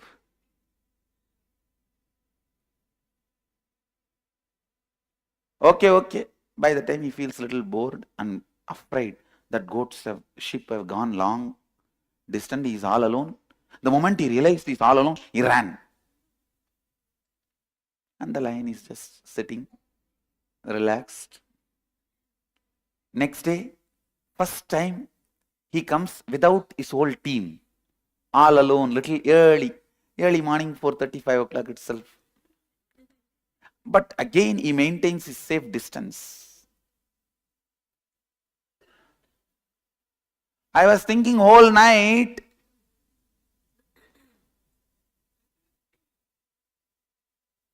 but there are many questions about it.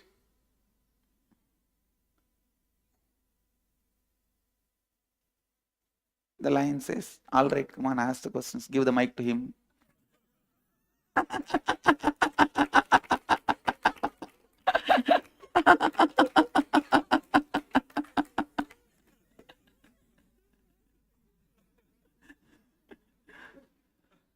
Then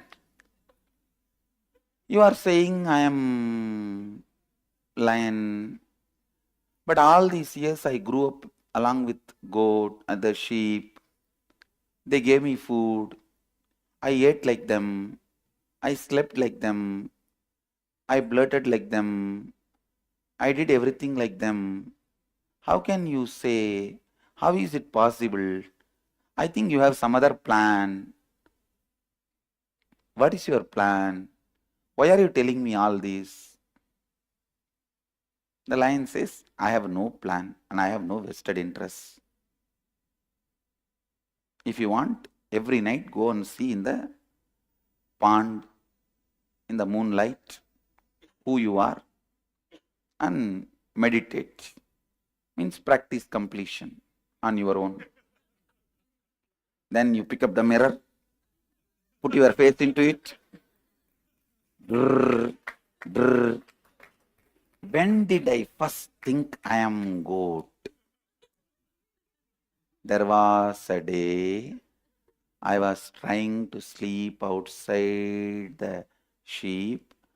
My uncle, who really cares for me, came and slapped and dragged me inside the team and put me to sleep with my mother. But he cares for me, na? No? Did you feel that at that time? Okay. It is still confusing but not convincing. Whole night, he does completion of the root pattern. Second day, he comes without the sheep little closer, but not to the level where he can touch, but little closer, and says, I think I trust you because every day I come. If you want, you have any vested interest, you could have killed me and eaten me day one. You did not do. So I trust you. But still I am confused about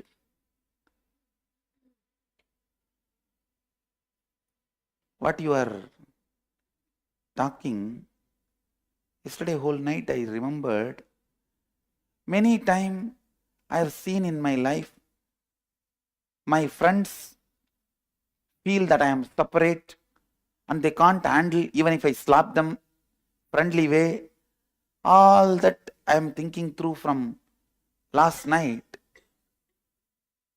And I also started doubting I may not completely belong to that society and what they are trying to tell. I am not completely convinced about them, but I am also not completely convinced about you. But today, I just want to tell you that I brought something. Lion asks, smiles and asks, what did you bring?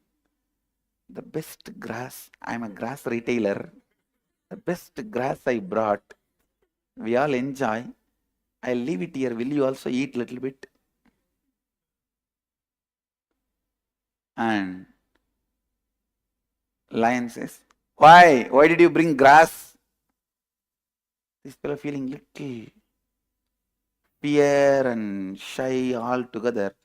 He just drops the grass and says, runs to a certain distance. I brought it because I love you, and runs away.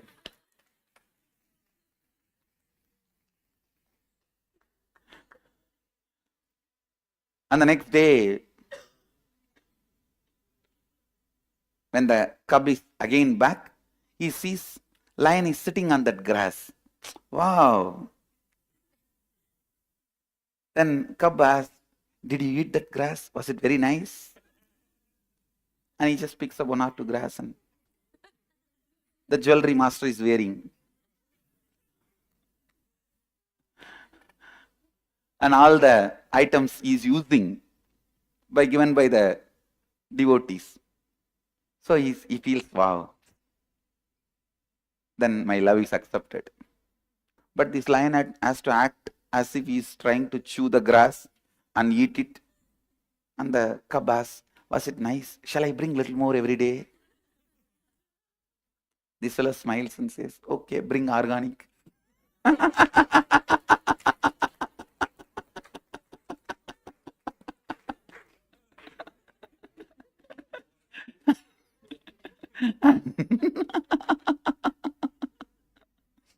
And now he has become little comfortable. And now comes and hands over the remaining grass in his hand itself. So when he took the grass, he slowly put the hand. And even then he was conscious whether he is grabbing my neck or hugging me. Okay.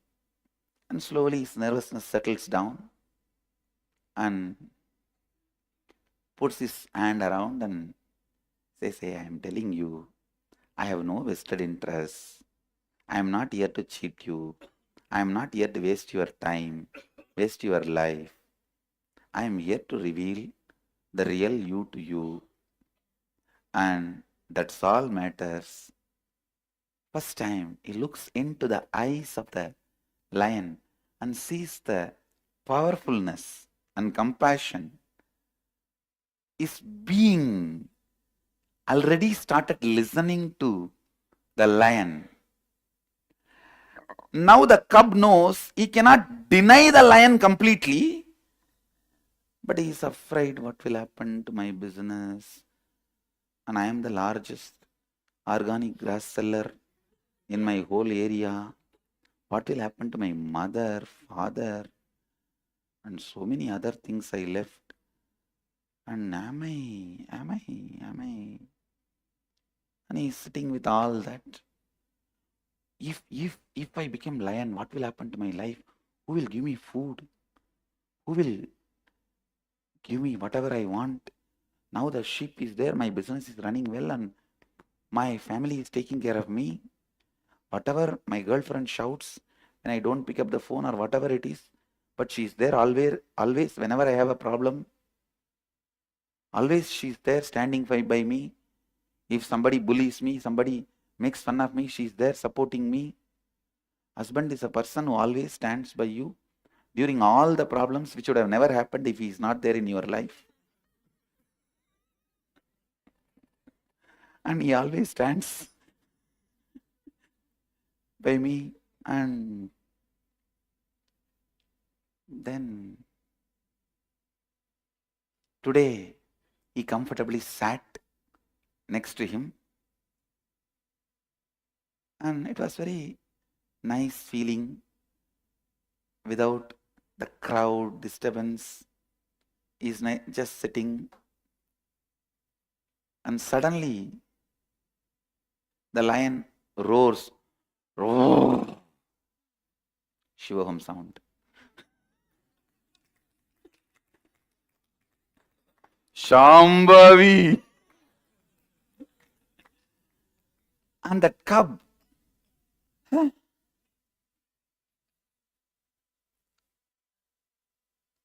See, your sound is different, my sound is different.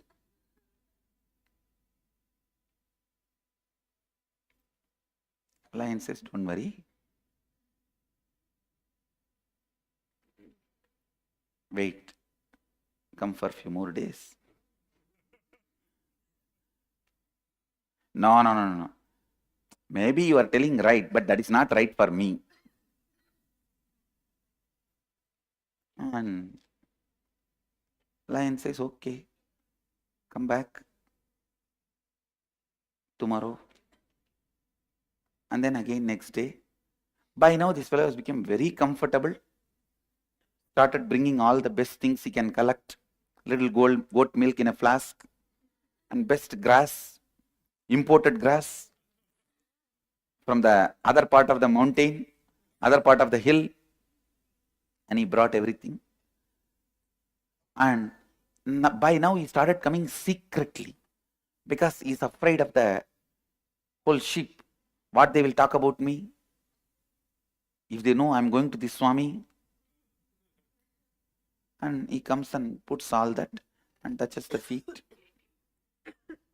What did you bring today? Best goat milk and the imported grass. Okay, leave it there. And today I have something for you to eat. What? This fellow just brings plate full of meat. How can I eat this? I'm a goat. Hey, both of us, let's eat together. Come on, sit. Is he trying to poison me? This fellow picks up little and puts in the mouth. Oh, he's eating from the same plate. Then okay. The same side from where he picked up. Pick up little.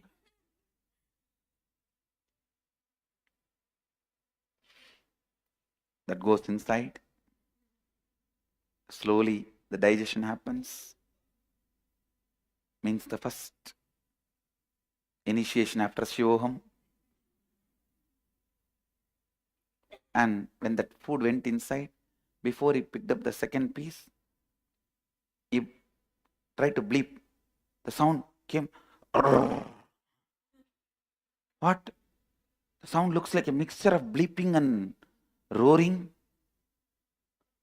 Puts the second piece.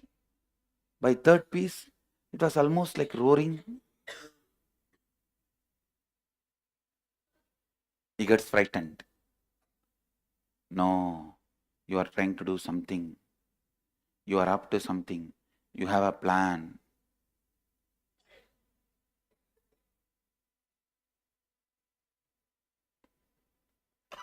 Now, the lion feels responsible. He just catches him by the neck. The cub is not completely frightened that he will be killed, but he feels, hey, why are you catching me so? Leave me. And lion has kept a mirror, and it just puts the mirror. Look who you are. Oh, that is your photograph?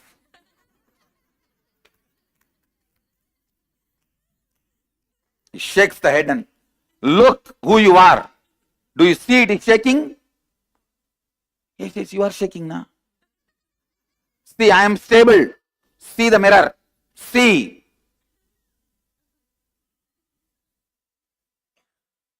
I'm only shaking.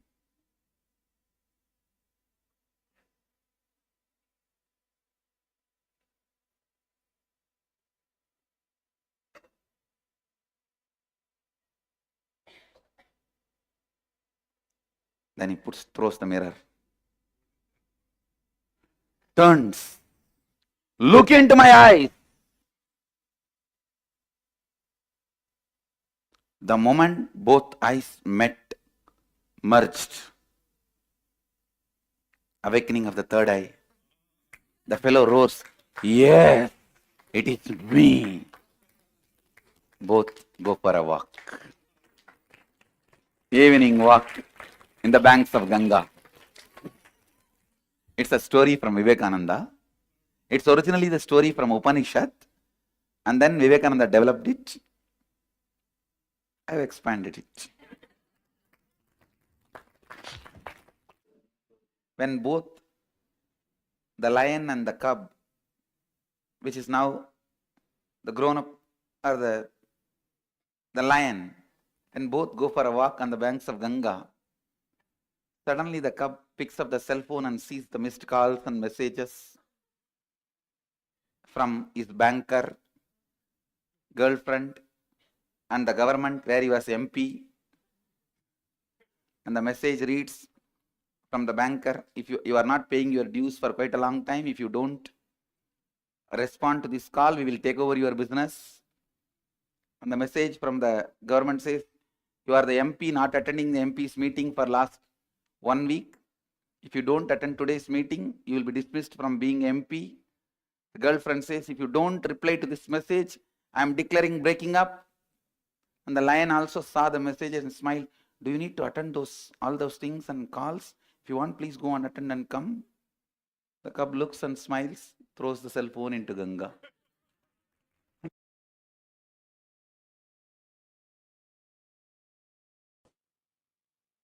I used to tell my kids, hey, nee singa kutti sirdi, means you are my lion cub. Roar. Roar towards the parasites sitting inside your muscle memory, biomemory, and bioenergy.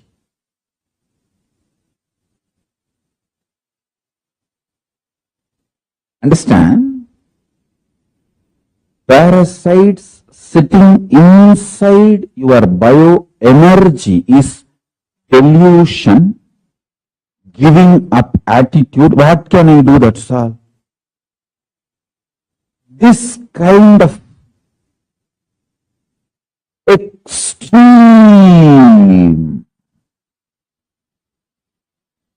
enlightenment, negative, anti-enlightenment attitude is the parasites sitting inside your bioenergy. Listen carefully, I will repeat. Delusion about life means knowing that you are wrong, you listen. If you understand this, I am a principle. You can have initiation immediately, intensely.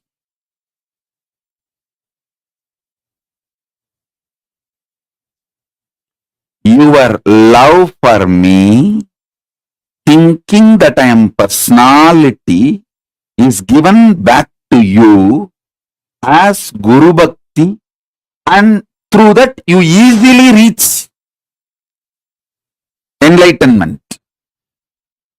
I have no use from your love. It's like a cub bringing grass to the lion. Lion has no use. He is not going to eat the grass. But lion knows the message behind the grass. That cub tries to say, I love you. That's all.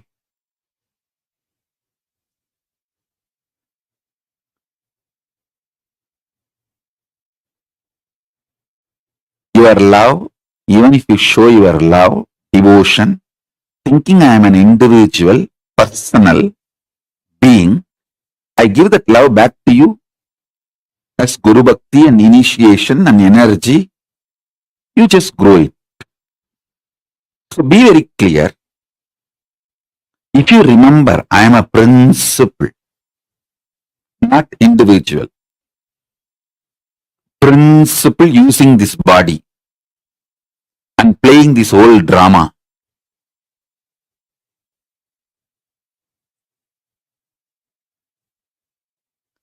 You will suddenly see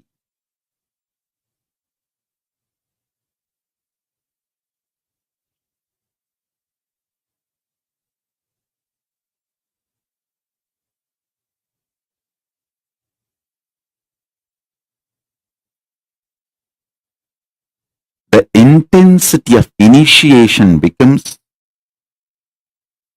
billions of times greater.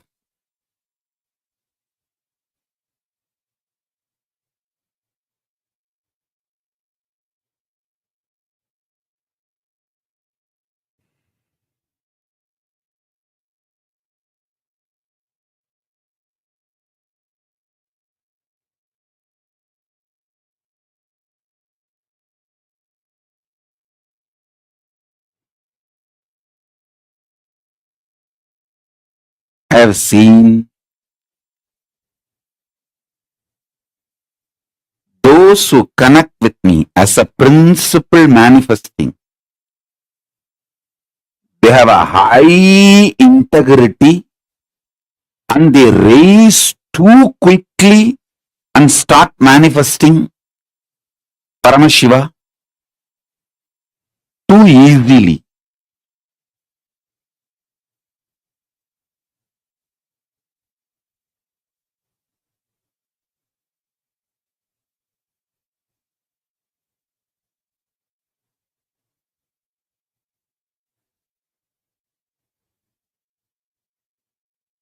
Remember, I am a principle manifesting through this body, not person, personality, individual, individuality, nothing. It is just hollow bamboo. Paramashiva is manifesting through it.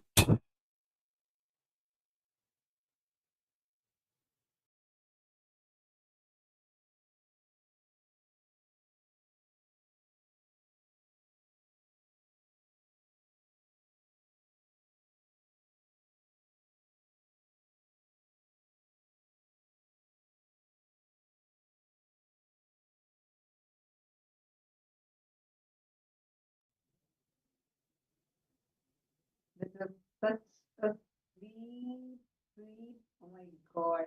Just listening to that, I know how each one of us here just melted inside. Literally, our journey with Swamiji. The way how Swamiji continuously, he manifests for us like a various birds steps with the lion too, to remind the cub, hey, you are not a sheep, you are a cub. And what all he does and how he tries to eat the grass that the sheep gives and the cub gives, he gives the sheep. And he tries to do so many things with him. Just to remind, wake us up to that truth. Hey, you are not a sheep, you are a lion. How many of you felt like when you listen to this, it just you experience how Swamiji is being that lion to you when you are that cub, and how he is there, how he manifests for us every moment, like every single place that Swamiji is telling. Literally, that has happened to each one of us, just in different ways, and even now, he's just like again and again and again, just showering us with anything. How was it for all of you? Can I request all the participants here to share? How did you enjoy, especially when you listened to Swamiji, the way how Swamiji was narrating this whole thing and how Swamiji was speaking to us about every single phase of your relationship with your journey. It's your journey. More than anything, it's like how you experience Swamiji, how Swamiji comes to you in your life. It's not Lelang and person, it was so too sweet to listen to the story. Yes, like actually this one story encapsulates like literally all of our journeys with Swamiji. Whether it is us going believing that we are what we are, all of our ups and downs, all of that is us.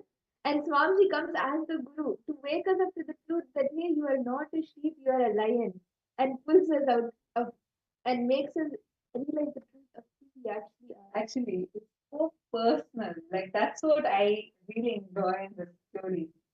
Like the way Swamiji says, see, like if you just look, whether he comes to you as a YouTube video or suddenly he comes to you through your friends, somehow he reaches to you. Like, don't think that you saw him suddenly on your own, you saw him on your own, you met him. That's why you're here. No, like somebody said, I love you. Even before you loved me, it is his love that is at in you. And flowing back love for him. It is his love. And like if any of you have anything like, oh my god, no, I love Swami. Does Swamiji love me? Don't even entertain that question. Because if you feel that love for Swamiji, be clear. It is only because he's overflowing with that love for you, entering in you and flowing back as love for the master. Otherwise, how do you think right now, as you're all here, billions of people are there on the internet scrolling. Swamiji is appearing in millions of screens, but only when he chooses, then starts to choose him. How that lion kept coming, coming, coming. Oh my god. I was like, wow, isn't that what Swamiji does to us? How and all and what always comes, whether through completion process or initiation to third day awakening or comes and does so many things. So that how many of you here? Look into your life. Oh God, how many situations you would have faced, some social issues you would have faced, family issues you would have faced. How many of you here have come and attended program after facing real wars, probably in your home or in your job? You had to face that, but Swamiji made sure you got to be there with him. How many of you had experienced? Basmati Shanmugam Magyakir Malti Maklelan. See, that experience that you're having, that it's like you can't really verbalize, you can't really say, you can't really explain, but you know deep inside you, like Swami said, you've been already started listening to him. And that love in you, it's so much that you're ready, like you just do what it takes and you just go. You end up experiencing the real, powerful you. You start realizing who you are. Any addition, any kind of a thing that I try to explain, it actually does not do justice to that sweetness, that juice. Oh my God. What a way Swamiji narrated our journey with Swamiji, and how, like for me, every single thing that Swamiji was revealing, I was like, God, this isn't this the way Swamiji happens and like does it for each one of us? How many ups and downs we face in our life? How many times? At least that poor cub maybe went 2-3 times with complaints. We all go with complaints like 1,000 times to him. Still, Swamiji does not give up on us. He is like it's not just not giving up, it's that love, that extreme doesn't really bother, but really absolutely no condition, nothing. Showers, showers and showers. That sweet existence. Actually, if you live in Kailasa, this is the way life is. My God. Whole day, whole like it's like, see, if you know the president of the country, the person who has a control over the whole country, you are not going to be afraid of the things that are happening in that country. You'll feel that confidence in you, right? Like, I know the president. Imagine just knowing gives you so much powerfulness. Here, if see, not just the president, you knowing the president, even the president should be knowing you, then you'll have that confidence. Here, the king of the cosmos, when he becomes your father, when he is there with you as your own guru, holding your hands, he says, hey, don't worry about anything. I am there. Every time, for every situation, he changes the situations for you. I have heard so many Kailasavasis getting this boon. And don't worry, just for this, what moving the situation, I'll move the planets for you. That is the way Swamiji is. Like really, life in Kailasa as a Kailasavasi, like this is the exact experience we have. And when Swamiji was telling, right, like what all reasonings we come up with, creative reasonings, and like how the cub did, it tried to come up with different reasonings. Maybe because my uncle told me this. Maybe because my girlfriend's face is not good. That is why I'm like this.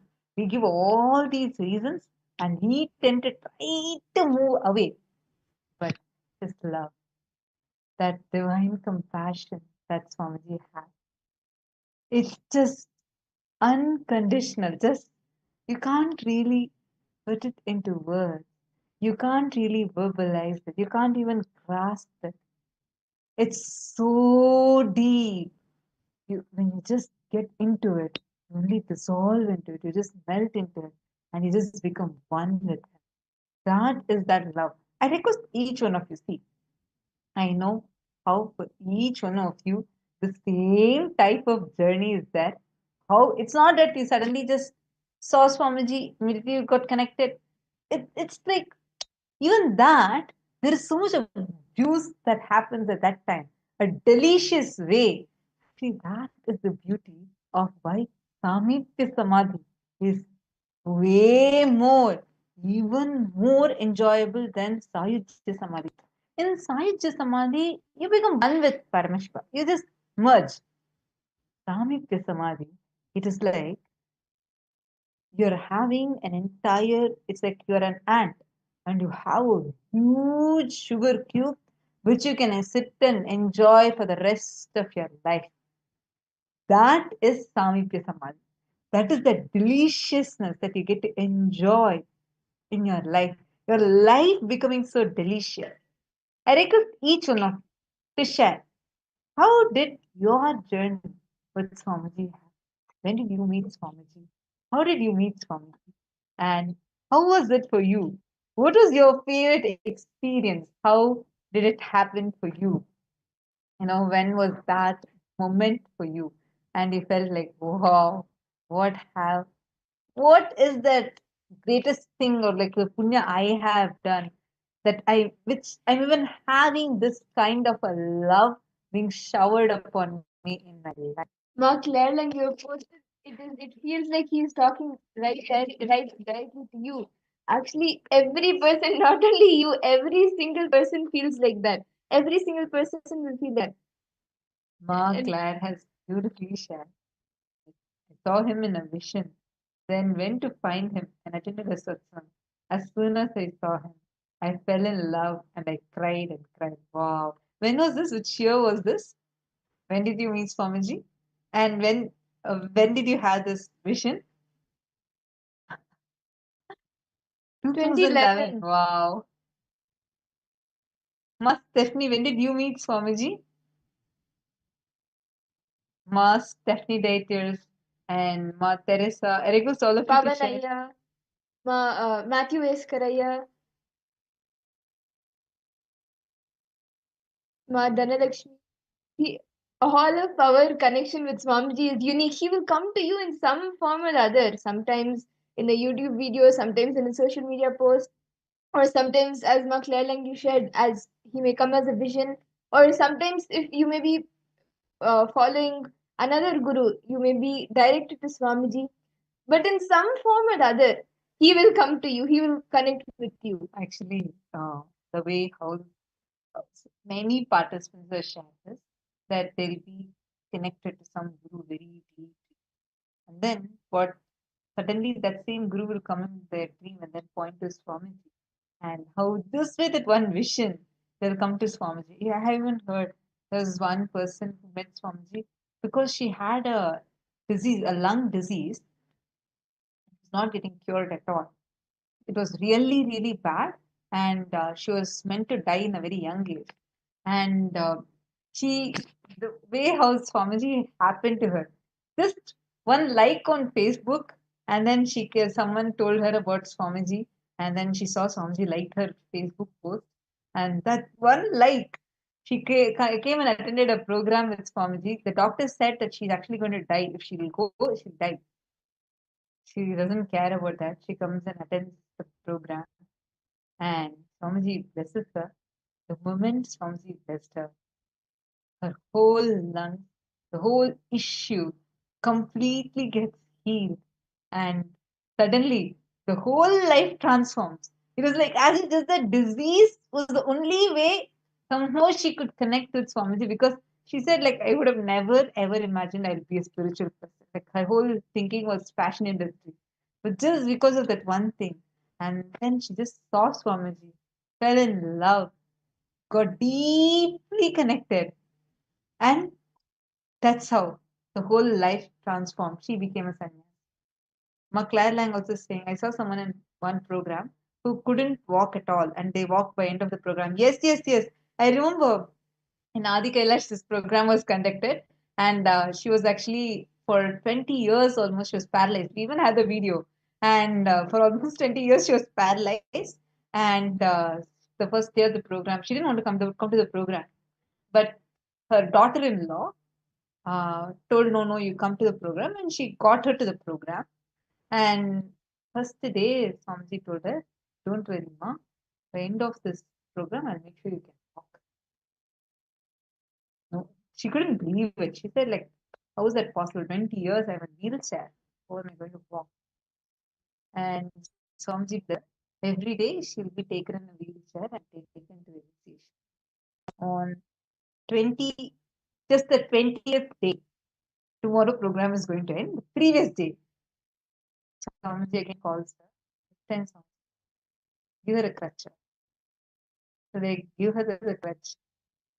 And for the first time in 20 years, for the first time, just with one initiation from Swamiji told her, come.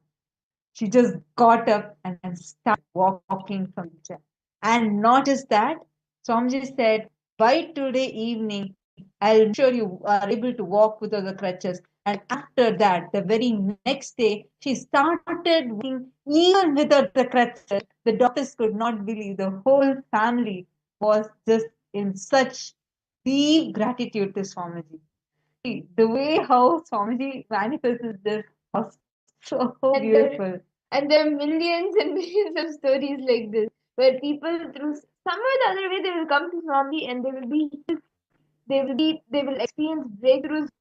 What they will desire the most in their life, Swamiji will shower them with that. Can I request all the participants now take a few minutes and write down what is that line and club moment that you had? How did this happen to you in your life? What kind of a delusional thing you were stuck in? And how did something happen to you in your life? And how are you enjoying this delicious journey with Swamiji? Can I request all the participants to take a few minutes and please post? I mean, like, at the moment I'm only seeing white smiles everywhere. Take a few minutes, all of you type and post. Ma Gabriel, Ma Lily Wong, Ma Dhanalakshmi Thirumal, Margarita, Ma Iqbal. Take a moment and post. Actually, sometimes, like really, Ma Iqbal, sometimes the diseases become a way just to get healing for so many people. One Naya was there, one person. Has been issue for almost 25 to 30 years before. The doctors had told him he had some severe liver issue and related to diabetes also was there. So 2, 3 issues he had. And the main problem was he cannot eat most of the foods. He can only eat very specific foods, bland, very that to limit quantity. Otherwise, it's dangerous for his very life. 25 years almost, he struggled with this, couldn't eat anything. Not just not eating, he struggled with disorder. It's a disorder and the disease that he had. He had some kind of an autoimmune disease coupled with the liver problem, coupled with the issue with diabetes, like severe diabetes. So the doctors estimated that his life ends. And this was a situation. And he comes and meets Swamiji. He hears from someone that through Swamiji you can get healing. So just that healing, he and wife, both of them, the moment they see Swamiji, things happen. Both of them get so deeply connected. Like they just melt, like the whole being just melts. And it was such a powerful darshan.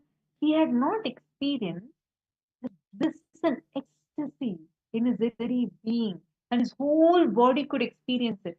See, he had not even eaten any sweet, no sugar, nothing. His body, the way how he was experiencing life was very different. Just that darshan, not even the initiation or anything. The darshan was so like ecstatic, blissful. And he goes for the darshan. He tells Swamiji, this is the problem he has. He requests for him. Then Swamiji says, don't worry, just wait, I'll heal you. Next, and then Swamiji told him to stay in that. And that person also stayed in that.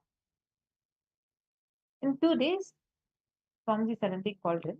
Swamiji said, go and have lunch and come. And Swamiji told him, I've already told them to prepare the lunch for you. Eat everything and come back. This was the exact instruction. He said, okay, and Swamiji said, he goes to the room and see. There is a long banana leaf. Traditionally, we in Hinduism, that's the way in our tradition. That's the way we eat. We put spread a big banana leaf. A banana leaf is used as a plate, and all the dishes. He sees almost 21 different items. So many sweet jalebis are there, laddus are there, and nuts are there. Like everything he has not even like literally eaten, touched the last 25 years. Everything is kept in front of him. And Swamiji is given a Guru Bhakti. Swamiji is told without leaving anything back, like eat every single thing. This guy is like a shock. He's a pretty elderly person. He's like, how am I going to eat these? 25 years, he's not even tasted one of those. There are 21 items are there. There is like all kinds of tasty dishes. All those are kept. Then he says, okay, Swamiji told me to eat everything. And if he eats, the doctors have warned him that his life will be dangerous for him. There's nothing doing. doctor's telling it doesn't matter. Swamiji told me to eat, I'm good. So he takes food, sits, eats, completely finishes. First time, his whole body, his whole body experiences so much powerfulness. Suddenly, that after effect that he usually gets, anytime even one little bit of the sweet, if he takes the effect, the giddiness and all that used to happen, disappeared. From that moment on, till date, that disease never came back again. The doctor said they're shocked to see the results. And when they did the blood test, they saw diabetes completely disappeared. His liver completely got healed. See, this is the way how life is with Swamiji. And you need to know, after that, he just left everything else. He was actually a very big businessman and very rich businessman actually. He left behind the whole life, became a sannyasi, and is even now living in Kailasa. Understand, that is the blessing, the life that Swamiji blesses us all with. This is the life. This is why that having Guru in your life, it's so precious. Do you think it's a coincidence that you're in the human body when Paramashiva is in this human body? No, it's the rarest of the rarest of the rare. First of all, an avatar happening is that, and see, human birth itself is very rare. You being in the human body is so rare. On top of that, you having Hinduism in your lifetime, being a Hindu, is even more rare.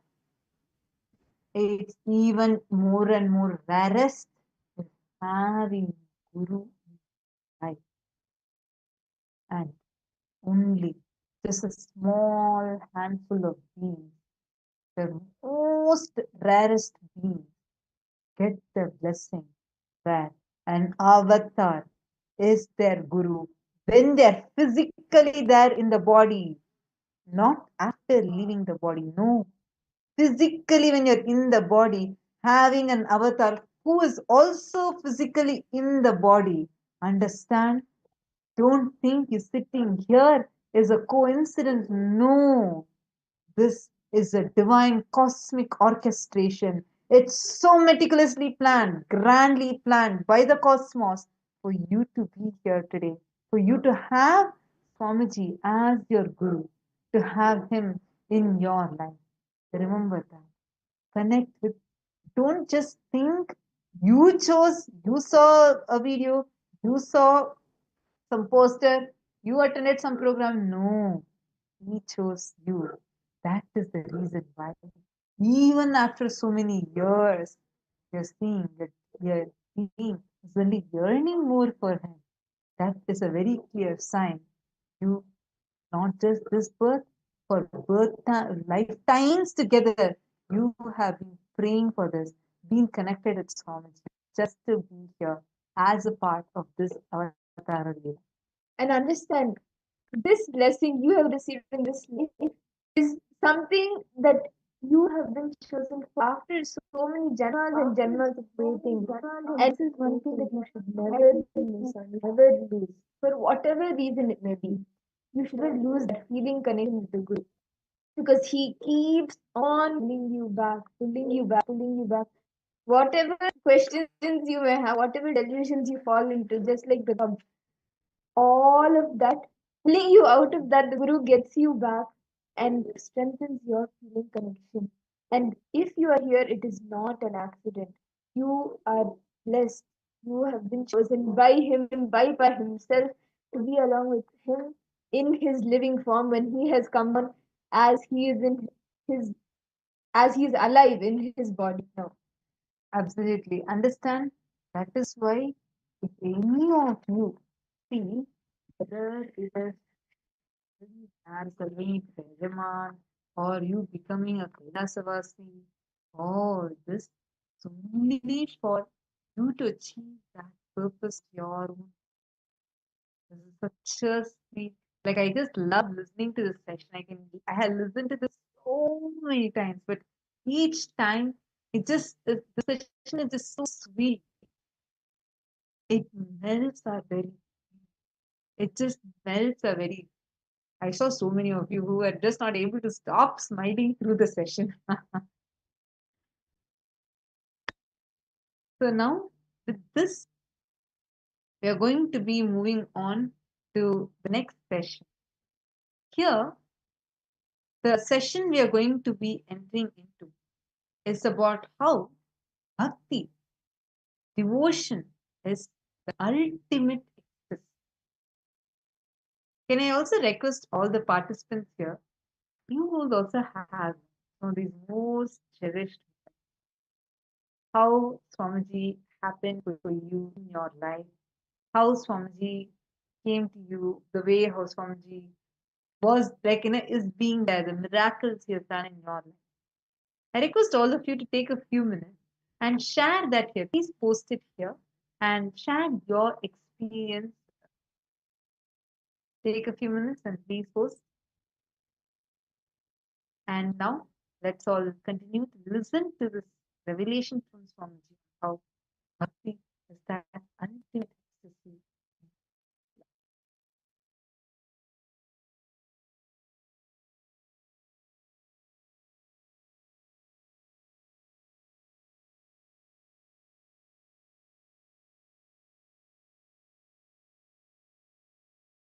Listen. Today's message from Kailasa. Understand?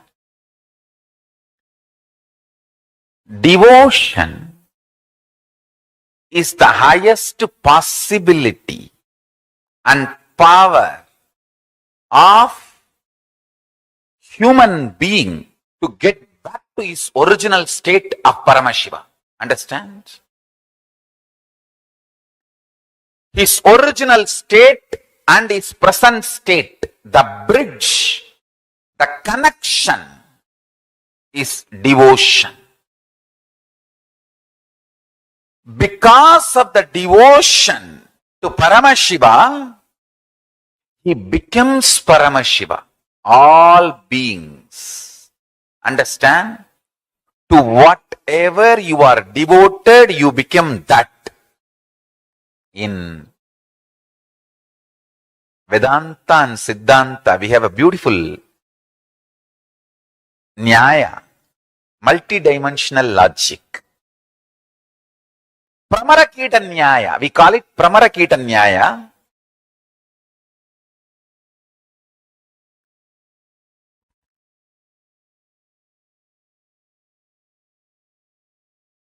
I'll tell in Tamil and then translate. Kulavi புழு கொணர்ந்து கூடு சமைத்து தன் குத்தலாலும் உயிர் கூறலாலும் புழுவை குளவியாக்குவது போலே. This is Pramaragita Nyaya. A bee brings worm, keeps a small home built for it, and by infusing its energy, biomemory, an intense sound makes the worm into the bee himself. Listen.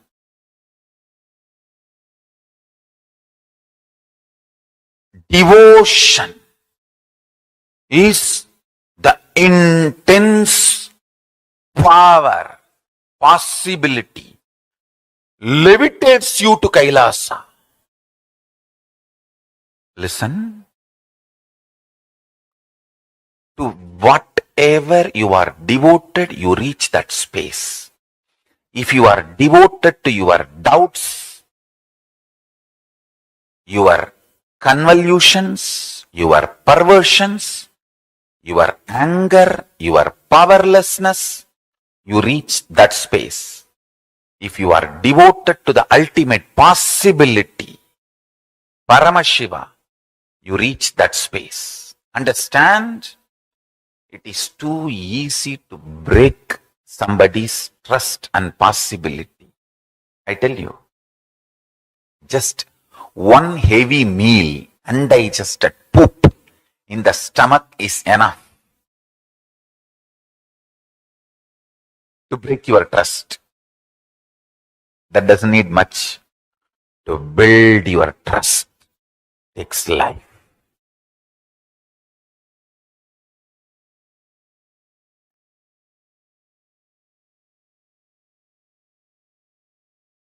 Devotion, feeling connection is something extraordinary. The great power of the being. Understand?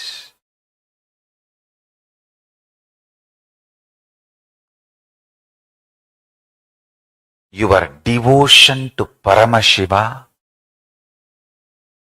literally becomes a power protecting you and manifesting Paramashiva in you.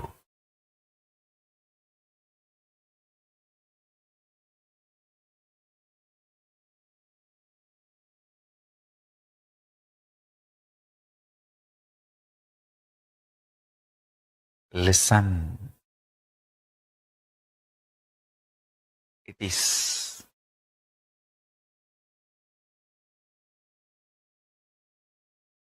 too easy to give your own reasons for my happening.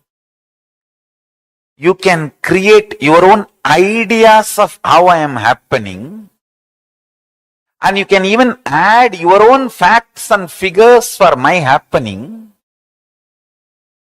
and you can give your own reasons for my happening. Listen. Listen carefully.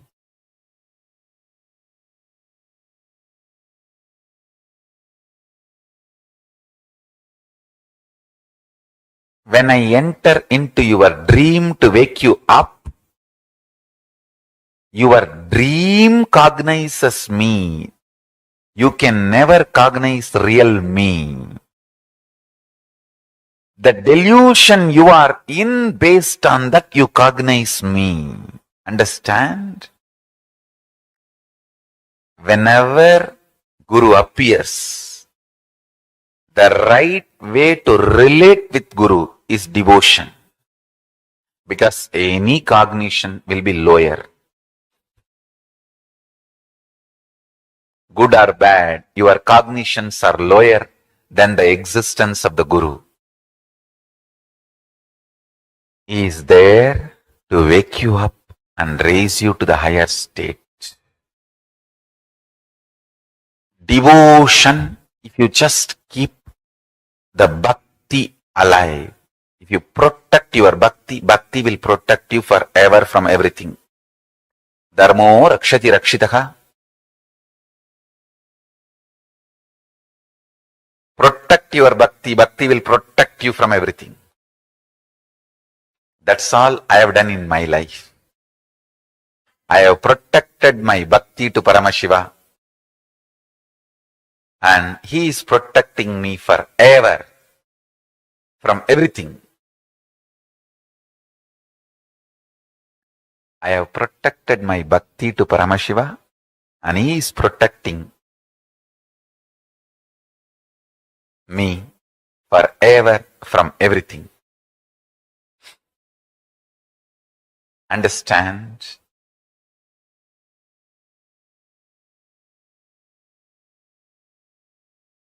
Nothing to be worried. Don't bother about anything.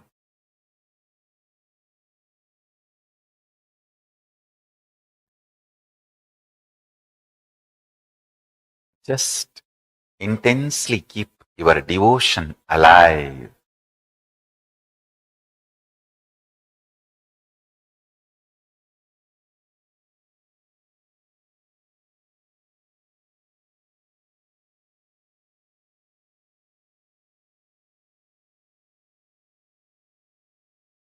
Devotion is a method to manifest powers 24 hours.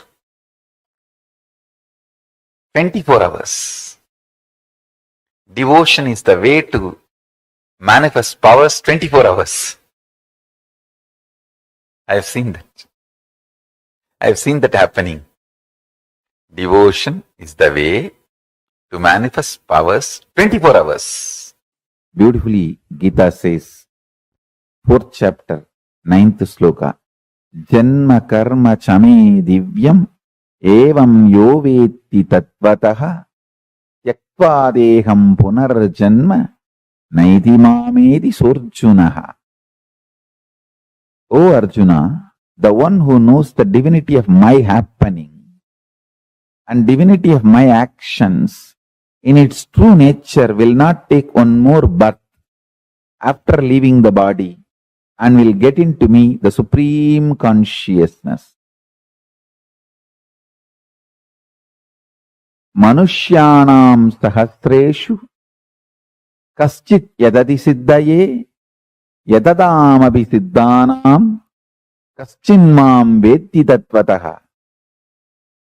The 7th chapter, 3rd sloka, Bhagavad Gita. Among thousands of men, rare one endeavors for perfection, even of the perfected ones who are diligent. One perchance recognizes who I am. Recognizing the identity of an incarnation is the fulfillment, completion of life. That's it. Bhaktya mamabhijanati yavan yaschasmi tatvatah tato mam tatvato jnatva vishate tadanantaram. Bhagavad Gita's 18th chapter, 55th sloka. By devotion he knows me in reality what and who I am. Then having known me in reality, he forthwith enters into the Supreme.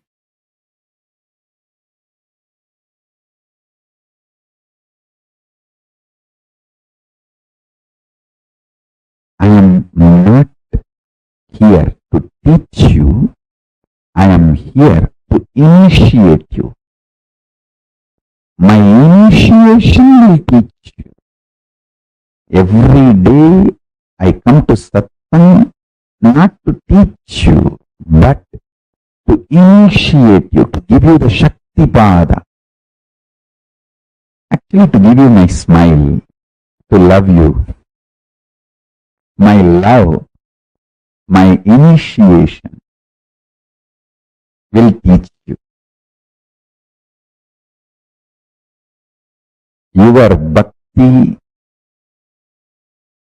is your internet connection. My love for you is my internet connection.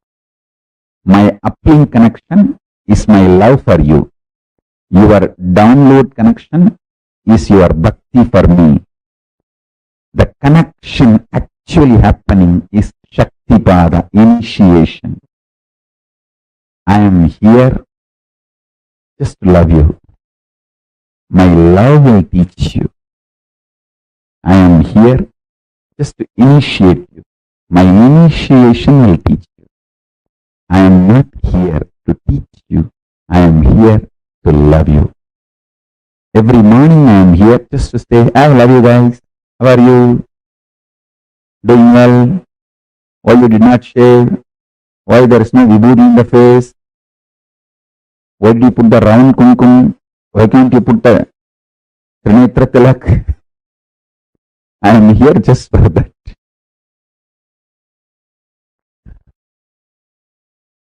That's all is my whole satsang. That's all is my whole satsang. Listen.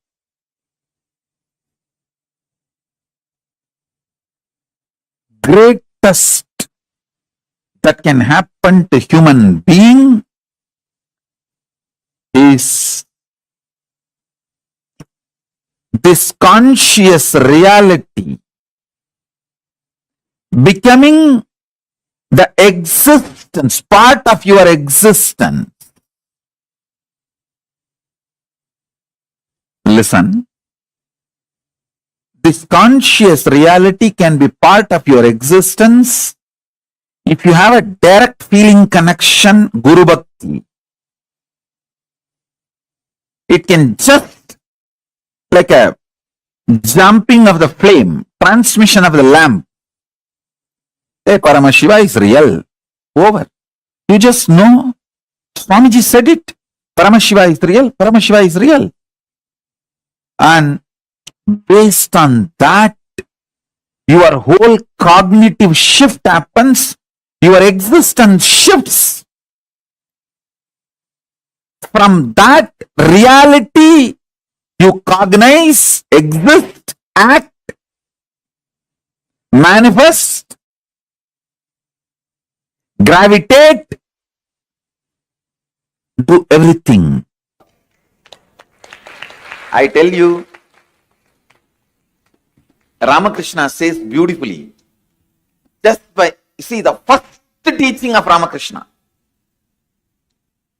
If you have read his Gospel of Sri Ramakrishna book, the first word of Ramakrishna and last word of Ramakrishna is one and the same. He says, by remembering your Ishta or Guru, means your God or Guru, if the tears roll in your eyes, this is last Janma for you. This is the first word and last word of Ramakrishna. And nobody gave you glycerin. Nobody asked you to remember your mother-in-law. Nobody asked you to remember the pains of your life. And the instruction was not remember all the pains and incompletions of your life. No. It means the energy in which you are sailing, you might have started with imagination, but it has hit to the space of which is more real than real for you. Now, with all integrity, you can say, I know I am Mahadeva more than how much this world is real. How much this mic is real. How much the person who is sitting next to me is real. How much this throne is real. How much the person who is sitting in this throne is real.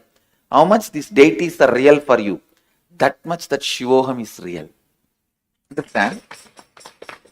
Now the next thing will happen is, even that Shivoham will become more deeper real than this. So at that time, it will not just be tears, this whole area will become so sweet. This area, as if just the honey was just poured into your mouth and your mouth is locked. The honey is just sitting. Then you will see that Shivoham has become more real than anything you perceive. From Shivoham, when you start perceiving everything, it's enlightenment. Feeling the whole world is inside you is what we call in the Shastras embodiment of being Devi. The mother, Jagat Janani, who is the mother of the whole universe. When you see a living master, suddenly the click happens. Oh God, what I was fantasizing and visualizing and enjoying by remembrance is walking on the ground with the human body. What I read in the Puranas, Bhagavata and scriptures and enjoying by remembering is walking, is living in the human body on the planet Earth. That click, when it happens, your bhakti will become Guru Bhakti. Understand? Deva Bhakti will become Guru Bhakti. The connection, suddenly you will see exactly the same divine, same God, same energy walking in the planet Earth in front of you in the human body. That is why when a living master happens, if you are already devoted to Shiva, you will see Shiva in him. If you are devoted to Krishna, you will see Krishna in him. If you are devoted to Devi, you will see Devi in him. If you are devoted to any other master who left the body, you will see that same master in him. He is a fulfillment of all your visualizations and expectations and beyond. That is why you will see all those dimensions in him. All those dimensions expressing in the human body. Deva Bhakti will become Guru Bhakti. This is the 6th standard. Blessed are those who experience the state of Deva Bhakti transforming into Guru Bhakti.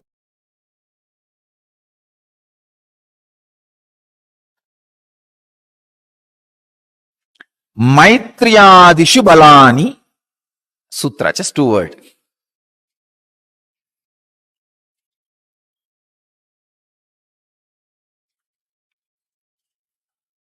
Swami Vivekananda translates this sutra as, by practicing samyama on friendship, mercy, etc., the yogi excels in respective qualities.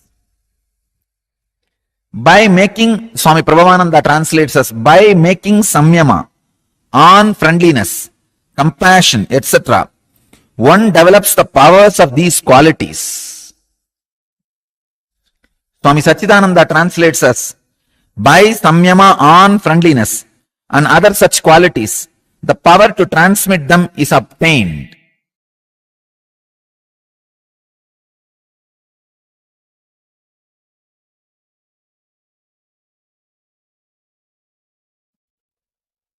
Love. Vast, huge ocean. The subject, which will taste different from different banks or beaches. It's like an ocean, tastes in different, looks different in different places, feels different in different beaches. This emotion also, you can't even use the word emotion. There is a question here. Is love just another emotion? It is not emotion, it is yen motion.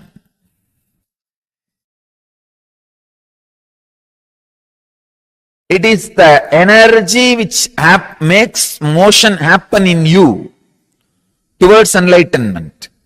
From enlightenment towards enlightenment. When the glimpse of enlightenment starts in you and motions you towards enlightenment, the ultimate enlightenment, between that period, what you experience is called love. Sweet experiences of love constantly reminds you when you open up. I'm not talking about only romantic love, which is towards one person. I am talking about the love suddenly opens up in you towards whole and your very self. Rarely you will fall in love with yourself. The yellow journalist who is sitting inside you, constantly writing articles and editorials about you, is damn for love. The fear he creates about love is not protection for you, it is destruction for you. Dam is not a protection for river, it is a destruction for river. Only embankment is a protection for river. Love is embankment. Logic is dam.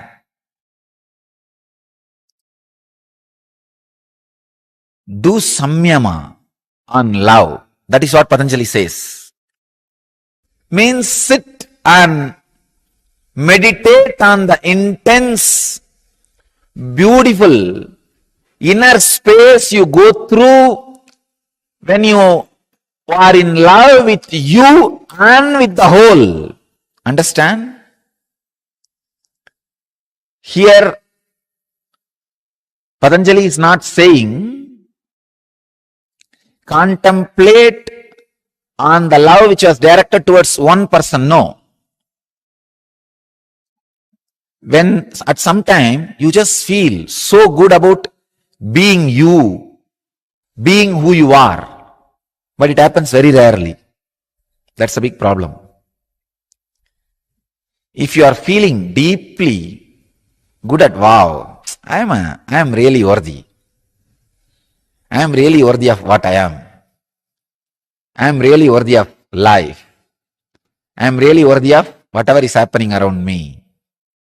When you are experiencing the love for yourself, suddenly you will experience that love for the whole.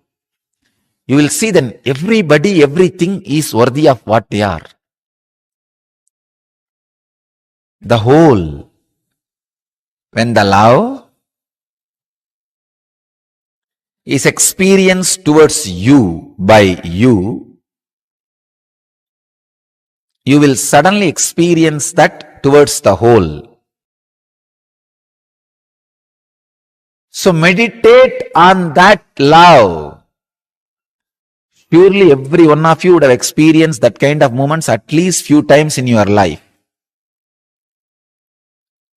When you feel love towards you and the love towards the whole, everything, you feel like blessing everybody and everything.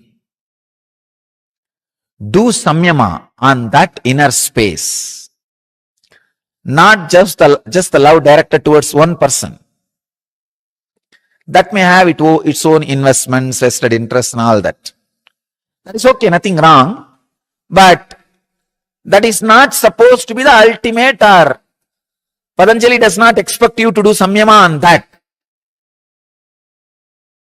Do samyama on the love experience which you had towards you, towards the whole.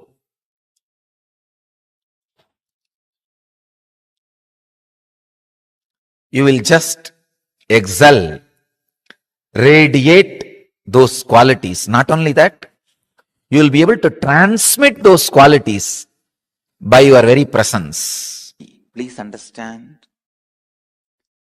If you are able to live without food one day, it's a power to control, controlling power. If you are able to live without food forever, it is not ability to control, it's a mystical power. Same way, if you are able to show love little bit once in a while, it is a social emotion. But ever loving, radiating love is mystical power. Understand? Love, ability to love is a mystical power. Ability to love will happen in you only when you are able to be in the space of completion. Ability to be in the space of completion only if you can complete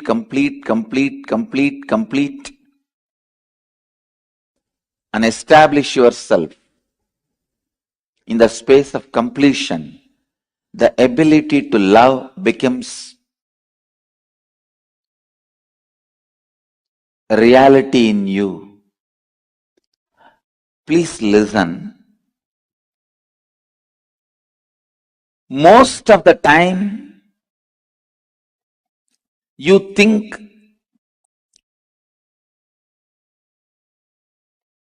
the external world is responsible for your incompletion. Yesterday, one of my ashramites was asking me, when everyone is doing so many mistakes, never become responsible, how can I be complete? Such a foolish question. Others, the external world is not responsible for our incompletion. First thing you need to know. Second, not even partly responsible. See, many of us agree the external world is not completely responsible for my incompletion, but that is also partly cooperating with for my incompletion. No, which is not true. External world fully or partly or even little bit not responsible for your incompletions. Understand? I am making a cosmic penal code statement. CPC. External world is neither fully nor partially or even little bit responsible for any of our incompletions. Please understand, incompletion by its very nature starts sprouting, growing, establishing itself only in your inner space. Its roots never comes to the external world. Please understand. Sometimes we think, no, the incompletion has grown in the inner world only, but its roots are now established in the outer world. No. All the layers and layers and layers of incompletions you carry. See, when I say layers and layers and layers of incompletions, let me define and explain. First, you will feel, I have so many incompletions, I am completing with it. Then, no, how many times you complete, you are not going to complete, these incompletions are going to come back to you. That's one more incompletion. No, how much ever I try, I may complete even with this, but tomorrow again I'll forget I completed and I'll remember only my incompletions. What will happen to that? That next layer. Like this, layers and layers and layers of incompletions you carry, listen, all layers are rooted only in your inner space. Even the branch or the hanging root of your incompletions don't come to the external world. First thing you need to know, your incompletions are always established in your inner space. This means many times others forgive you and forget you because you are not that big guy. But you can't forgive you because for you, you are a big guy. Understand? For others, you are not a big guy. Because you are not a big guy, they don't care about you. Many times they just forget the incompletions related to you. Many times they don't care. But you don't forgive you. You don't forgive you. Because you are too big for you. You are too big for you. All the time you are thinking only about you. All the time you are centered only about you. When you wake up, you only remember you. Till you go to bed, you only remember you. Because of the constant remembrance of you, you remember even small incompletions deeply, very deeply. Understand? Even the smallest incompletions you carry in you, you remember it very deeply.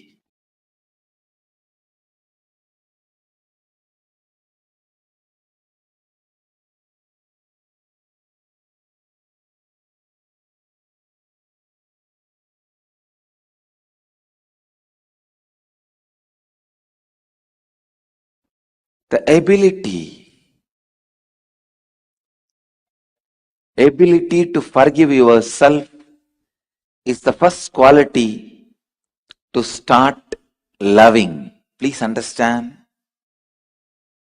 Only if you can forgive yourself, if you can complete with yourself, love starts. Only then love starts expressing itself. Love starts happening in you.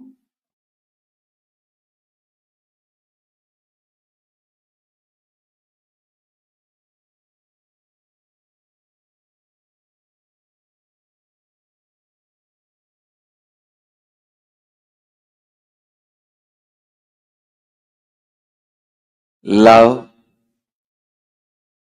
can happen only when you are in the space of completion. Listen, the ability to forgive yourself, ability to love yourself, ability to live with yourself, ability to be with yourself.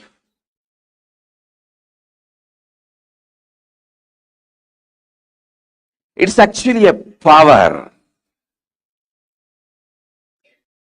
Whatever I am describing, please understand it is not a quality, it is a power. Once in a while, showing love or having love is a quality, but being in love forever is a power. Understand, only when you are established in the space of completion, you will understand this statement, love is a power. It's a power. I tell you, once you develop that power, you can complete anybody. You can play with that power. That is the greatest protection you can have in your life. Because even lion will lose its vengeance in front of you. Snake will lose its venom in front of you. Any enemy will lose his enmity, which is a weapon with which he is trying to attack you. He will lose it. So enmity is the first weapon. Anybody need to have to kill you, to attack you. All other weapons are secondary weapons. Analyze. What are you thinking? What is moving you? What are you worshipping? What is in the center of your heart? Paint it. Don't try to paint Shiva. Find out why you are worshipping Shiva. That only you are really worshipping. Understand? When the devotion, feeling connection happens, you being showered with what you want is different. When there is a gambling game is going on, your so-called devotion is different.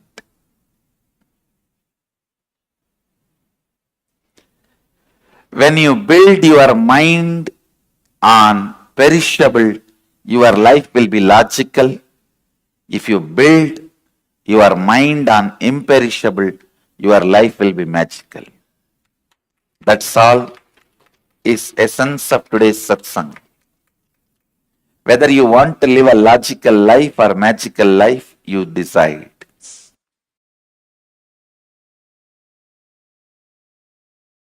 See, understand?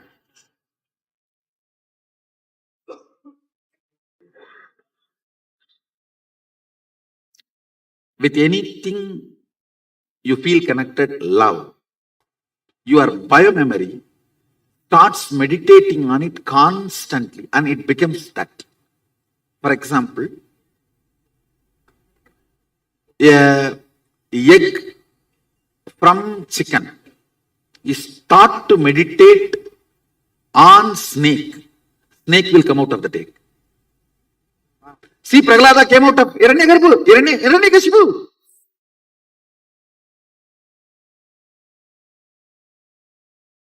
Now, with the feeling connection, falling in love, or I should say raising in love with the Guru, the unknown parts of you, which is 99.99, is all the time sitting with me, or I am sitting on it and hatching it. All the parts of you which is in love with me, I am hatching it. All the parts of you which is in love with you, you are hating it. That part gets just hatched and you become me. So feeling connection or Guru Bhakti is like a quantum way of manifesting Sadashivatva. It is not logical or breadth, it's a depth way of manifesting Sadashivatva. See my Balasans, not just manifesting powers. Talk to them, every statement, their body language, everything will be literally mine. How many of you observed that? It's like my DNA.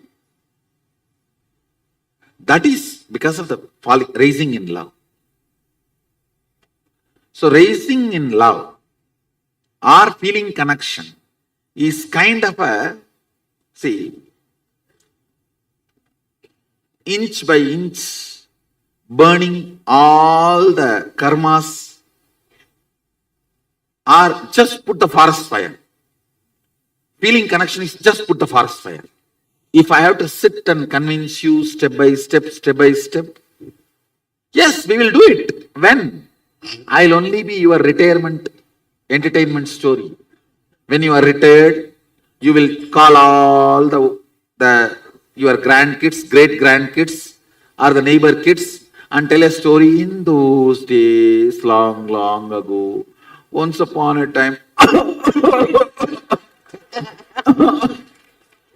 get little coffee, and then you will continue the story. If I have to be sitting and convincing, I can convince. I am ready. I can sit and go on be giving satsangs. But I will only be your old age retirement story. But if you catch it, he has already established the authenticity of the system day one. He has established his adhikaratva to teach. Now after this, asking him to show the ID card every time is waste of time. Understand? Now it is waste of time. It is time to jump over, fall head over heels and go with it and make it happen. When you decide to fast track your Sadashivatva, that's what I call feeling connection. See, nothing wrong initially waiting for logical, convincing conclusion. But when you know already, I have established and demonstrated successful cases from your background. If I do, you know, you will push me out. You are different, you are different. Okay. So I am not doing. I am picking up people from you. They have done the demo. So I have established the authenticity of the system. Then it is time to go head over heels, all over, and make it happen. Deciding to go head over heels and fast track your Sadashivatva, manifestation of Sadashivatva, is what I call feeling connection or Guru Bhakti. See, ultimately I am telling you, your Guru Bhakti, I am asking not for me to enjoy. I'll just turn it and make it as Atma Bhakti and give it back to you.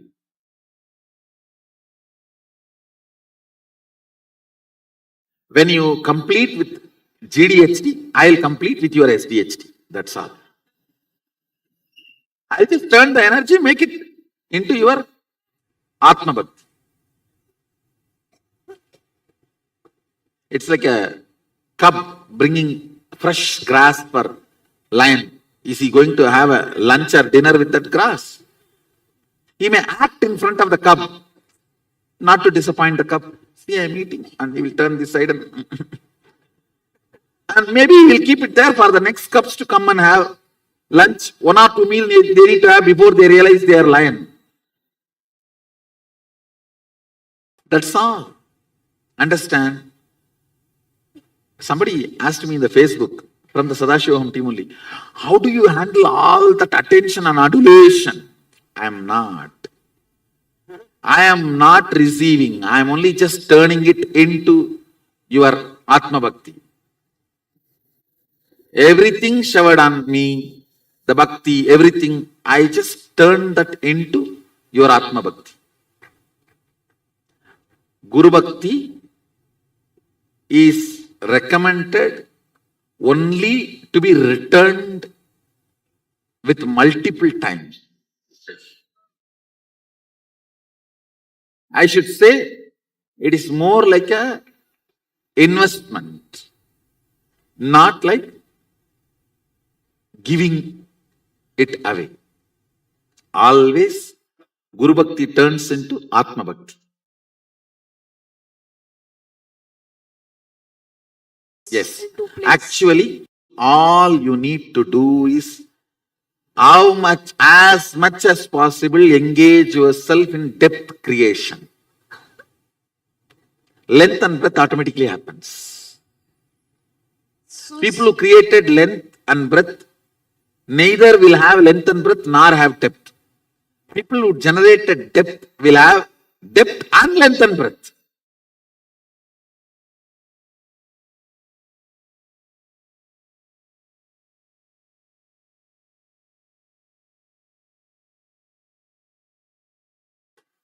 First thing I should say, I am not end up, I am startup. When I enter into your life, I am not end up, I am startup. That's the first thing. Second thing,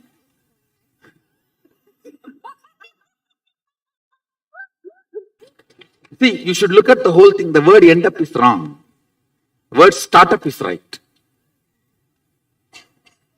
Now, this answers your remaining part of the question. Always with startup, the depth increases, everything else follows.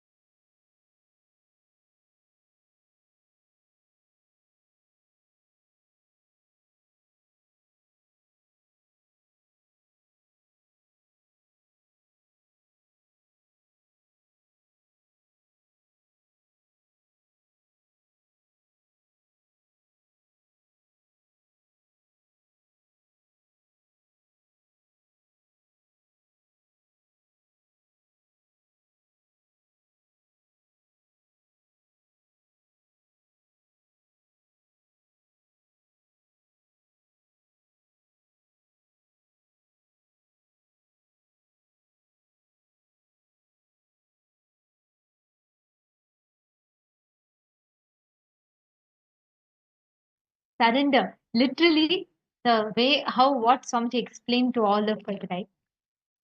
When you experience surrender, and when you surrender to the divine, you literally experience the superconscious possibility of you in your being. Literally, how you express, how you manifest, and it's like Swamiji is saying, right? Bhakti is Veer Shakti, means Bhakti is the power of your very being. What your being manifests, what your being experiences, that Bhakti is your conscious strength. You can have anything in your life.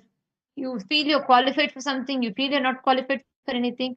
Anything is fine. But if you have integrity to the Guru, if you have that simple bhakti to the Guru, you will manifest the greatest of strengths. Anything you want to manifest, you will simply start manifesting all of that as a reality. Understand? This is the power of Guru Bhakti. When you experience such intense feeling connection with the Guru, literally you will see in all areas of your life, in all aspects of your life, there'll be such phenomenal shift. Because with surrender, with Sharanagati, with Bhakti, you will manifest, you will have ultimate surrender in you. Understand, Swamiji says very beautifully. The Bhakti, right? Literally, it's like a 911 immunity. It's like literally 911. Like Swamiji says, you need spiritual immunity in you. Like how we have immune system, right, which fights for the diseases and everything. Same way, in all of us, we have the spiritual immunity. That is only Bhakti. It is through that only we connect to the divine, to the master. And that's what Swamiji says. It is too important to keep that Bhakti retained. Swamiji says very beautifully that, for example, if you have experienced something really high, like for example, you manifest, you experience like the power manifestation, and you're not able to retain that space in you, and you slowly are coming down, but you want to have that bliss space in you. The only thing which can help you to retain that space is devotion. Actually, when you experience, when you are having that Guru Bhakti in you, in some way or the other, the cosmos will manifest to give you that experience. How many of you have experienced a space where somehow, like, you'll just pray to Swamiji, and just because of that one prayer, somehow Swamiji will manifest and fix everything. Like, you'll just not know how it will happen, but it'll just magically manifest the whole thing. It will just become your reality. Like, there are tons of experiences. Actually, do you remember, Mavirija, how when the Gurukul kids were all traveling in the bus to Madurai?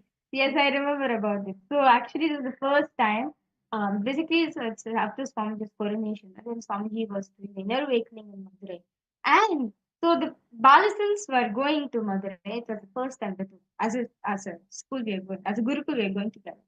And at the point of time, the bus driver who was driving the bus for us, and we did not know the location, did not know exactly where the Avaradina was in Madurai. Actually, just to give a little bit of context, right? Madurai is our Gurukul, the main monastery campus is in Karnataka. It's in Bangalore, a state called Karnataka. Madurai is another city in a state called Tamil Nadu in India, which is an entirely different state altogether. So, if you've been to India, you would know that, like, literally every state there's different language. Every city almost there's a different language spoken, different dialects, and every state there's totally different language. So we had to, there was an important coronation, Swamiji's coronation as the king, as the pontiff of the Shamala Pita Sarvagnya Pitam was happening. There was a very particular time by when you should be there. And of course, it's a historic moment, right? We can't afford to miss it. Like, it's a lifetime opportunity. So it was the Gurukul kids, and they were all in a bus together to go to the place. And there was the Gurukul kids, and then there was the principal who knew English or Tamil. And then there's the bus driver who only knew Kannada. Kannada is the local state language of the state in which the Gurukul is. So this is the scene, right? So they don't know how to talk to the driver doesn't know how to talk to the principal. And we had like very, very tight timeline, which it was already getting late. So they had to make it on time. The journey started on time. It was all fine because the driver knew the destination. But after entering into the city of Madurai, which was early in the morning, in just a few hours, the coronation would start, and they have to be on time. If not, they were going to miss it. All the Gurukul kids were there, and the bus entered. There's a massive traffic jam. The bus driver got confused which direction to go, Yes. and he stopped. So he got lost actually. So he knew where he was supposed to go, but because of the heavy traffic, he lost his way out. So of course now he's confused. So we are stuck. We do not know what to do and everything. And understand the time for the coronation is it's coming to an end, and you can't use this auspicious happening. It's like lifetime thing. So, of course, all of us are like Swamiji, like, of course, the space. And so, one thing is, if you establish the Guru Bhakti, if you have the connection with Swamiji already, wherever you are, he knows you need him. That's one thing that I myself felt so many times. You may be in different parts of the world, but if you just intensely connect to Swamiji, he immediately, some other way, he showers, somehow he greets. So, yes, you can go. So actually, at that time, the driver got stuck. The principal is trying to tell, no, please go, go, go. The driver is saying, where do I go? I don't know the location. And in this language, trying to communicate, both of them are getting more confused and time is ticking. At that time, all the Gurukul kids, they just prayed to Swamiji and they chanted Kalabhairavashtakam. Okay, so they're just like, Swamiji, we need to come see you. And then they chanted Kalabhairavashtakam in the bus. And then the principal is like, she's all around, she's trying to sort out something. The driver is also getting, tense. He wants to take us on time and he doesn't know what to do. Suddenly, it is, and mind you, this is early in the morning, around 2:30 a.m. in the morning. And you are like, we can understand at 2:30 a.m. there's going to be no one. You can't expect, you can't even reach out to someone locally because it's early in the morning, it's untime. Suddenly, out of the blue, early in the morning, there's a tall, dark, handsome man that walks up, middle aged, and in that night, he is wearing orange shirt and orange track pants. And then there is a full basma as if he just came, freshly got ready and came. And at 2:30 a.m. in the morning, and like full basma, everything. And this man happens to know all the three languages. He happens to know Kannada, he happens to know Tamil, he happens to know English. Exactly what was needed. This is something too good to be true, right? And and to add on to all of this, he himself comes. No one reaches out and no one calls him. He himself comes, walks up to the principal and he says, "Don't worry, I will take care." And he communicates to the driver in his language without being told anything. He himself tells like what needs to be done, and he speaks to the principal. He syncs them up together, and he gets down. He clears the traffic. He gets back. He guides the bus up until the exact place it was supposed to be in, and just in time, the bus reached that just in time. So because it was like too quick, right? Immediately all the kids, everyone rushed. But there was this one, the teacher to thank the person, the man who had come. So she was like, she tried to tell, the darshan will happen. Why don't you also come?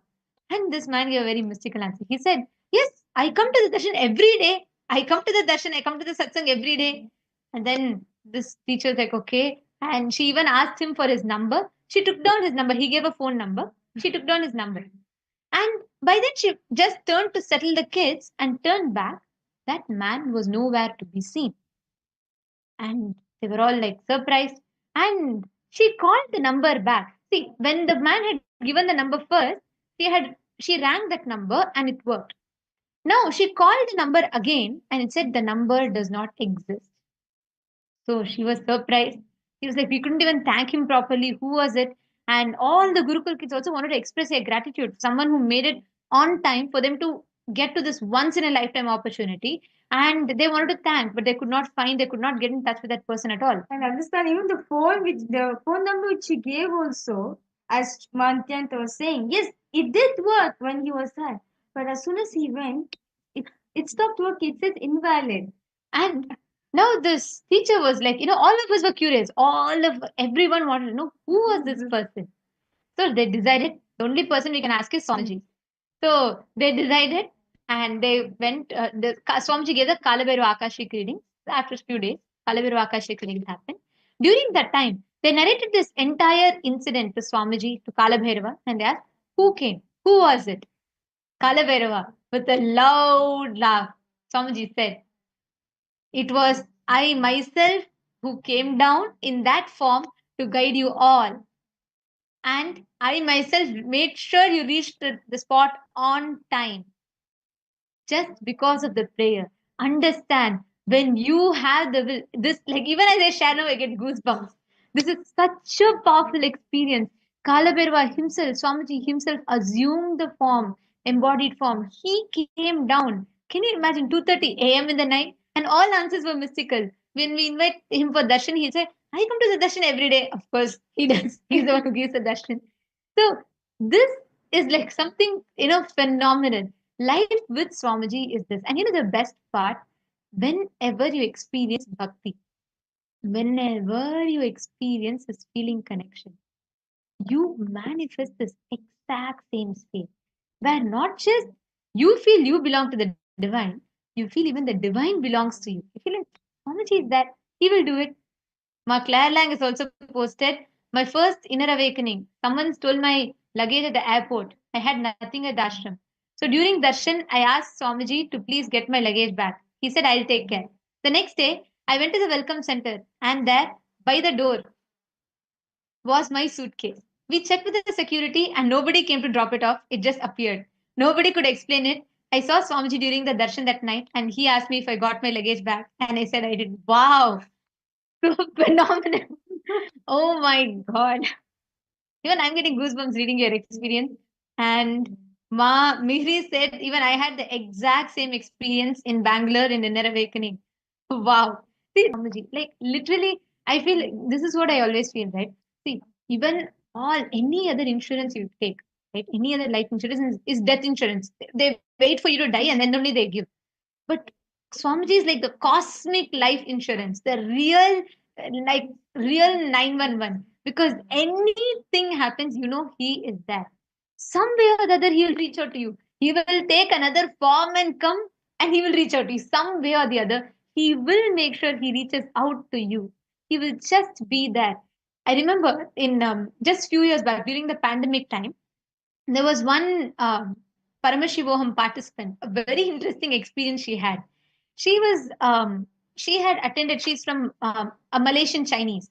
Okay. So she is an atheist, and she had the cervical cancer, and she got diagnosed with cervical cancer. She didn't know about Swamiji. She didn't know anything about spirituality, and she's an atheist, right? So she didn't believe in gods, or she didn't believe in the possibility of divinity or anything exists. So she had come, and I remember this very well, Maklar Lang, because as soon as you said this, it somehow reminded me of her experience. Because so she was in once she was like that day she got the news that she's been diagnosed with cancer, and she's like lost all the hope in life, and she's like, okay, what will I do now? Right? There's nothing I can do, and she didn't even have enough money to go and get the proper treatment done. So she was like almost sure that she's gonna die. And that day, she just felt like, can there not be something that can help me? Some way I can change, something will happen. And then she was like so frustrated. She walked up, she went to a cafeteria kind of a place, and she went to eat. And in that stall, she happens to see a flyer like of Swamiji, right? And nothing about the flyer attracted her other than Swamiji's form. She's like, what? Who is this person? Is that a man? Is that a woman? Who's wearing so many ornaments? Why does he look so different? Who is he? So she just pulls up that flyer and keeps it in hand just in case. And just because it was nice and she wanted to know more about it. And in less than a week, she had like lot of things happening in her body, and especially with that diagnosis, so many things changed in her life. And at that time, she somehow she saw she like when she was like frustrated and depressed, she saw this flyer again. It just came in front. It was just that, and she had not noticed. She forgot about it. Later, one day, she just saw that flyer and she remembered. And she looked up and she went one video of Swamiji she watched on YouTube, and she did not stop. She binge watched all of Swamiji's videos, one after another, one after another, one after another. And then she landed up in Paramashivoham. That time Swamiji was offering during the pandemic time, there was Paramashivoham online program 24/7, not even 16 hours, 24/7. She immediately joined the Zoom. I still remember because I had, like, as soon as she joined, I had interacted with her and she shared this experience with me. And I still remember she was like, "Who is Swamiji? Is he God? Is he man? Is he woman? What am I? How am I supposed to connect with him? I do not believe in gods." And I still remember by the end, I think she attended that one season fully and she got deeply connected to Swamiji. She would ask, like, initially she would be like, "Is it God?" And I'm not still believing in God. I'm not still believing in God. By the end of it, she got so deeply connected to Swamiji. She experienced, she said, whatever I understood as God is all just nothing. Really, what God is Swamiji. And she went back to the doctor. She almost forgot about her whole cancer diagnosis and everything because suddenly she started experiencing so much of passion for life. And by the end of the program, when she went back, the doctor said there is no trace of any diagnosis of cancer in her. Completely healed. We have even this testimonial available on YouTube.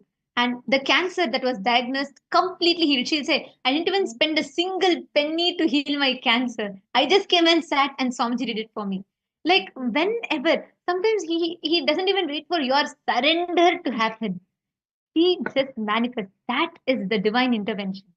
And that is literally like the best experience to have. So, like, if we start talking, we can go on talking about this. But this is bhakti. There's so many miracles like this Swamiji has actually has done. Like, see, all is to understand that it's just one step required for you. Swam very beautifully Swamiji said in one Tatwa, "I do millions of steps, and then ask you to take one step for you." Understand? We are only taking one step. Swamiji, please help it. He does everything behind the scene. That is Swamiji. That is divine intervention.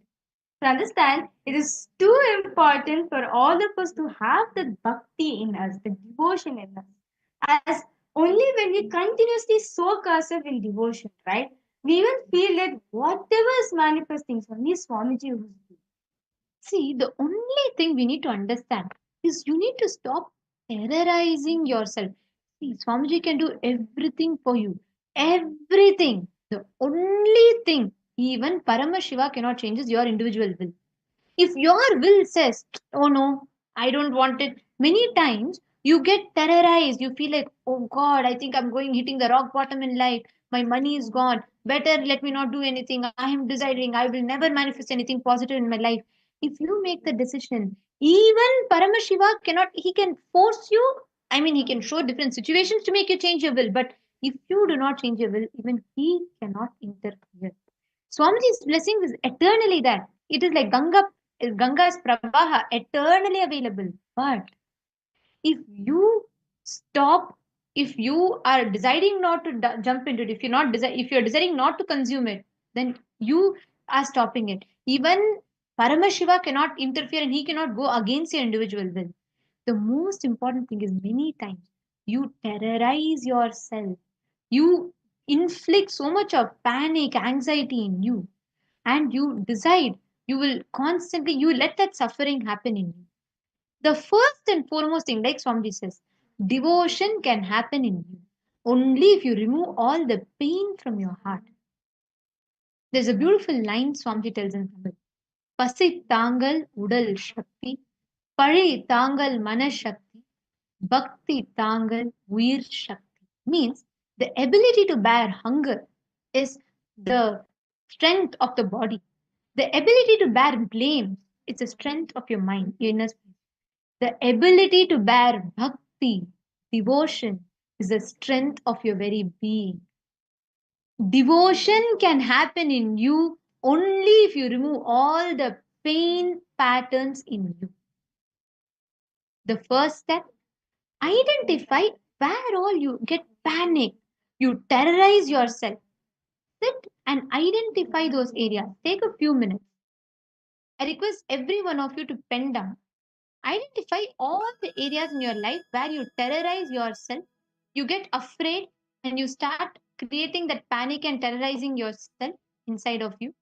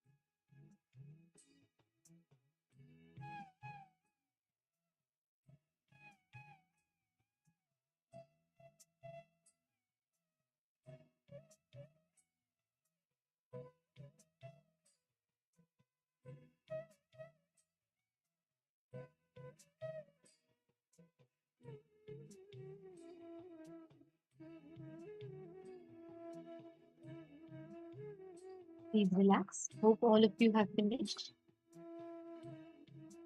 Now, every one of you just need to consciously develop the bhakti in you. The moment you develop bhakti in you, it becomes such a powerful experience inside of you that anything outside, all the experiences, anything happening outside, you will be able to simply alter it and you will be able to manifest your ultimate reality just through that. The experience, the Guru Bhakti is so strong. The experience of feeling connection is the most powerful you can have to manifest whatever you want as an ultimate reality in life. Now, to all the participants that are here, we're going to be entering into a very powerful Nitya Kriya now, where you're going to be working on this Nitya Kriya is designed for healing any pulmonary disease. And this Nitya Kriyas are compilation from various different yogic techniques, methods described in the Hindu scriptures that Swamiji has compiled together to give us for a particular result that it is designed for. So, if any of you have any medical conditions, please check with your physicians before you do this Nitya Kriya, and please make sure that you are taking the check with the physician and only then do. And we are going to now be entering into the Kriya for pulmonary cure. And now let's all enter into the Nitya Kriya.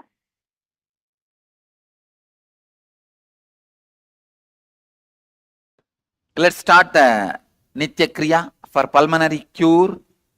First, Mudrasana. In Mudrasana, Plavini kumbaka. Plavini kumbaka.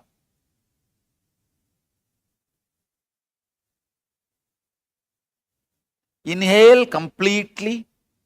Contract the throat and rest your chin on the chest. Hold as long as you can. Then relax. This is Plavini kumbaka. This can increase your capacity of your lungs so much, you will be able to float on the water. So much air can be held inside with this kumbaka. Please do this 21 times.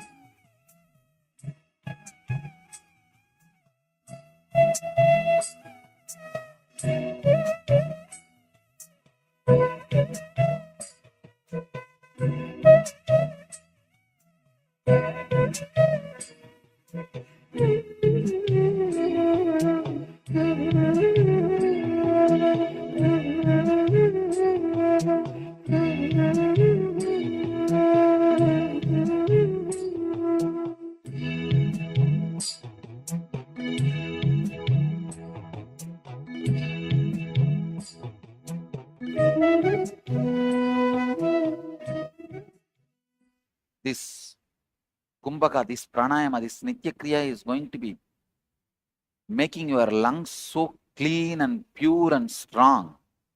Any disorder related to lungs, pulmonary problems will be healed. Next is Kamala Kumbaka. Inhale through the right nostril, hold the breath as long as you can, exhale through the left nostril. Do this 21 times. Inhale through right, hold, and exhale through left. Do this 21 times.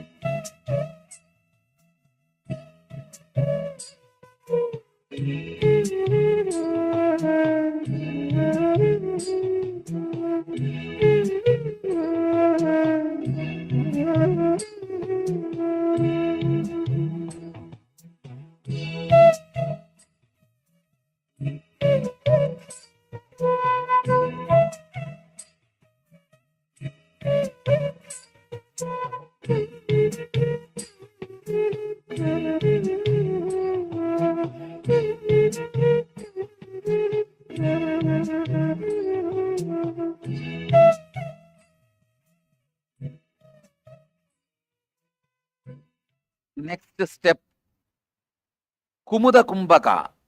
It is just reversal of Kamala Kumbaka. Inhale through the left nostril, hold the breath as long as you can. Exhale through both the nostrils, not just right, through both the nostrils. Inhale through left, hold as long as you can. Exhale through both the nostrils. That is Kumuda Kumbaka. Do it.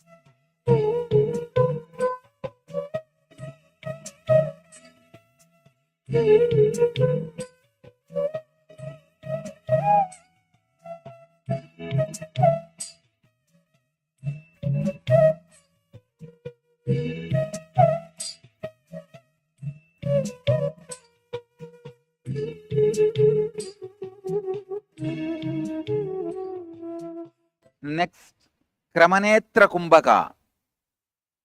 Inhale through the right nostril, hold the breath. Inhale through the left nostril, hold the breath. Exhale through the right nostril, hold the breath. Exhale through the left nostril. It will completely clean the whole prana waste in your body. Do this 21 times.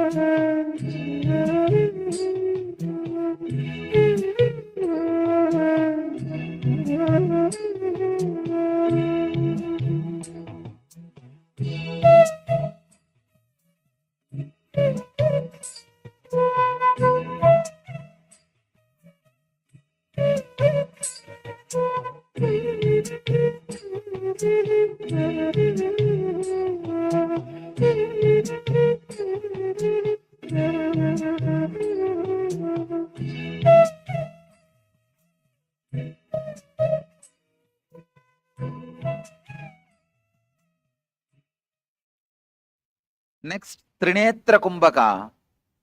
Inhale through the left nostril, hold the breath.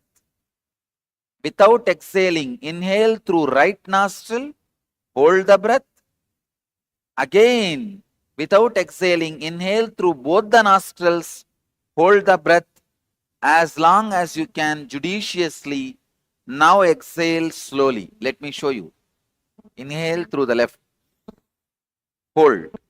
Again, inhale through right. Hold. Without exhaling, inhale through both. Hold as long as you can. Then slowly exhale in a relaxed way. Do this 21 times.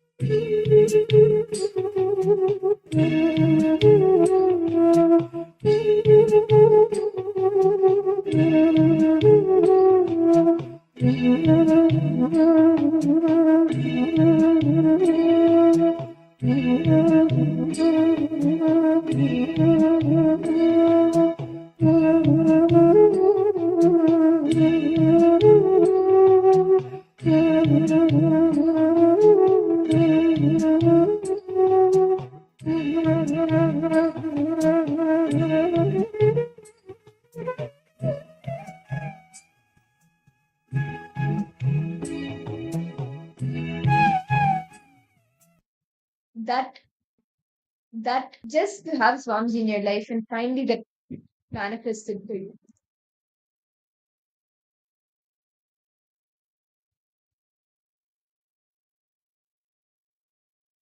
See, actually, many of us, we feel, okay, I need to surrender myself in devotion. I need to surrender myself in gratitude. Yes, you need to surrender. That is one of the ways you can express your devotion. You can just immerse yourself in devotion. That we forget here. Surrender is not surrendering out of powerlessness. Surrender, the real surrender means surrendering out of powerfulness.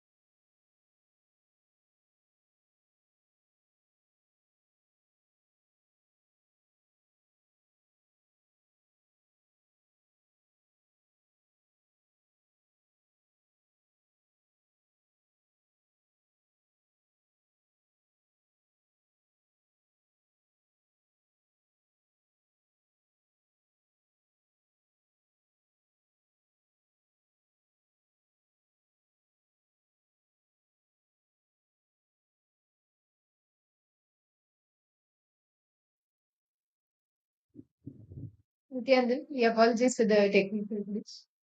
So yes, as I was sharing, Swamiji beautifully reveals how surrender is not surrendering. Like, many of us, we just go and we just, when we're in some problem, when we're going through some crisis, we just go in front of Swamiji, in front of God, whoever, and we just say, okay, I'm surrendering all my problems to you. You please take care. But unfortunately, many times we do it out of powerlessness or victimized, like feeling victimhood.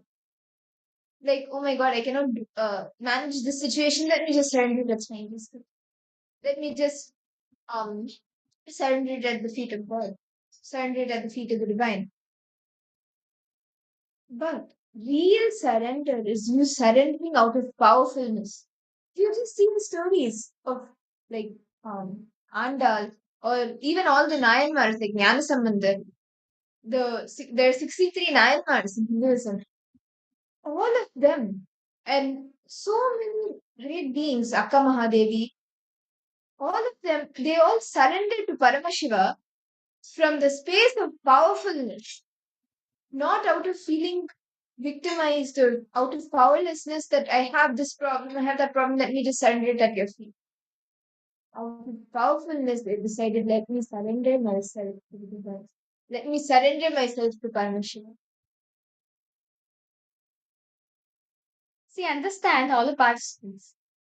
As how many people were listening to the past 2 days satsang Swamiji was revealing, right?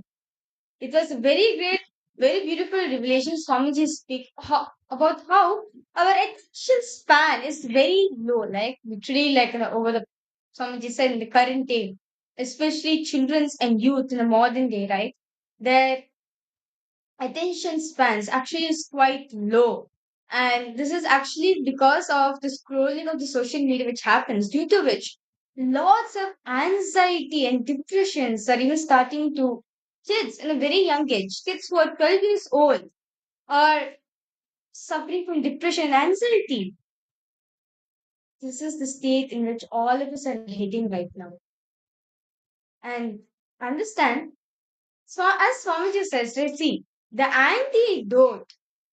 If you want to free yourself from anxiety and depression, the only solution for you is intense prayer.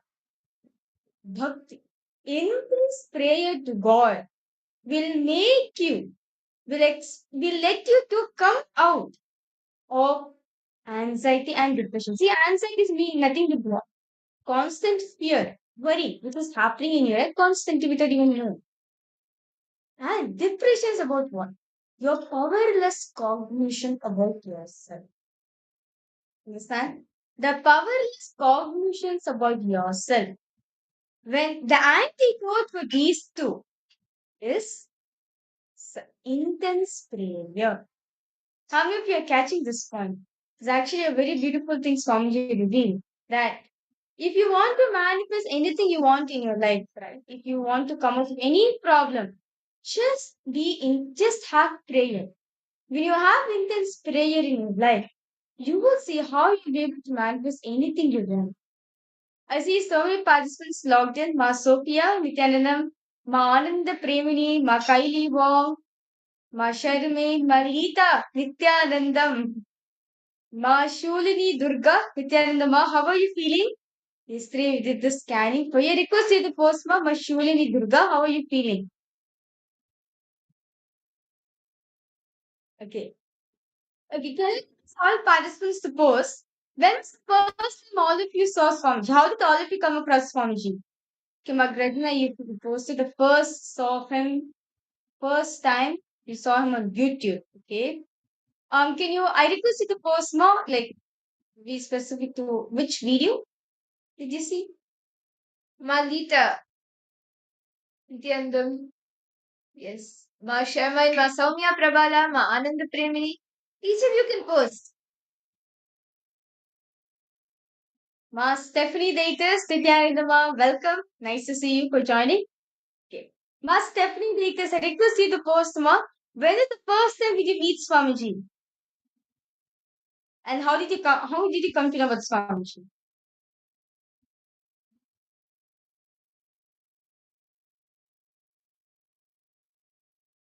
I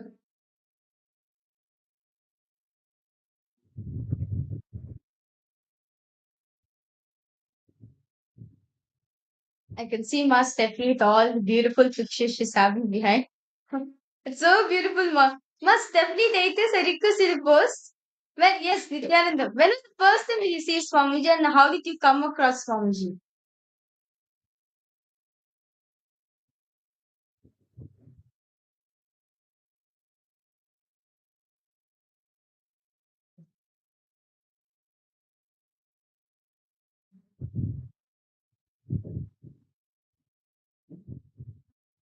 I see a new participant name. Um, Zashari Meet. Nityanandam, Zashari Aya, welcome. Are you new to this program, Aya? Where are you joining us from?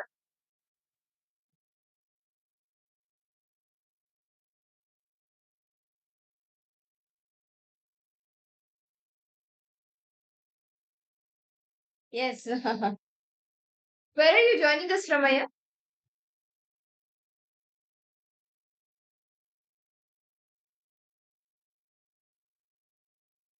Australia. Wow, that's nice. Do you want to share how you got to know Swamiji? How did you come across Swamiji? See, actually, as we are getting prepared for the grand Jayanti, the Nityananda Dinotsava, the day Swamiji was born, these 21 days, we are actually just immersing ourselves in devotion. Okay, as Mudrasana you posted, I just Googled at the time, maybe around 2010, but wasn't ready yet to be his disciple. Well, that full Namakshi Swamiji would say, the first time you see Swamiji, right? The first time you saw Swamiji, like even though you're being like, I don't believe on this. I don't think I'm fit to be a disciple. Even though you feel all this shit, right? But you will not be able to forget Swamiji. You will not be able to forget Swamiji. I still remember, like the first time when I saw Swamiji physically, that time Swamiji came to Malaysia, and we were having a Kalpataru program. So Swamiji came for blessing all the participants who came for the Kalpataru program. Before seeing photographs and everything, but I used to think, oh, okay, it's something. Okay, parents are bowing down, so I have to bow down. But the context was not there in me. It's like, okay, parents are doing, I have to follow behind them, right? But the first time I saw Swamiji, I was like, God, I couldn't take away my eyes from him. I was like a 4-year-old child and I couldn't take away my eyes from him. Literally, my mom was like, what happened to you? Before the program, you are not interested in seeing. After the program, you're like glued your eyes into it. So, one thing about Swamiji that is that no matter wherever you are or however you see him or anything, the first time you see Swamiji, right, you do whatever you want, will not be able to forget him. That's because the amount of compassion he radiates to each and every one of us. It's just too amazing. How about for you, Mama? Stephanie Daters.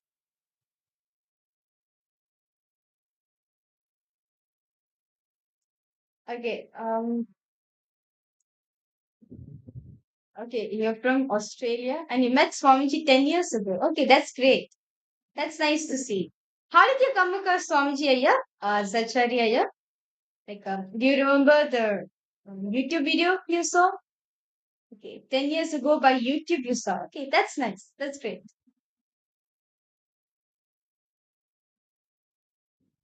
How about the all the viewers who's watching us through YouTube?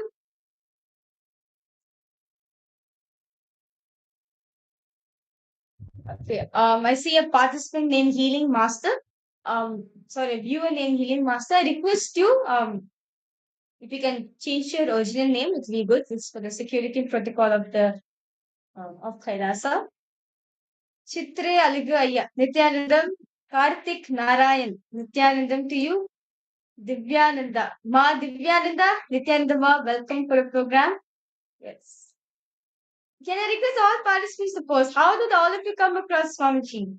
Like, what is it that gave you that pull? See, only if Swamiji chose you. First, Swamiji sees you, he chooses you, he picks you out. Only then he thinks of you only, then you think experience in you. So if you came across Swamiji, understand it is not any accident, or it is not something that happened just in the click of a finger. Swamiji happened in your life after you praying for janmas and janmas. And yes, must definitely a person. When I was met Swamiji the first time, it was 2020. Okay, that's it. Okay. So it's 2020 or 2021. And first time, okay. Then I find Swamiji. But Swamiji was more and more because my first and my most beloved one. Wow, that's so great. Must definitely. So you came to the Swamiji 2020. Wow, that's really great, Ma. So it's like 4 years and wow, just so amazing. Wow, just remember all the things that Swamiji has showered you with. Remember every single thing Swamiji has showered you with since the time he has come into your life. That itself will get you into such a space where your attention span, like in that space, you will be able to experience a higher attention span when your mind will not be able to, like through your mind, you will be able to manifest your reality. All the different delusions, the anxiety, the depression will not be able to control you. You will be able to break free from all of that. See, understand all the participants. See, prayer. What is prayer exactly? You see, understand, Swamiji says the antidote for depression and anxiety is intense prayer. Oh, must definitely. There is no issue. Swamiji, see, whether you have met Swamiji physically or only online, both ways Swamiji gives the same experience. Swamiji gives you the best experience. And he has manifested for you individually. So never think that, okay, I have not met Swamiji physically, so there I have experienced less. See, your experience with Swamiji is your treasure. Never let that go, whatever happens, and don't, when it manifests, it will be like when you meet Swamiji, it will be the best thing for you. And just cherish everything Swamiji has showered you with fame. Whatever Swamiji showered you with, just cherish those moments, those memories. Anything that you want in life, you manifest. There are so many people who have not yet met Swamiji physically, but just through online itself, and I'm sure even you, online itself, Swamiji gives the best of best experience. He manifests your reality in miraculous ways. Somewhere where you may not have thought that you can manifest. For years, you may have been trying. Like, for example, there are few Kailasvasis, like Swamiji announced Kailasa, right? Recently.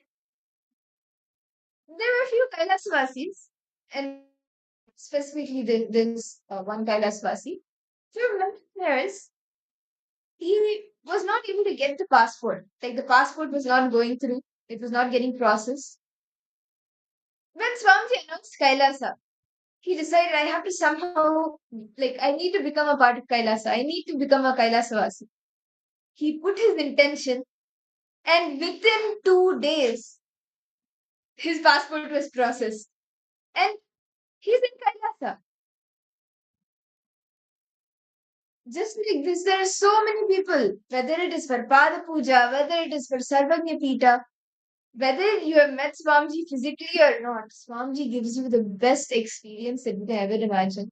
Much more than you can even imagine, he showers you with. See, to all the participants, today all of us were very beautifully learning, right? How to harness the power of Guru Bhakti in you. How do we actually actually we're not going to be entering a very beautiful session where Swamiji will be revealing elaborately that from depression or anxiety, what do you need to do?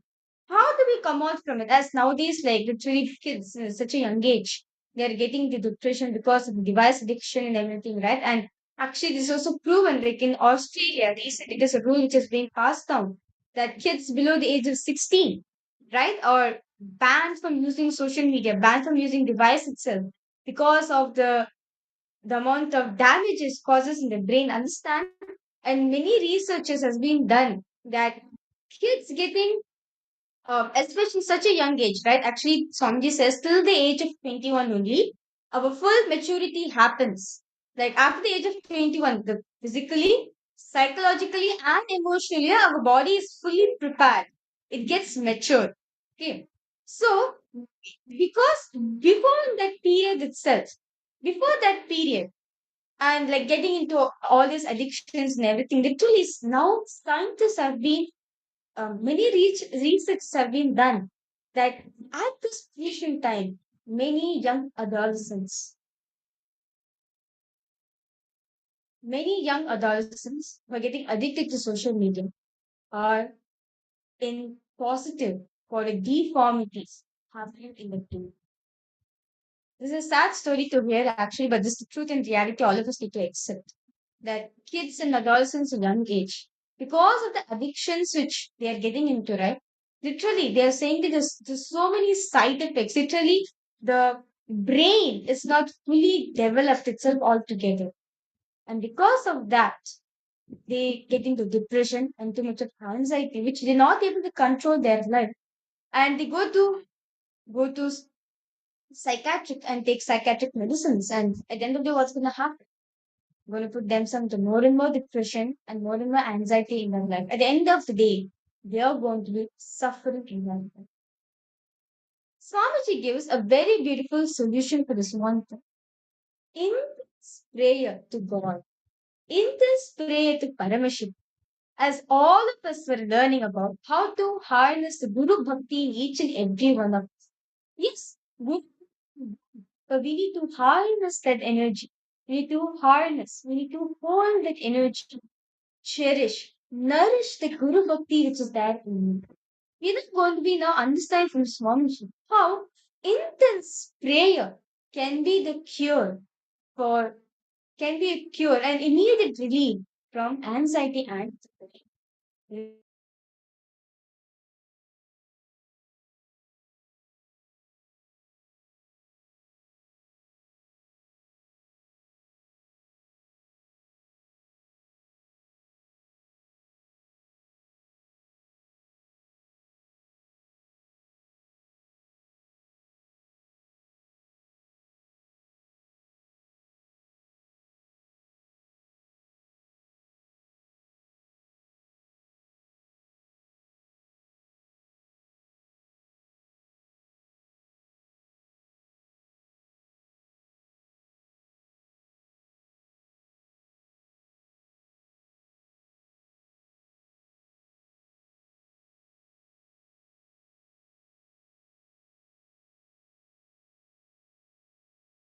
In the family with the same wife, with the same life. What is my look in that? Does it mean that if you are suffering intensely, you are progressing on your path towards God? The statement which I made, the same wife, same life, same God, is just a general statement. Neither your life nor your God nor your life is same as yesterday's. It is different. You can't step into the same river twice. You can't step into the same river once. See, the moment you do it, before you reach the ground, water stop. Your life is updating yourself. Your life is updating itself. Existence is constantly updating itself. So I stayed in the same way, same God, same thing. I stayed in a more casual sense and a jovial sense, and I will believe that is not the case. Secondly, if you are suffering, are we going towards God? No. Something seriously wrong. I can say, in the initial level, you will not have suffering, you will have suffocation.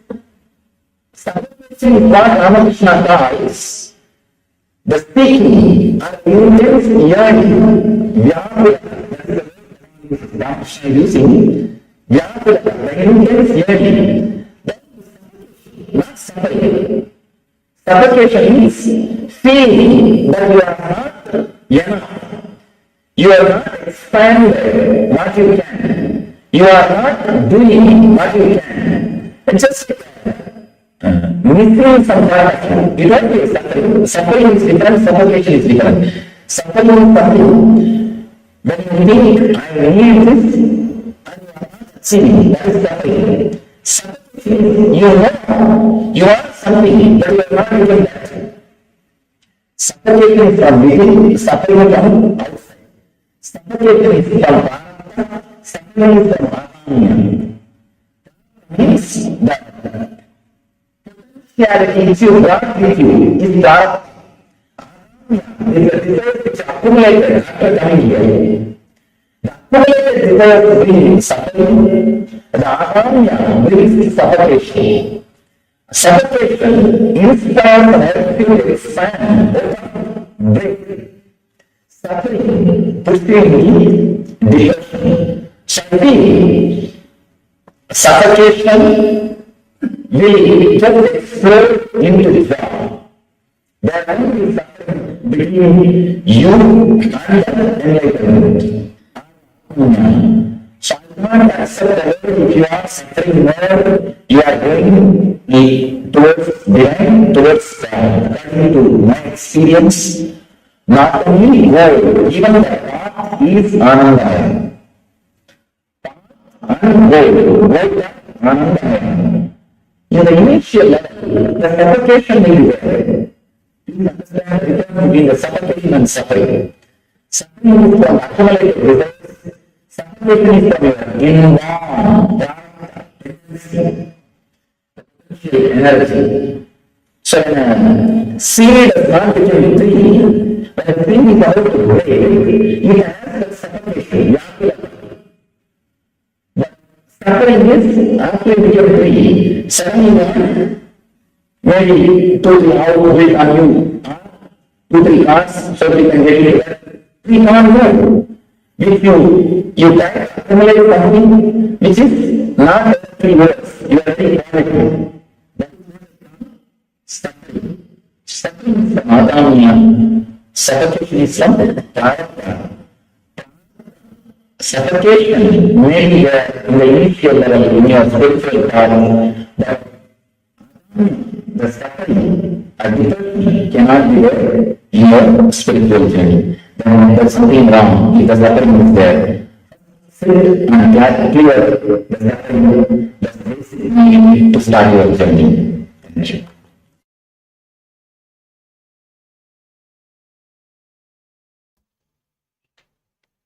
The first few important truths, the sacred secrets you need to know.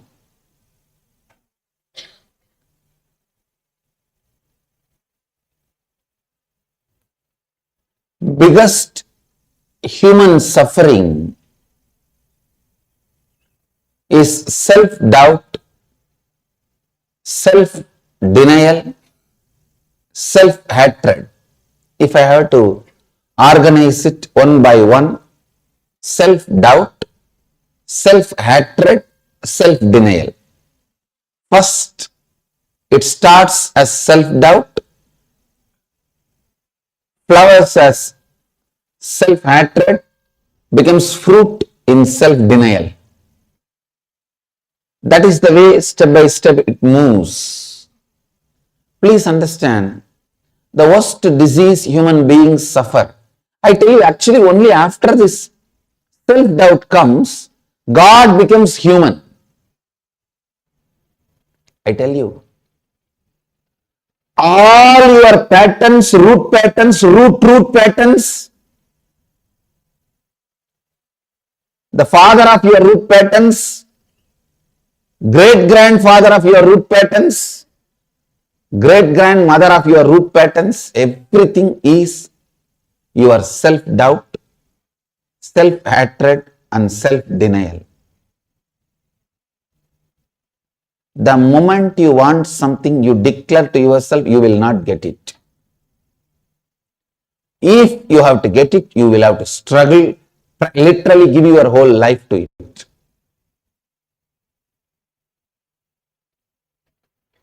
How many of you are able to cognize what I am saying? That is what exactly I call it self-denial, which is not true. Please understand. Even though society makes you believe your self-denial is fact, it is not fact. All incarnations land on the planet Earth just to tell you this one truth. Your self-denial, your self-hatred, self-doubt is not truth or fact. That's all. That's all. You are more than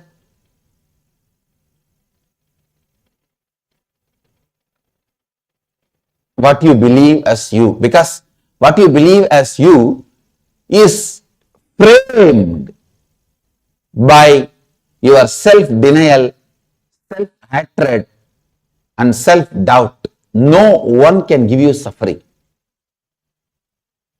No one can take away what you want from your life.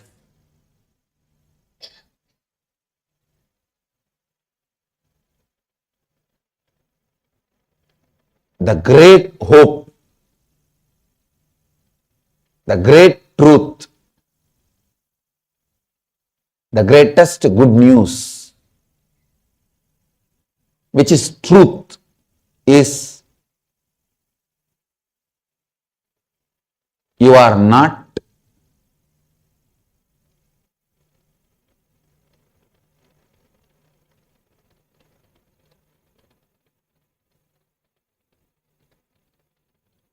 an ordinary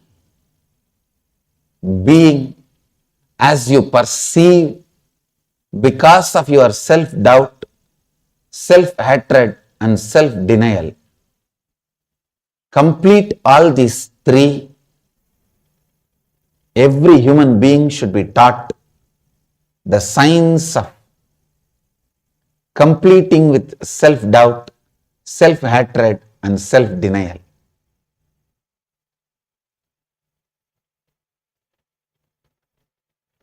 When you start working on this, completing with self-doubt, self-hatred and self-denial, so much of Kundalini energy awakens, that energy will automatically guide you to create what you want, achieve what you want. That energy will automatically liberate you,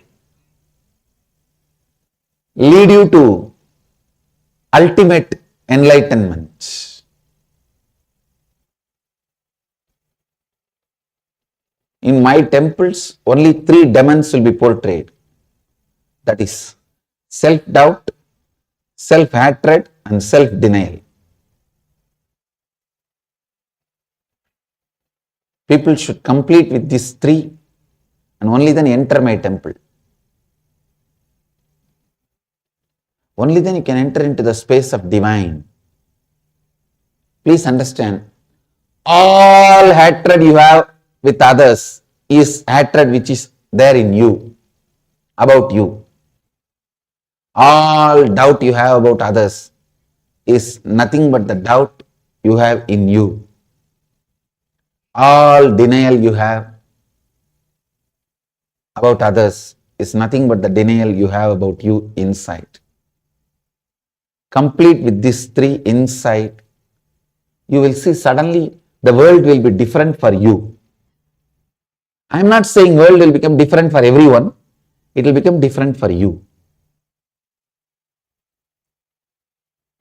Because ultimately, you create your world. You create your world.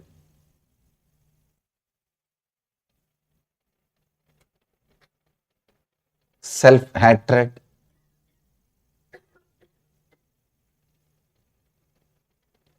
naturally creates hatred about you everywhere. Self-doubt naturally creates doubt about others in you, in others about you. Self-denial naturally makes you deny others you. That is the source of all sufferings. That is the source of all bad things.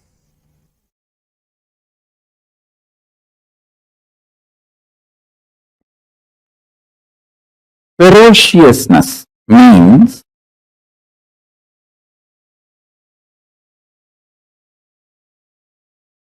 powerfully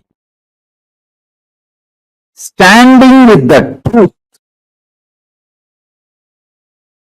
even if the whole world outside and your whole world inside tries to delude you and denies the reality. The reality is you are Paramashiva. Even if the whole world outside tries to deny it, or your whole world inside tries to deny it. Ferociousness means powerfully standing with the truth,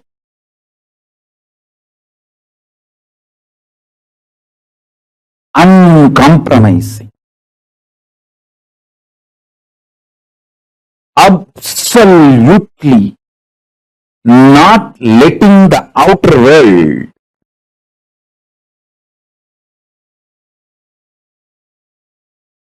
to add any self-doubt, self-hatred, self-denial inside you. The world or my world. See, your outer world is the world and your inner self, your inner space is your world, my world. For you, my world, for me, my world. The world or the impacts of the world on my world, nothing should be allowed to dilute you, to lower you,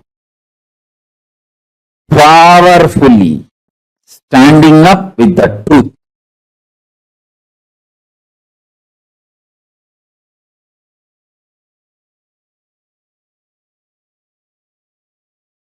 This ferociousness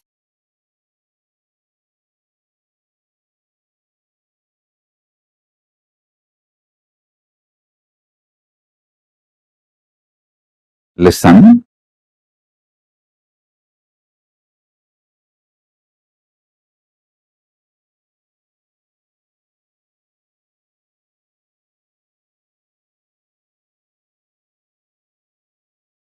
I'll give you multiple definitions to make you understand ferociousness. This is the first definition.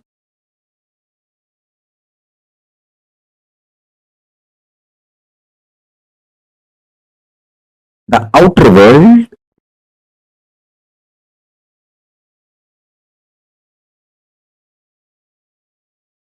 whether it manifests, behaves as you want or not, or the impact of the outer world on your inner world, whether that goes as per your whims and fancies or not, the truth, absolute truth, the ultimate truth should be cognized, powerfully concluded, uncompromisingly. I will repeat now.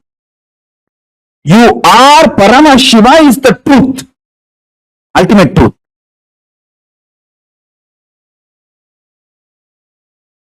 You should come to this conclusion because it is truth, not because if you believe you are Paramashiva, you can manifest powers, you can have this, you can have that. All that as a reason. See, when you cognize you are Paramashiva, you will manifest powers, no doubt. You will play with life, no doubt. Your whole life will be Leela, no doubt.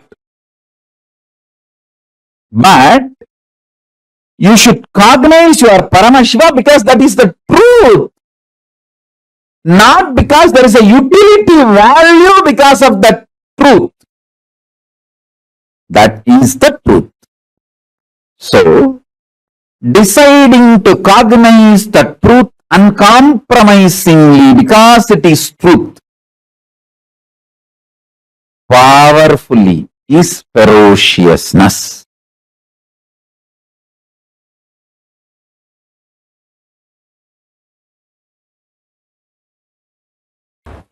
Patanjali explains the great truth about our deep craving for suffering. Please understand. Constantly we crave for sufferings. So many reasons. One, when suffering happens to you, you get lot of attention from others. Many kids fall sick just to get mother's attention. Otherwise, mother is too busy. By and by, your unconsciousness learns the habit. If you fall sick, you will have attention. The next step is not only to get others' attention, even to get your own attention, you fall sick. You think if you don't fall sick, you are not attending yourself. You are too busy and society demands you to attend too many things. Body and mind says, no, fall sick, that's the best thing.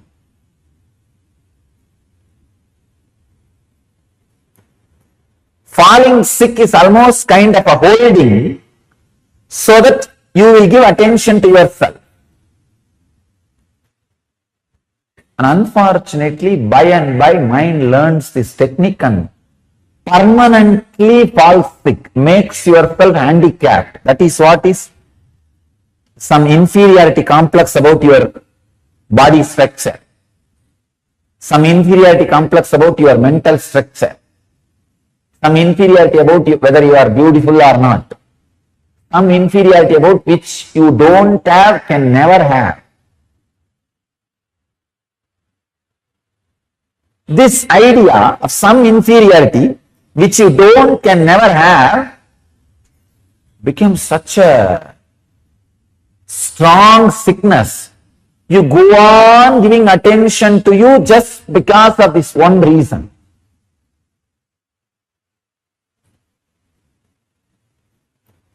Suffering gives you a kind of a heaviness, shape, identity, feeling of existence, boundary. Joy always gives you the boundaryless feeling. You can see people who are levitating, the first thing I see in them is the joy in their face, extraordinary joy and the laughter. Just yesterday, one devotee from Bangalore came and told me, Swamiji, I saw that 3-minute video and tried and broke my back. I said, don't try. She was trying to jump. It's not that she was heavy, she's medium weight only, but tried to jump, it seems, and nothing worked. And the more she tried, and she only fell and broke the back. Means joy permeates your backbone, permeates your biomemory. You became first psychologically light and physically light. As I was saying, this is the science. Under the every hair pore, there is a air bag which can hold the subtlest form of prana, which is samana. When the air bags get filled like a balloon, body starts floating. The first thing will happen when the air bag gets filled is joy.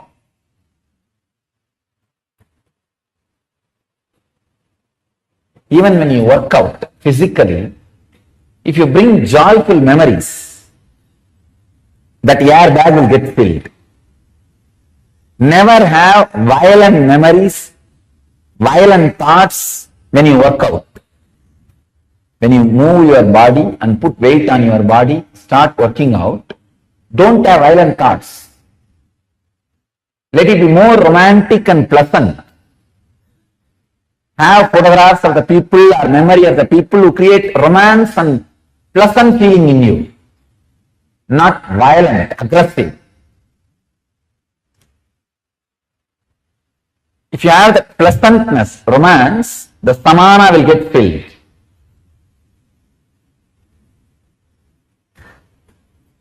The unconscious hanging,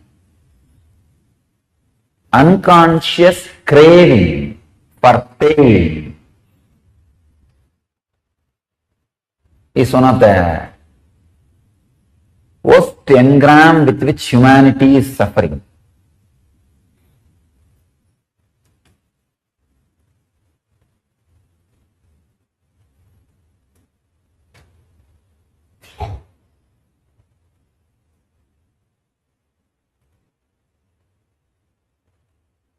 Somehow the hypocrisy-based society always has a deep craving for pain. See, Krishna was worshipped in all enlightenment-based parts of Indian society. Indian society has two major parts, the enlightenment-based part and hypocrisy-based part. That's what they call morality. The social morality. See, understand, the social understanding of morality is just hypocrisy. It's not morality. It's like a weapon used to pull somebody when you don't have any other weapon, any other way. Like this is society, civilization. That part of India worships Krishna. But for enlightenment, you cannot feel attracted to Krishna. And this hypocrisy-based civilization,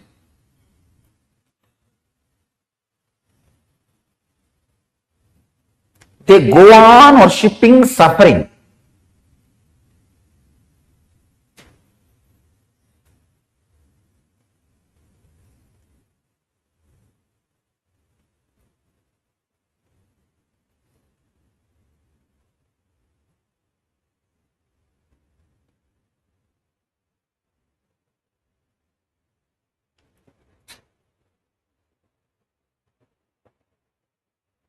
Krishna's consciousness, such a extraordinary joy. I wanted you to know some of the details. Krishna lived with Gopikas only till the age of 11 years only. Afterwards he was out. But always Krishna is portrayed with Gopikas, as if he spent his whole life with Gopikas. Because the symbol of joy. Same way,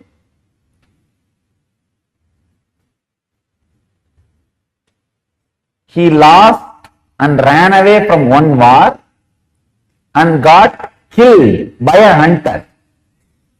I think many of you may not even know this story. Krishna was murdered. He was killed by a hunter with poison arrow. You would have never even heard this story. You will never see a photograph or a statue of Krishna being killed, because it's representation of joy. And you will always see Krishna victoriously standing and giving Vishwarupa Darshana to Arjuna, or winning the Mahabharata war. You do not know, 17 times he was defeated by Jarasandha. 17 times Jarasandha came back as Gajini Muhammadu and destroyed Dwarka and Somnath. Jarasandha and Krishna ran away from the war field. Ranki Chor Rai, they call in Gujarat, Ranki Chor Rai. Ran away from the war field. But nowhere it will be represented, because it's embodiment of joy. Even running away was such a romantic experience for him. Nowhere the pain is painted. Because the pain was never painted in his inner space, it could never be painted in his biography, in his history. Unless something gets painted in your inner space, it can never be painted in your history. If something is painted in your history, how much you try to change, it will be painted in the biography. In your inner space, anything is painted, it will come out in biography, in history. Because the incident shows Krishna lived only till the age of 11 with Gopikas, and you will be surprised, the love affair between Radha and Krishna was only 1.5 years. Really, only totally 1.5 years of love affair only is recorded. The romance was only 1.5 years. Before that they were kids and they did not have chance to spend time together.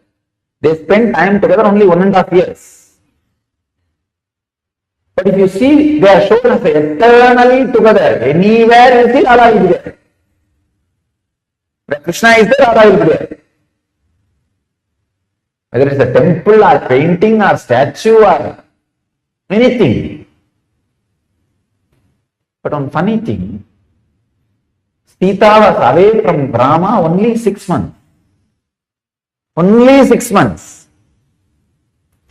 But always the Ramayana is painted, portrayed as if they suffered a long separation. Chronologically, it is just 6 months.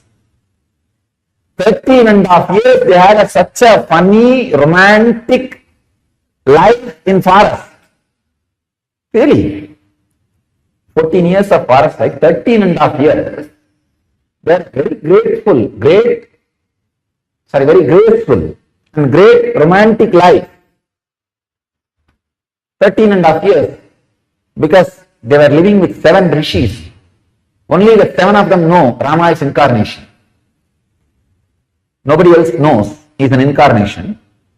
So he was taken care by 7 people who knows he is an incarnation. They had a great fun.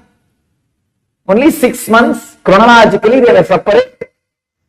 But the 6 month scene is shown as 3 Ganda. Aranya Ganda, Sundara Ganda, Yuddha Ganda. 3 cantos for 6 months. Here, it's only 1.5 years of romance. And it is shown as a whole life. So the idea they represent.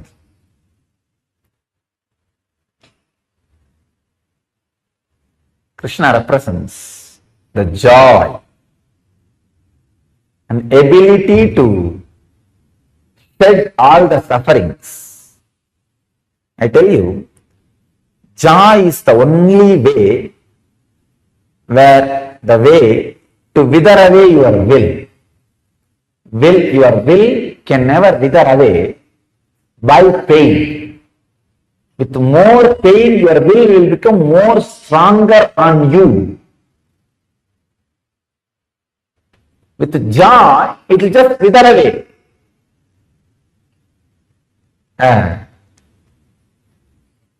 It will just be an ecstasy. Intense prayer is the most powerful antidote for depression. If you have a very systematic depression pattern, like a particular time every day you feel heavily depressed and mood swing. For some people, it will be like a early morning, almost like don't want to get out of bed and killing themselves with thoughts and emotions and depression. For some people, late evening, can't stand evenings, and fear will start by the time evening comes. Oh God, how I am going to handle myself today? If you have any of this kind of pattern, the depression pattern, I tell you, prayer is the most powerful antidote. Just study the depression pattern, the exact time it starts. Just at that time, pick up the Sahasranama of your Ishta Devata. If your Ishta Devata is Shiva, pick up Shiva Sahasranama. If Devi, pick up Lalita Sahasranama. If Vishnu, pick up Vishnu Sahasranama. Durga, pick up Durga Sahasranama. Pick up that Sahasranama. Do not do the stupidity of just like a ritualistically Vishnu Vishnu Vashatkaro Bodha Bhavya Bhavat Prabhu Bodhatma Bodha Pratyatma Dandan. No, don't do that. Don't do that. Don't do that. Srimata Sri Maharangi Srimat Simhasaneshwari Chitaknikunda Sambodha Deva Karya Samatyata Udyat Bhana Sahasrava Koti Bhana Samanvita. I have seen always these people who do Sahasranama. After 2-3 minutes, they will be just seeing the number on the side. Oh, when it is going to become 1000, it's only now 200. Oh, it's only now 300. Don't do that. Pick up every nama, every word. Read the meaning in your mother tongue and cherish, intensely pray. Visvam Vishnur Vashatkaro Bhuta Bhavya Bhavat Prabhu, who is embodiment of the whole existence, who is just resting in Yoga Samadhi, maintaining the whole thing in the eternal Shanta Swarupa, in that Paramashanta space in Yoga Samadhi, just by the Sannitya, who is filling the whole existence, Prabhu. I may not be able to appreciate your existence in my cognition level. That is why I am torturing myself with depression, doubt about my life and existence and everything. Please give me the powerful cognition. I know you are real because my Guru told me. My Guru told me you are real. Yes, I have not yet realized, but my Guru will not lie to me.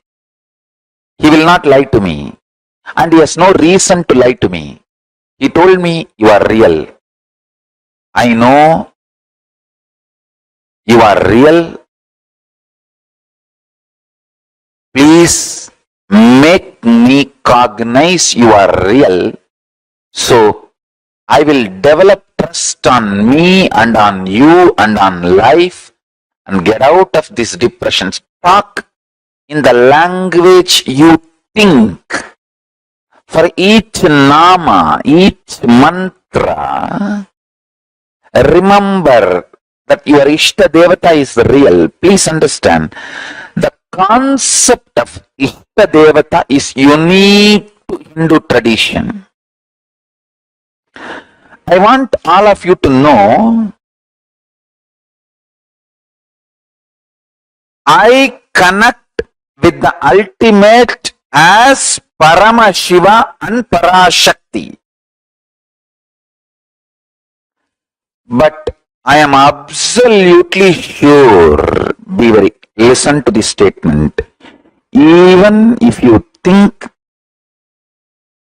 Vishnu is the ultimate, you will achieve ultimate.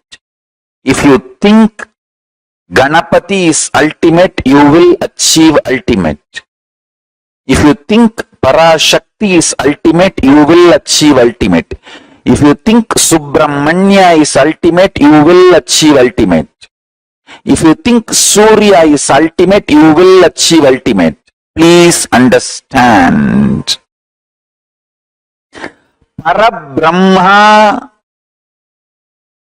Paramashiva, Parashakti, Paramapadam of Vishnu. All this leads you to the ultimate, makes you experience ultimate. Please understand. The truth of Ishta Devata is unique to Hinduism. Let me tell you very clearly, I am revealing this truth, the ultimate secret, with the permission of Paramashiva, with the blessings of Kala Bhairava.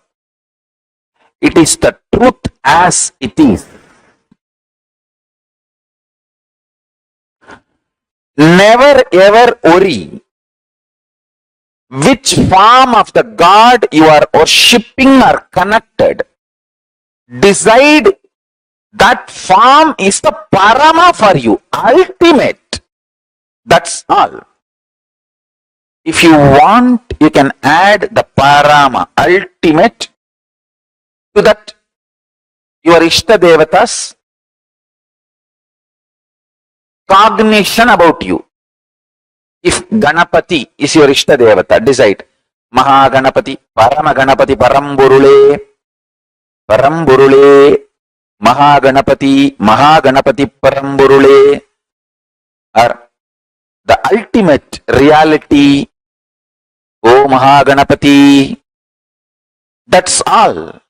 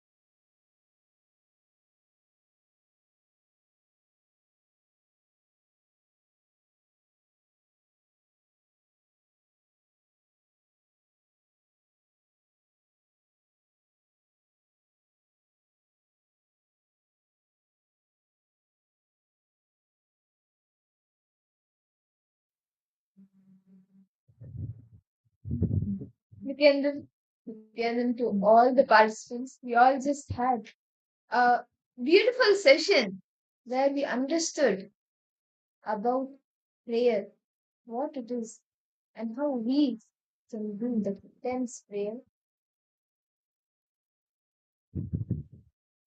See, in this session, very beautifully, Swamiji spoke how intense prayer, having intense prayer to come out of any situation, the most difficult problems in your life, as Swamiji revealed in this satsang, right?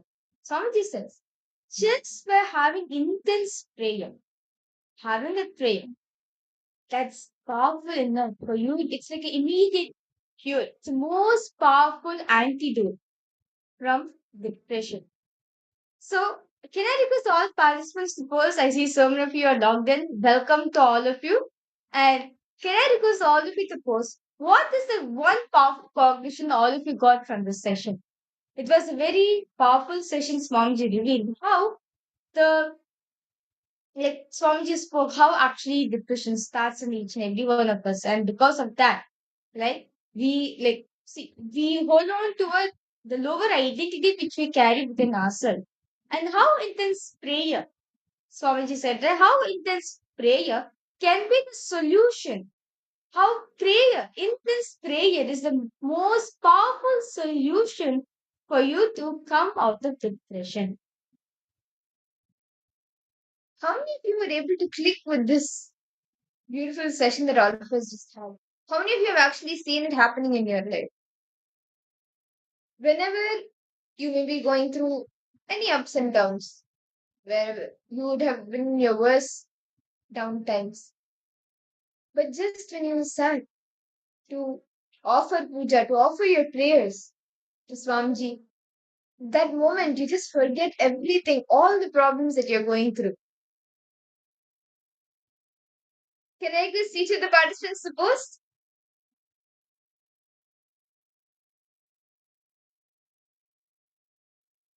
Ma Ananda Premini, Ma Grazina Maria.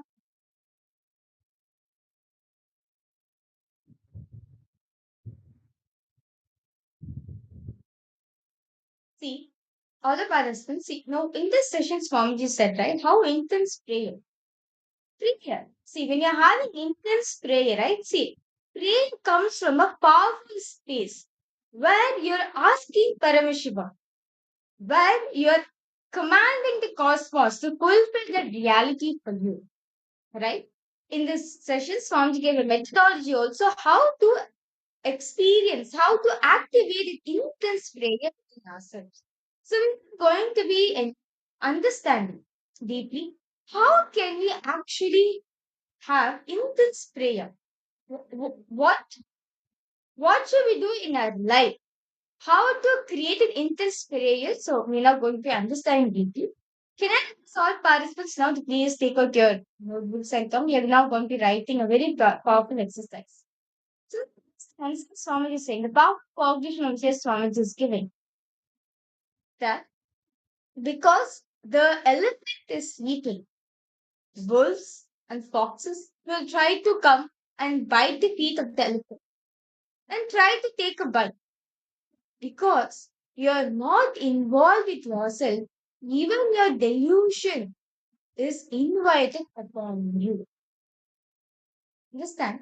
Because because of unawareness we keep within us, because we're not involved with our own life, right? We are not even aware that delusion is coming. Actually, Swamiji says in satsang that delusion is nothing but you not knowing that you are in delusion is delusion. The moment you analyze, the moment you realize you're stuck in delusion, you're liberated immediately. Till then, it's like a veil which is put on you, like a translucent veil which is being put on you where life is so amazing and colorful, but actually it's just Maya. It's delusion. Like to give an example, it's Jayanti time and Swamiji, it's Jayanti time and Swami, like the Kumbh Mela is happening, right? Instead, it's the current time where many job opportunities come and you're being promoted, and things are going. Suddenly, things are starting to move for you. Your relationships, like what your long term relationship, suddenly starts to move, and you're like, oh my God, what's happening? All the auspicious things, all the good things are happening. And currently, is the same that Swamiji is calling all of us who are coming for Kumbh Mela, right? Or understand, or whatever's happening outside of you. Look, class, everything's going good, but understand it's just temporary.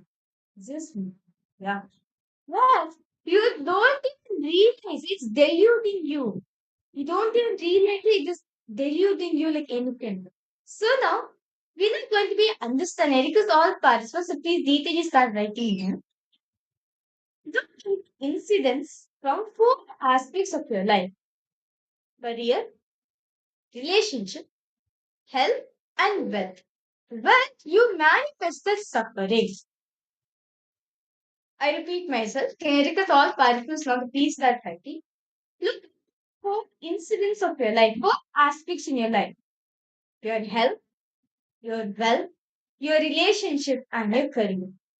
In these four aspects, where are you manifesting suffering? Please start writing it down. What is it that you why is it that you're manifesting suffering in your life? Right. Detail write them.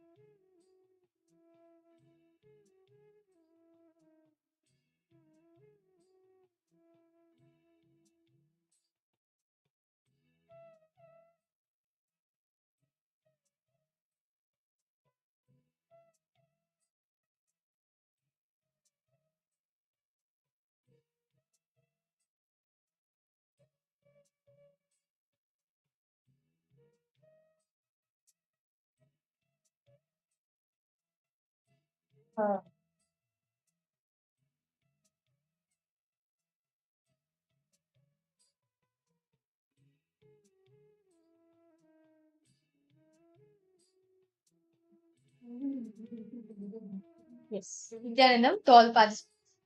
Hope all of you done writing the first incident. Now I request all of you pen down in detail how non-involved you were in those situations. For example, about your health, right? Okay.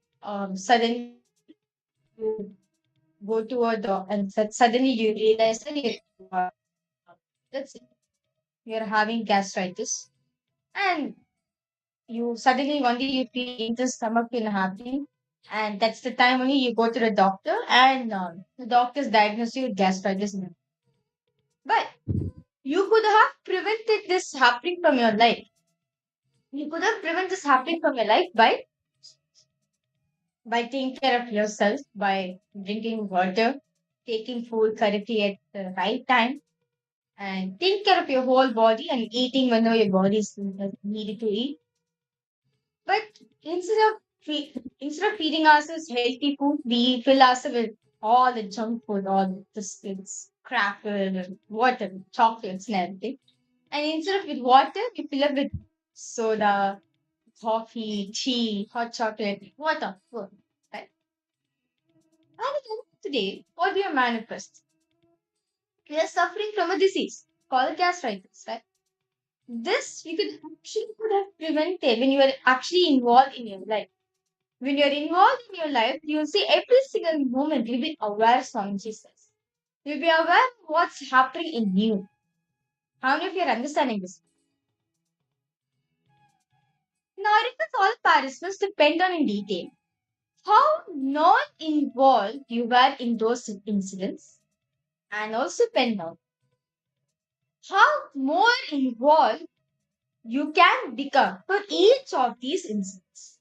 First, I request all of you to write down how non-involved you were in those situations happening in your life.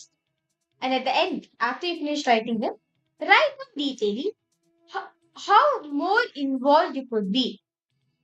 How more involved you could be in your life for these incidents. And I request all participants, please start writing them. Pen down intensely how you can be involved in your life. Involvement brings what? Awareness. See, understand being aware, as Swamiji says, when in the present moment, you're aware of everything happening around you. You don't feel a suffering. And when you're intense prayer is nothing but what? You being now, in the present moment. Understand? As Swamiji said in the satsang, right? Intense prayer is now. When you connect with divine, when you connect with divine, that's what you get it. That space is the present. That now. When you're involved with your life, when you're aware of what was happening in your life, naturally you'll be in the present moment. So can I solve participants now dependent? How non-involved you were in those situations and how you're going to be more involved in those situations hereafter. Please spend them details.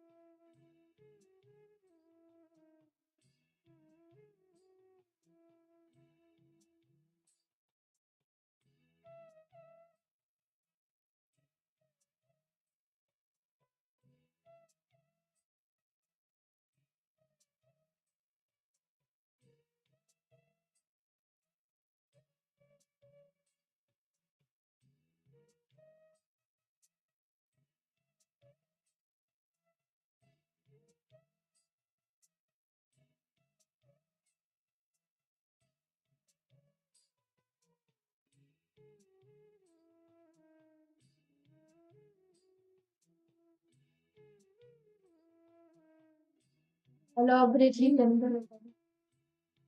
How you can be more involved in all each of the incidents.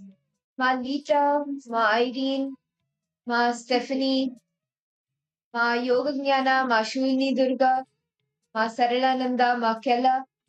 Each of you can write down how you can be more involved. All the participants attending from Kailasa, Toronto, welcome. Nityananda to you.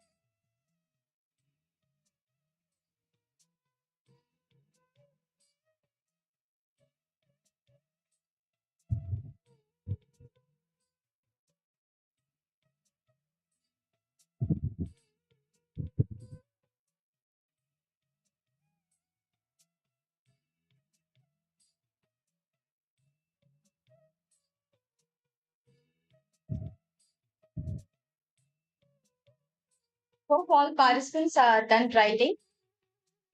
If you have any questions, any doubts, do feel free to post in the chat section.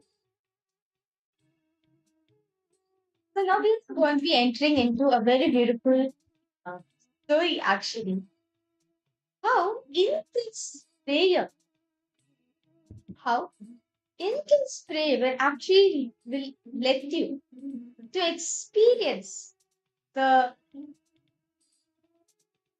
how intense prayer, like at the time the crisis time when how intense prayer can actually relieve you, can actually help you from any point in time.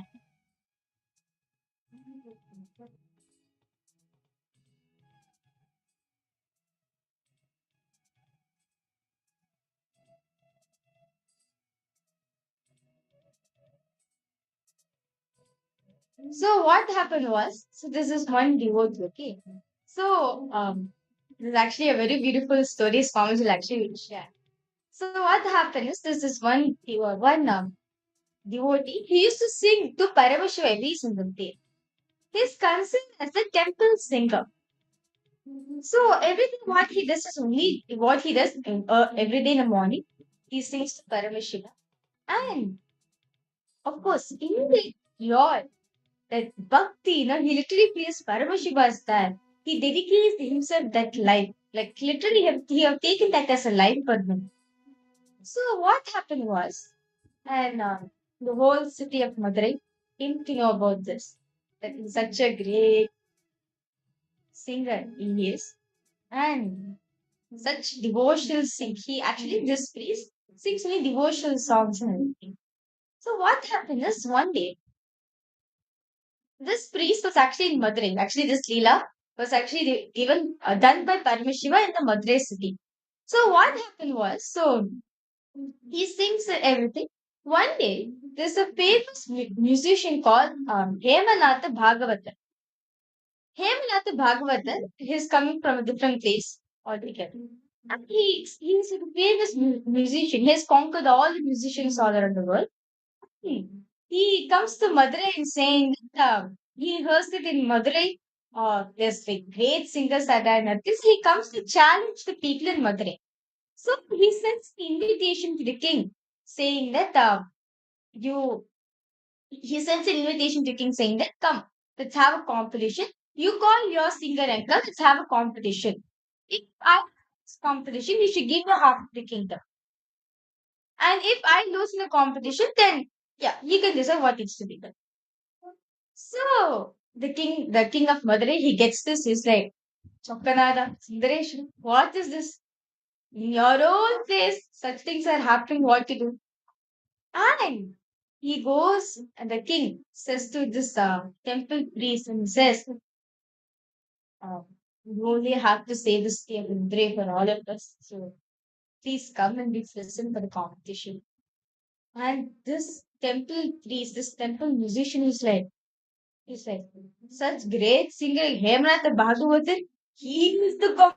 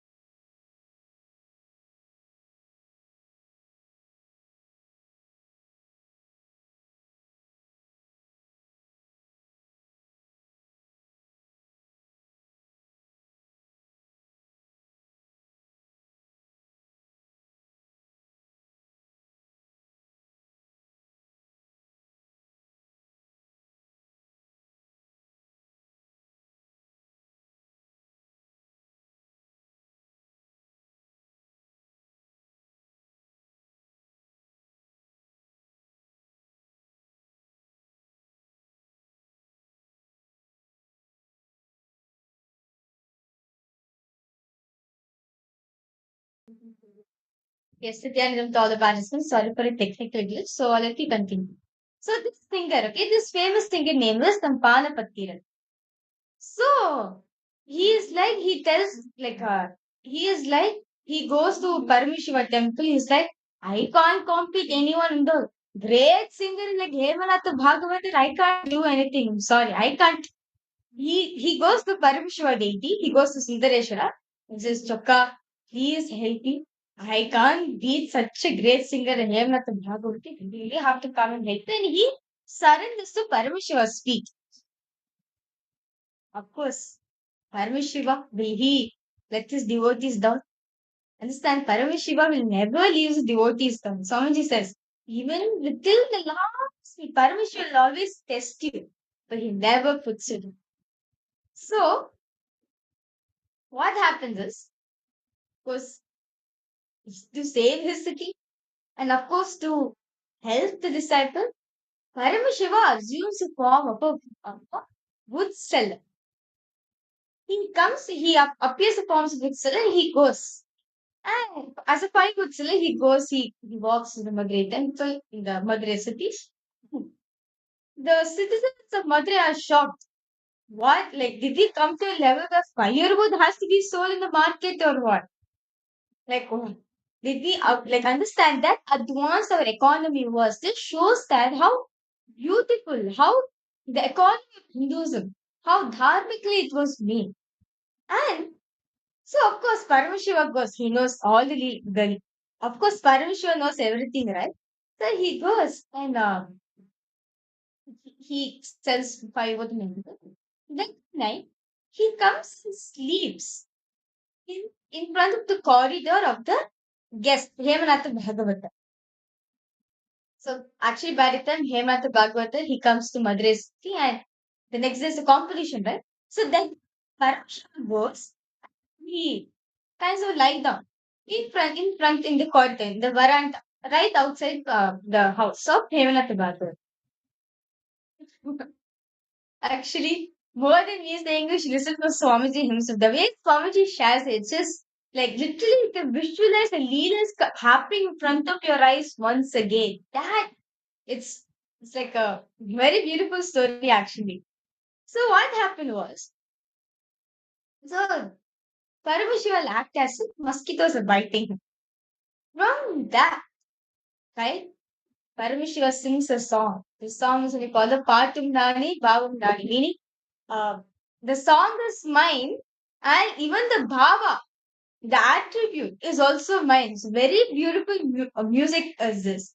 Then him, the Bhagavatar, who's sleeping in his portrait, suddenly he wakes up and says, who's this person who's singing such a beautiful song in such a time?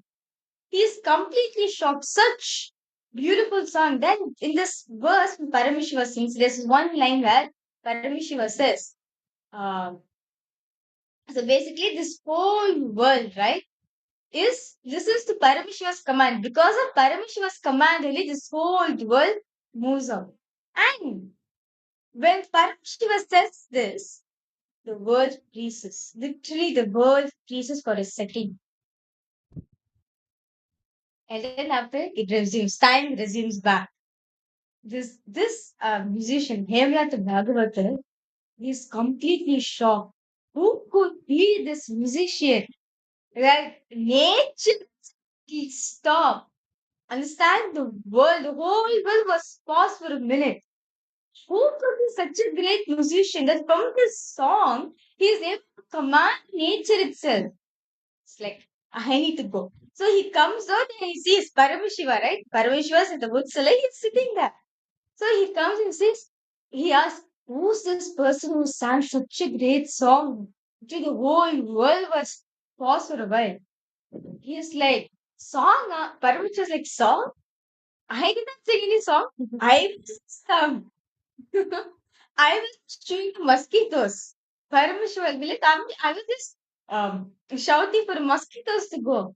But Hemanatha Bhagavat is like, oh my god, such a beautiful song. Then he asked, who's your guru? Paramashiva will say, I'm the disciple. Not even the disciple actually, not the graduate disciple. discarded disciple, meaning like a person who's thrown away from his class. Okay, from the class, I'm that disciple. I used to attend like him. There's a teacher named Panapathiran. He sings to the temple. I'm his disciple. That too, not even his not his official disciple. Also, I'm just like uh,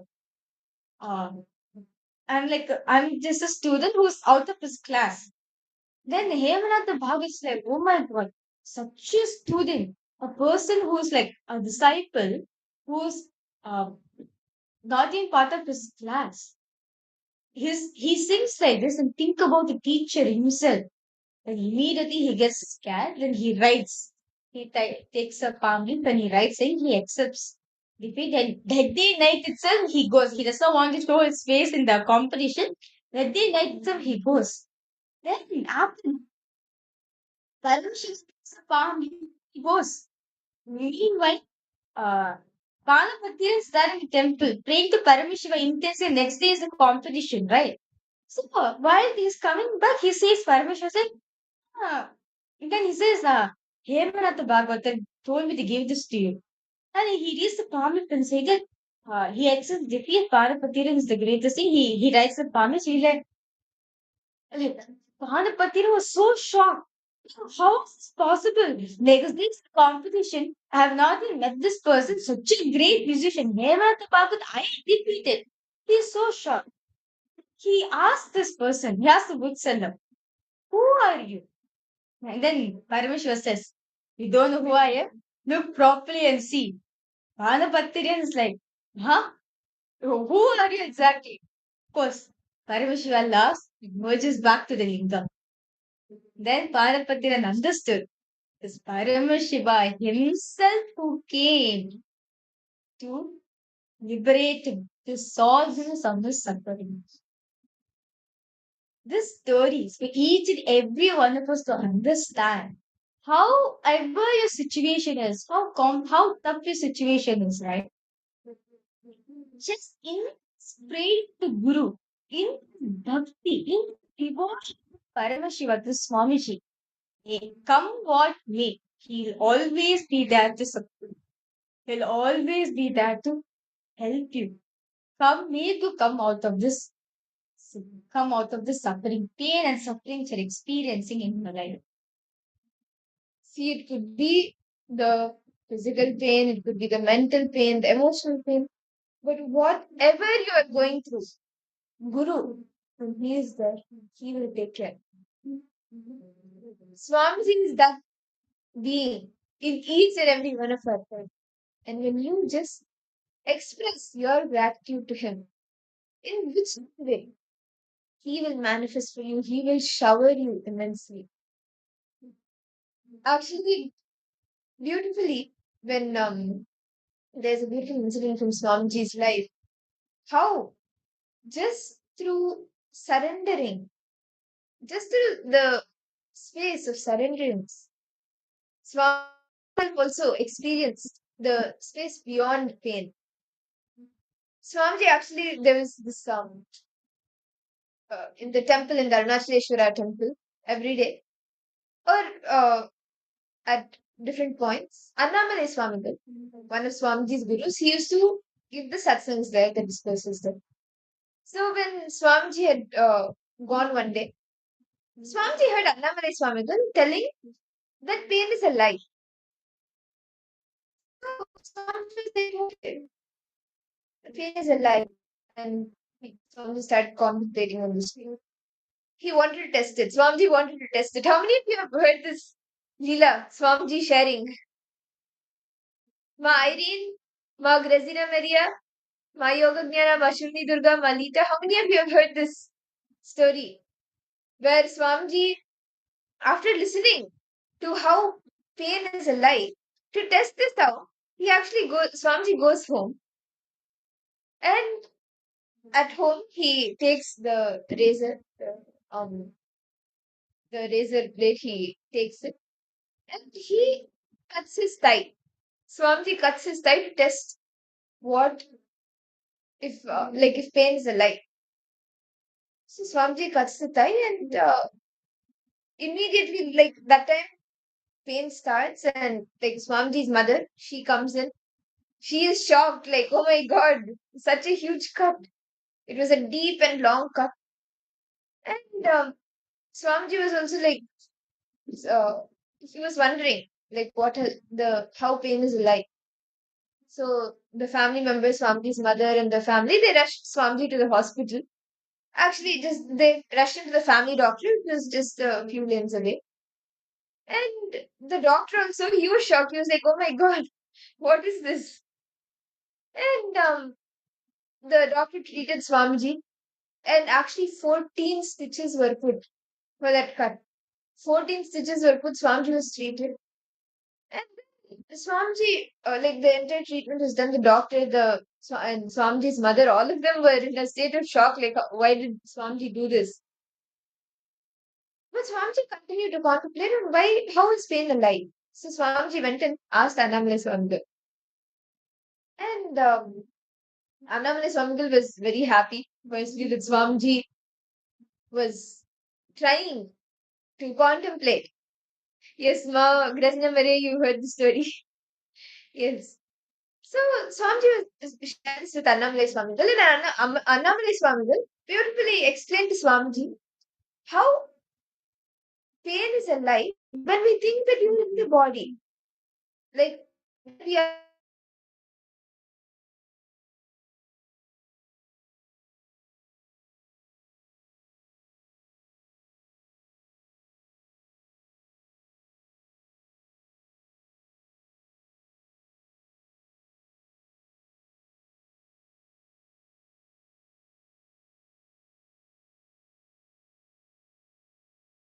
Swamiji just went, like, understood that, contemplated on that, and started implementing it in Swamiji's very own life.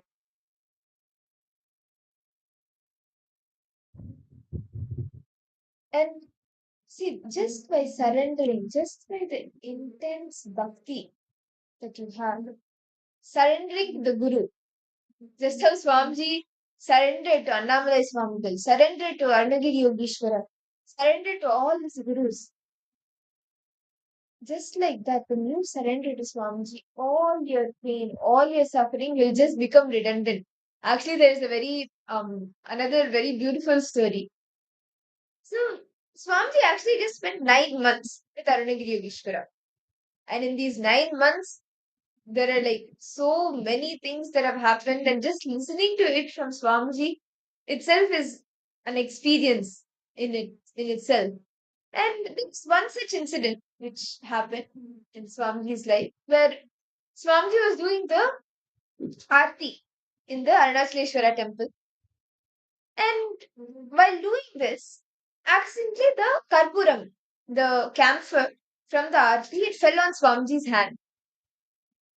And when a lit camphor, like when it's lit, when the fire is there, when it touches the skin, it burns, right? And it will hurt a lot.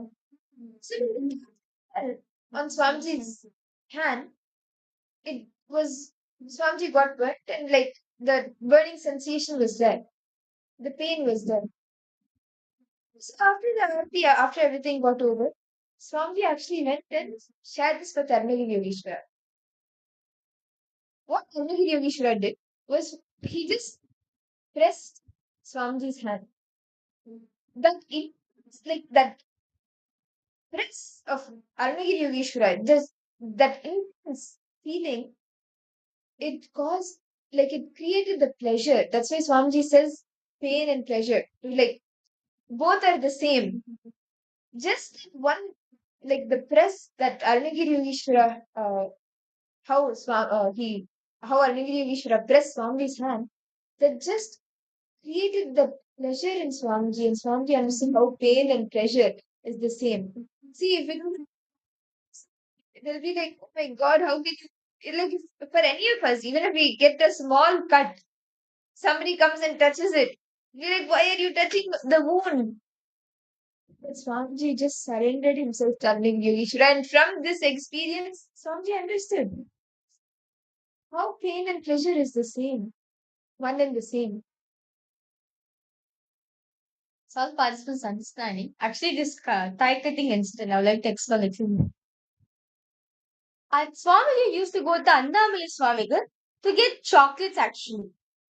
Annamali Swamigal, at the end of the discourse, at the end of the satsang, he'll get chocolates so all the kids will come. So, because the Swamiji is present also, right? So, after the satsang, Swamiji will go get chocolates for Annamali Swamigal. So, of course, Swamiji knows his Livon Leela. So, of course, for the chocolate, he goes to sees Annamali Swamigal. So, one day, Annamali Swamigal was expanding on about truths about life. How the Atman does not feel pain or suffering. Atman cannot be destroyed. Pain is a lie. There's no such thing called pain even existing. Swami is like, really? How is it even true that pain is not there? When I cut my hand, I feel pain, right? When my mother beats me, hits me, of course I do feel the pain, right? So say that I do feel pain. Swami is like, okay, let me try. Let me go ahead and try it.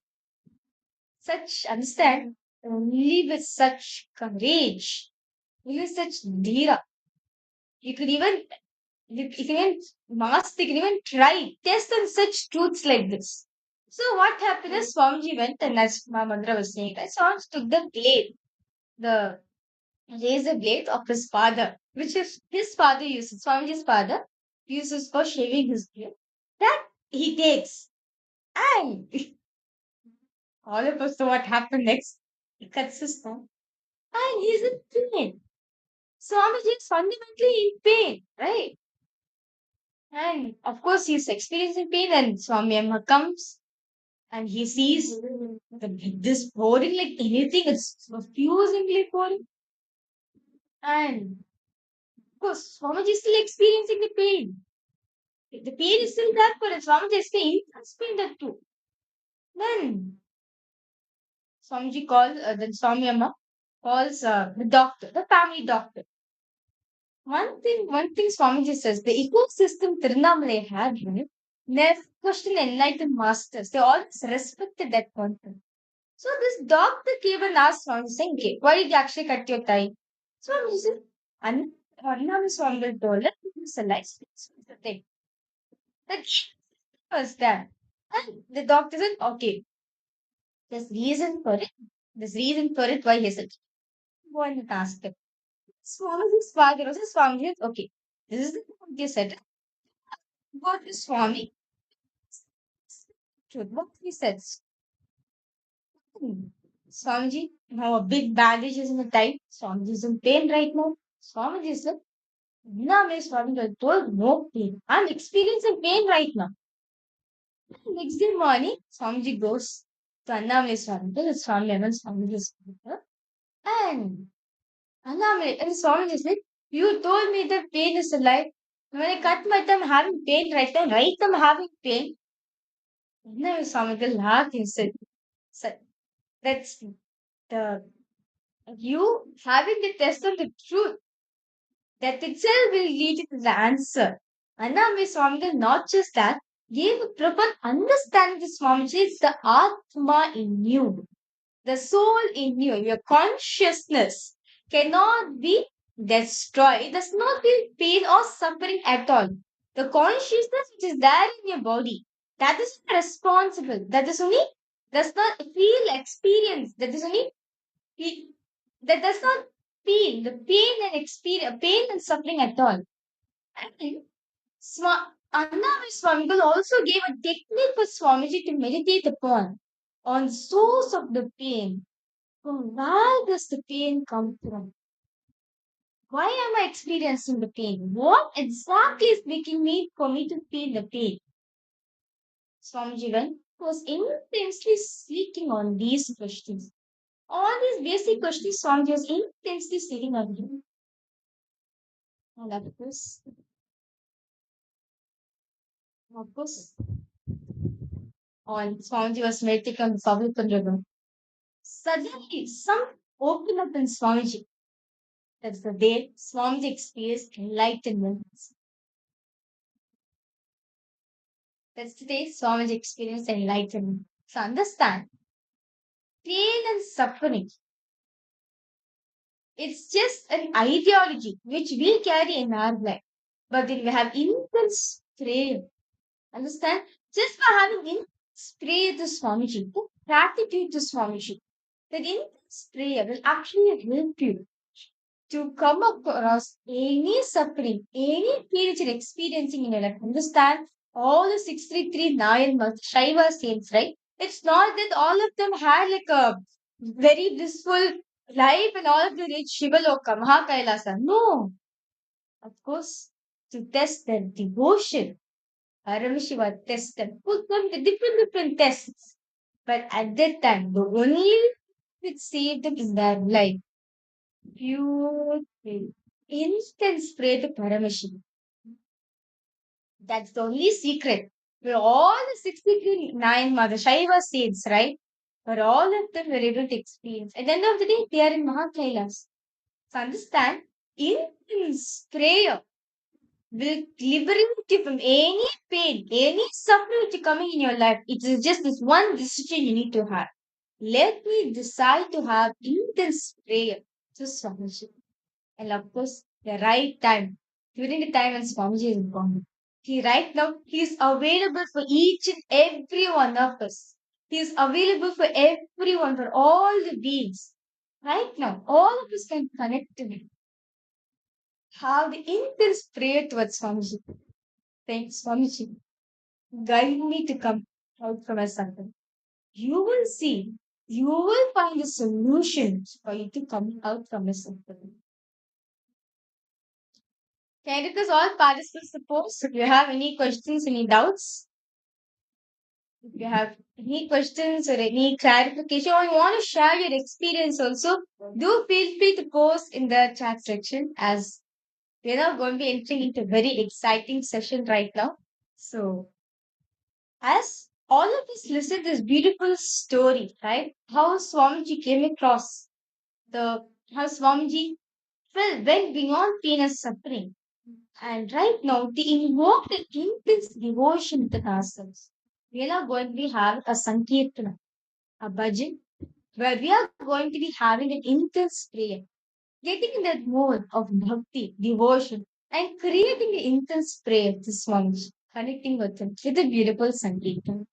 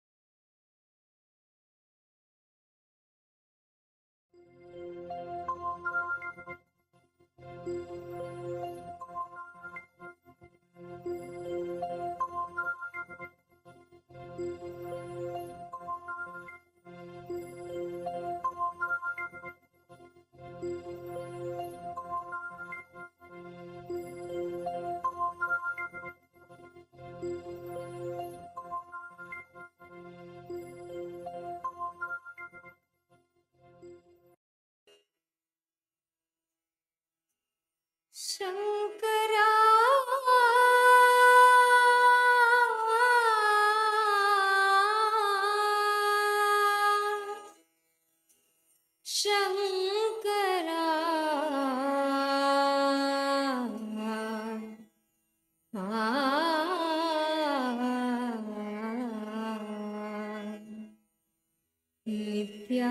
Nityananda Shankara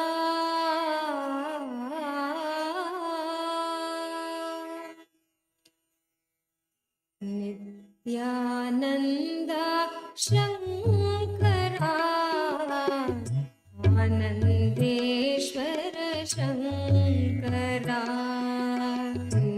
Nityananda Shankara Anandeshwara Shankara Nityananda Shankara Anandeshwara Shankara Nityananda Shankara Anandeshwara Shankara Shankara Bhayankara Shankara Bhayankara Bhavabhayahari Shankara Bhavabhayahari Shankara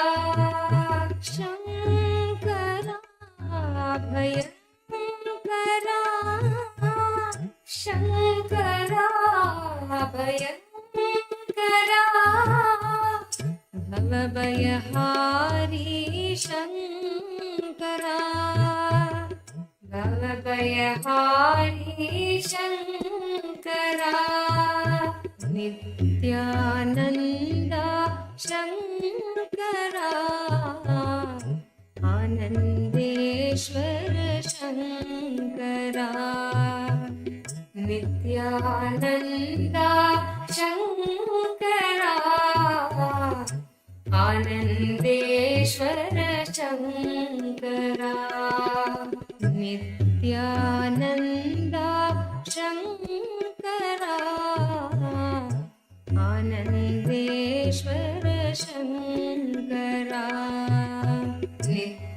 Nityananda Shankara Anandeshwara Shankara Shankara Bhayankara Shankara Bhayankara Bhavabhayahari Shankara Bhavabhayahari Shankara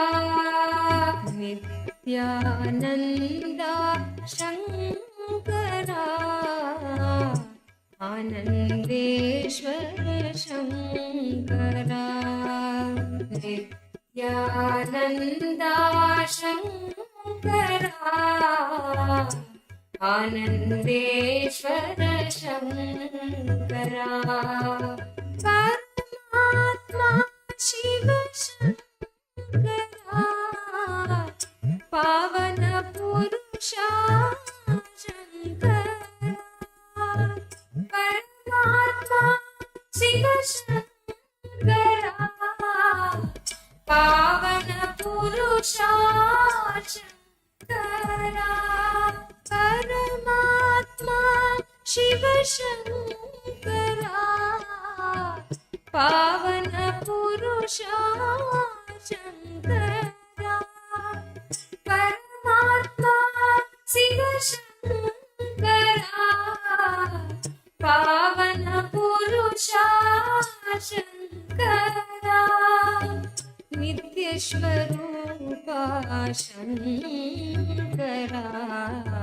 Nityananda Shankara Nitya Swarupa Shankara Nityananda Shankara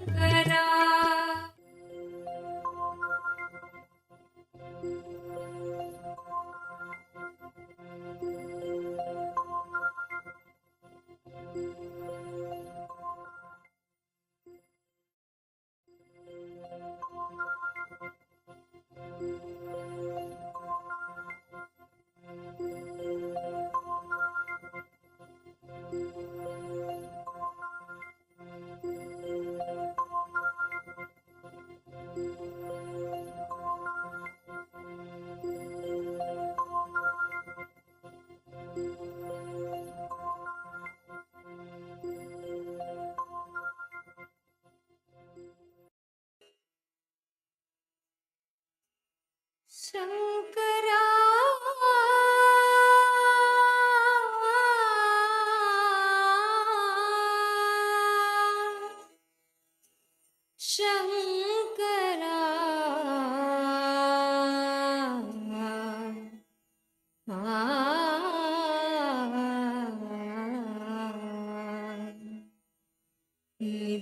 Nityananda Shankara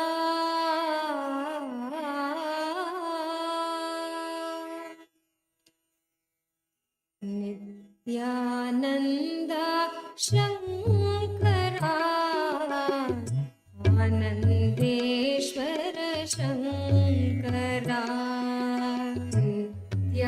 Nityananda Shankara Anandeshwara Shankara Nityananda Shankara Anandeshwara Shankara Nityananda Shankara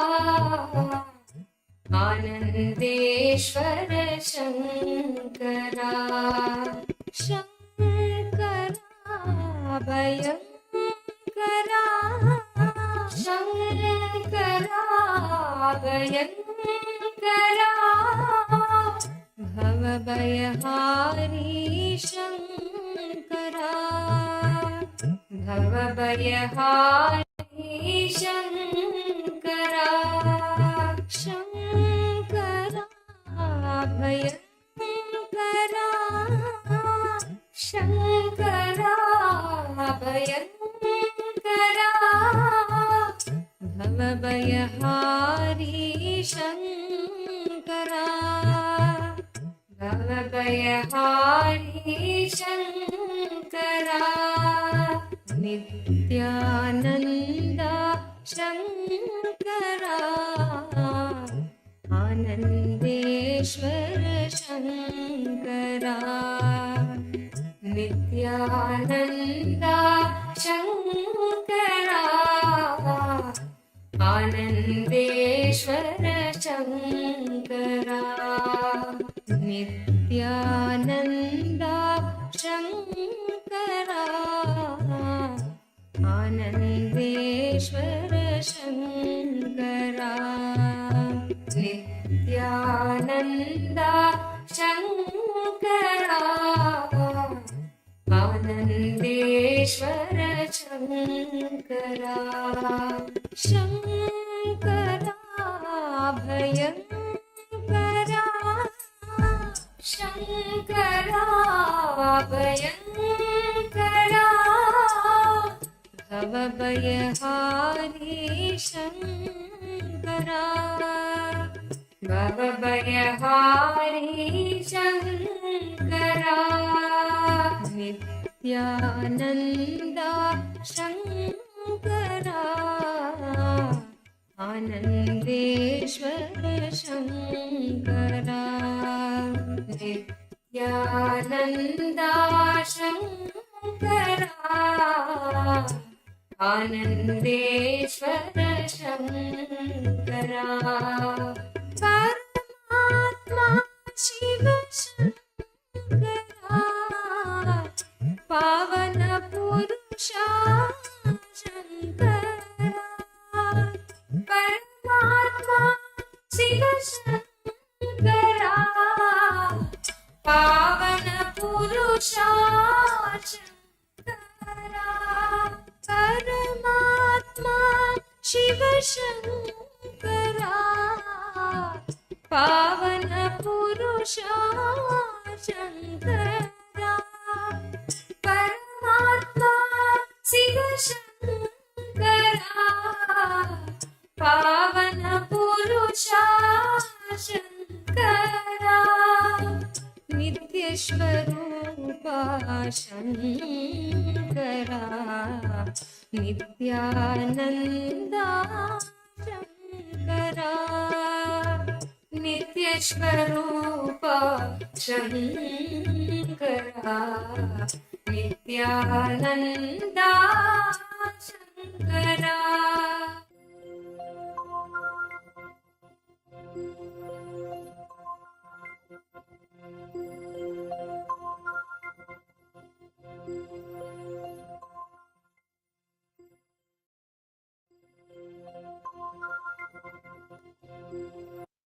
Yes. Nityanandam to all the participants. Let us all now, as all of us understood about the power of intense prayer, let us now soak ourselves into singing the name of our beloved Swamiji and soak ourselves into the space of pure prayer, intense prayer to receive Swamiji in our life. Joining with me, I have Nitya Kriya and this form who will be guiding us on this beautiful Sankirtan. Let us now begin with the Sadguru Vandana.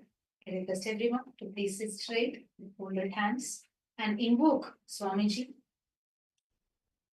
Nityanandam Paramasukadam Kevalam Jnanamurtim Dvandvatintam Gaganashadrisham Tatvamasya-dilaksham Ekam nityam vinalamachalam Sarvadi sakshi bhutam Bhavatitam Trigunarahitam Satgurum Tam Namami.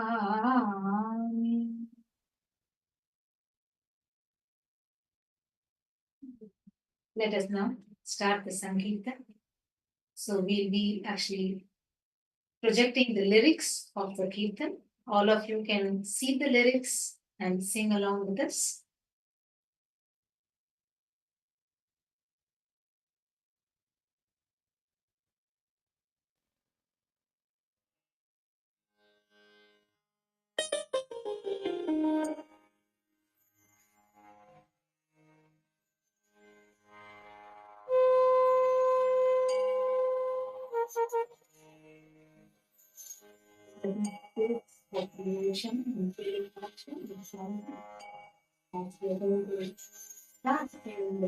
Chanting the name of the Tatwa.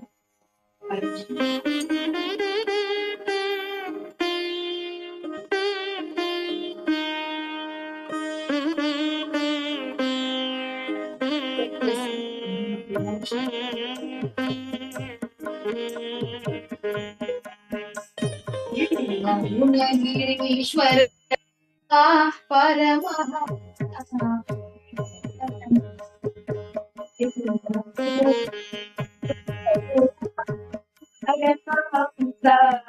Nityananda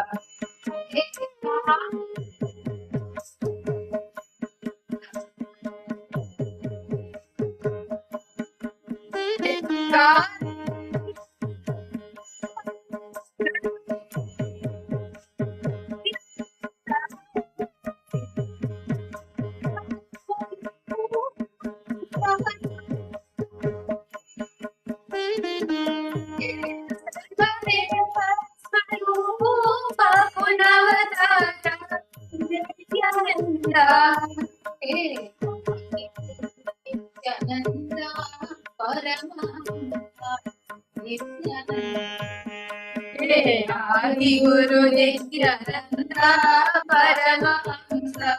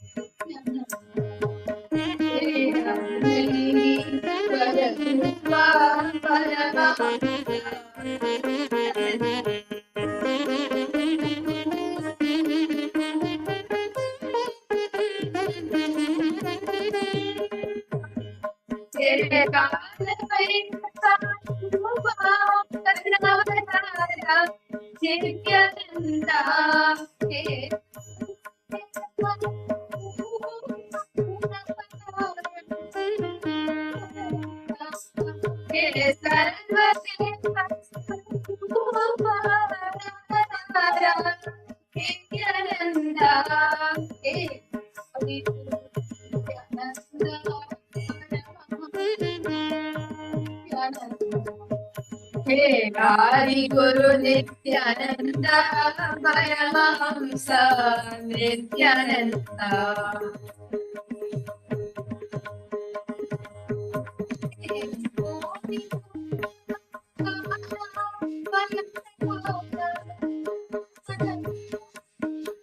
Koti Surya Kamasha Payandar Kamasha Nityananda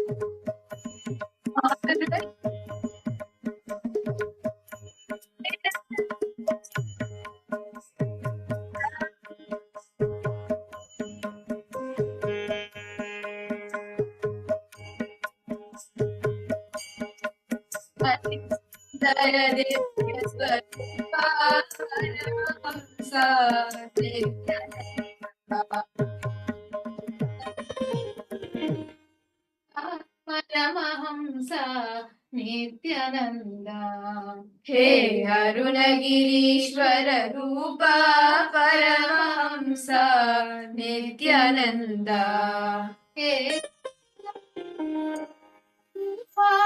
Karnavadara Nityananda Rupa Karnavadara Nityananda Swarupa Punavadara Nityananda Sarvadeva Swarupa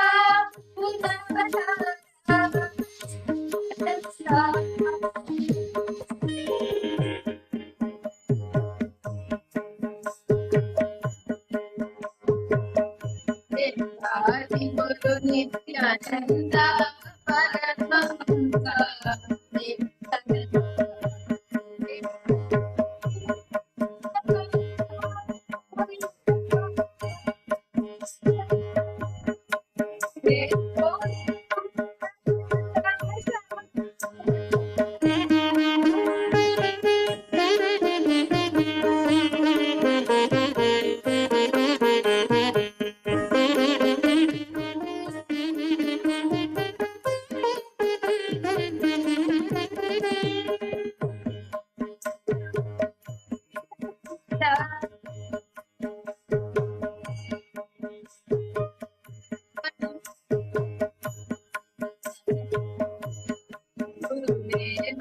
Nityananda Paramahamsa Nityananda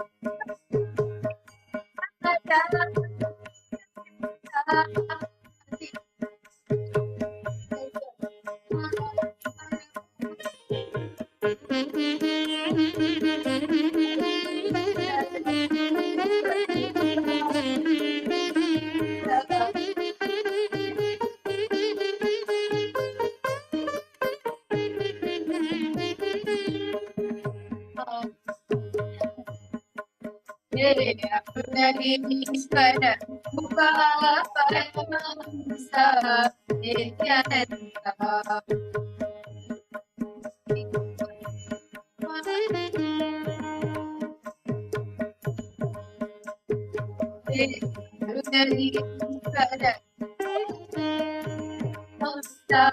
Nityananda Paramahamsa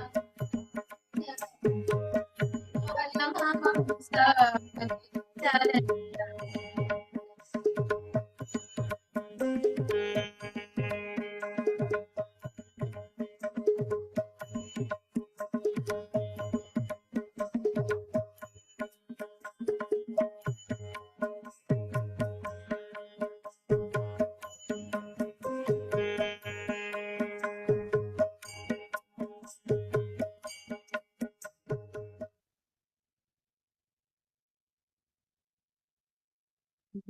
The way, the beautiful space, devotion.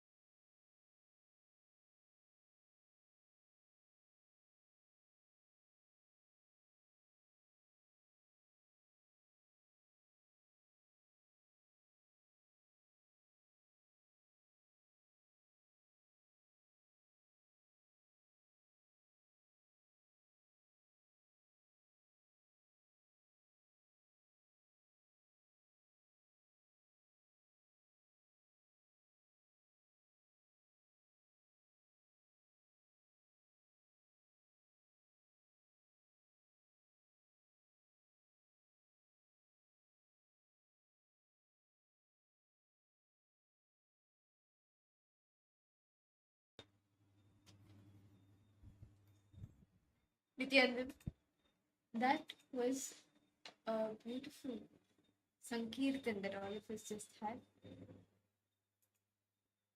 And in the same space of gratitude, just by immersing yourself in gratitude, remembering every single time Swamiji has showered you, blessed you with each and everything. With that space of gratitude, when you just offer that at Swamiji's feet, he showers you back. And all of you have an opportunity happening right now. The Jayanti Brahmotsavam is going on. All of us are preparing for the Nityananda Dinotsava, the day Swamiji himself ascended. Swamiji came down to attend to each and every one of us, to bless each and every one of us as a response to all of our prayers. Swamiji came down, and the 48th Avatara Dinotsava is coming. And on this day, we have so many grand sevas happening where you can offer your gratitude at Swamiji's feet. You can offer whatever Swamiji has showered you with. Gratitude for that. You can offer it and be showered with much more.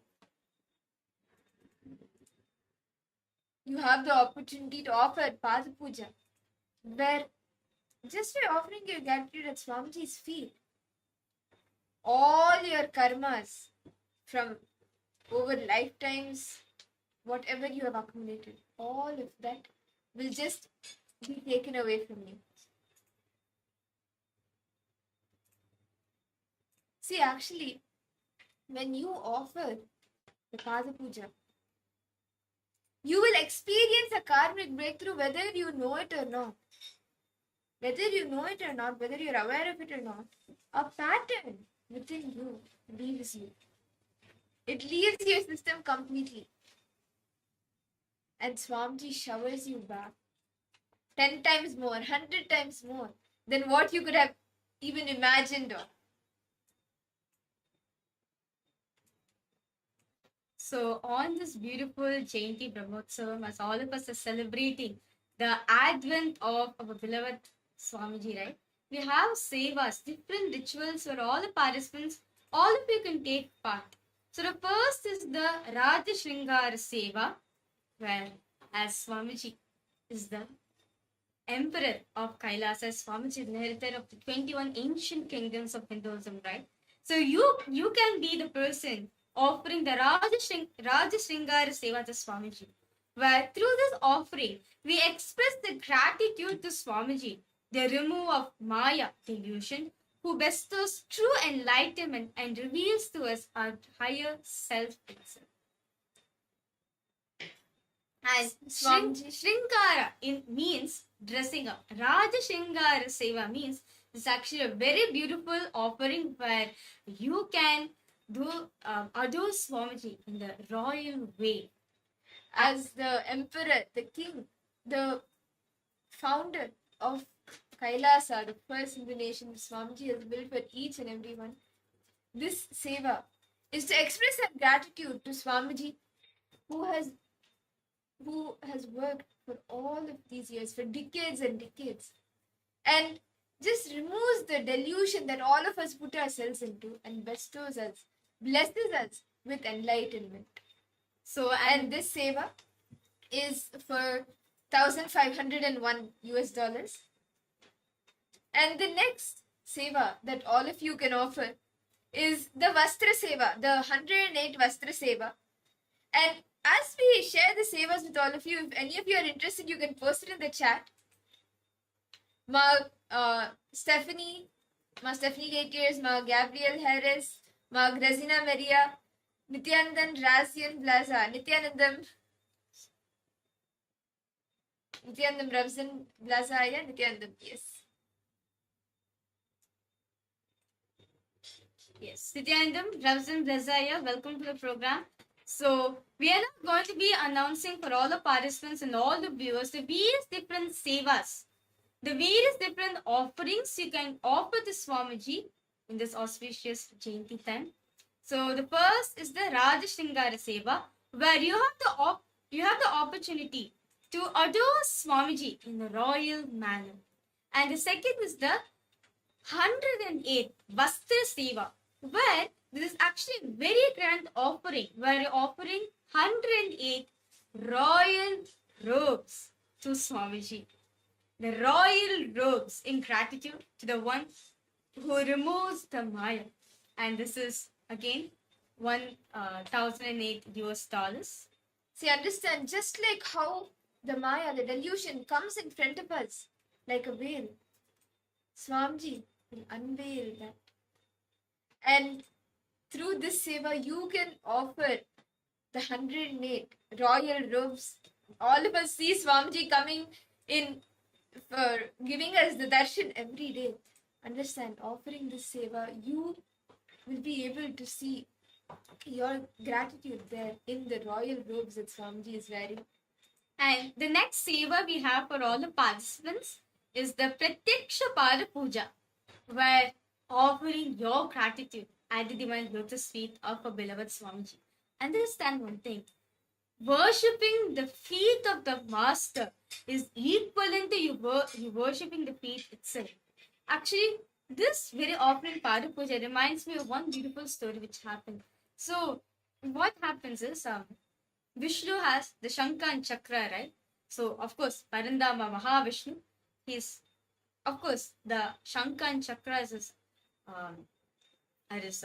weapons and also the sandals. So, when Parandama goes for Samadhi, he leaves the Padukas house and he goes. And Shankha and Chakra also, understanding anything in Hinduism, of course, anything which is touched by divine, it is considered like divine. It's a representation of God. It's a representation of that very form itself. So the Shankha Chakra was kind of like teasing at the Padaka, saying, look at you. Parandama is leaving you outside and going. But look at us. Paramash was taking Parandama taking us and going into the Mahasamadhi. And the Padakas, right? Of course, the Padakas had intense gratitude to Mahavishnu. It was of course felt bad that he couldn't be with Parandama at such a time. Of course, Parandama knows everything, right? He's the sustainer of the universe. He knows everything that's happening. And he told the Padakas saying, it is only through you people can worship me. Understand? The Padukas of the Lord. It is considered, when you're worshipping the Padukas, it is considered you're worshipping the divine form itself. So understand, it is through you only people can worship me. It is through you only people can even attain me. So understand, if the sandals of the Padukas are less, what about the feet itself, the form? Understand this offering, the Pratyaksha Pada Puja. It's a very beautiful offering where you can offer your heartfelt gratitude to Swamiji for him manifesting in our life at this auspicious time. And the cost for is this 1008 US dollars. And if you want to, there's so many sevas which all of the participants, all of you can participate. And the next is the coronation seva, where this would be part of a grand happening, the blessings to be able to contribute to the coronation of Swamiji. And this is again 1008 US dollars. The next is the Vaijayanti Mala Seva, the Victory Mala offering. It's not just any normal mala, but it is the Victory Mala, the Vetri Mala, the Vaijayanti Mala. This is the Mala of victory. The next is the Nityananda Nabavali Archana, which is the chanting of Swamiji's divine name. And just by listening to each of the names that are chanted during the Archana, by offering the Nityananda Namavali Archana, each of the qualities that each name holds. See, every name that is given is based on one quality. When the Archana has offered, each of the qualities that is held in that name, those qualities will start manifesting in you. So just by offering the Nithyananda Namavali Seva, the Archana, you will start manifesting the different qualities of Swamiji through you. Yes. So these are the various different sevas and all the participants, all of you can offer. And if you're interested in offering either of these sevas, so you can head to ecitizen.info / you can head to ecitizen. Even you can head to events.kailasa.org / payment. And after heading to this link, you can sign up and offer the seva that you would like to offer and offer your gratitude towards Swamiji. See, any Pada Puja, or whether it's the Vaijayanti Mala or the Nityananda Namavali Archana or the Raja Shringara, that seva, any seva that you offer, just by offering your gratitude, by offering that seva, filled with the gratitude for every single thing that Swamiji has showered you with. When you offer that, Swamiji will shower you back. And you will have a breakthrough. You will manifest your reality. Okay, Ramzan Blaza, yeah, you're interested in offering the seva. Can I request you, which ritual? Which are the sevas are you interested in offering? We have so many sevas which I listed out to you. Which are the sevas are you interested to offer, yeah? Like you're saying that you're interested to offer. So which of the ritual you want to offer, yeah? Yes, so once you fill the form at events.kailasa.org / payment, you will receive the details and the team will connect to you to help you with the payment. Okay, see, it's not about donations or anything, no.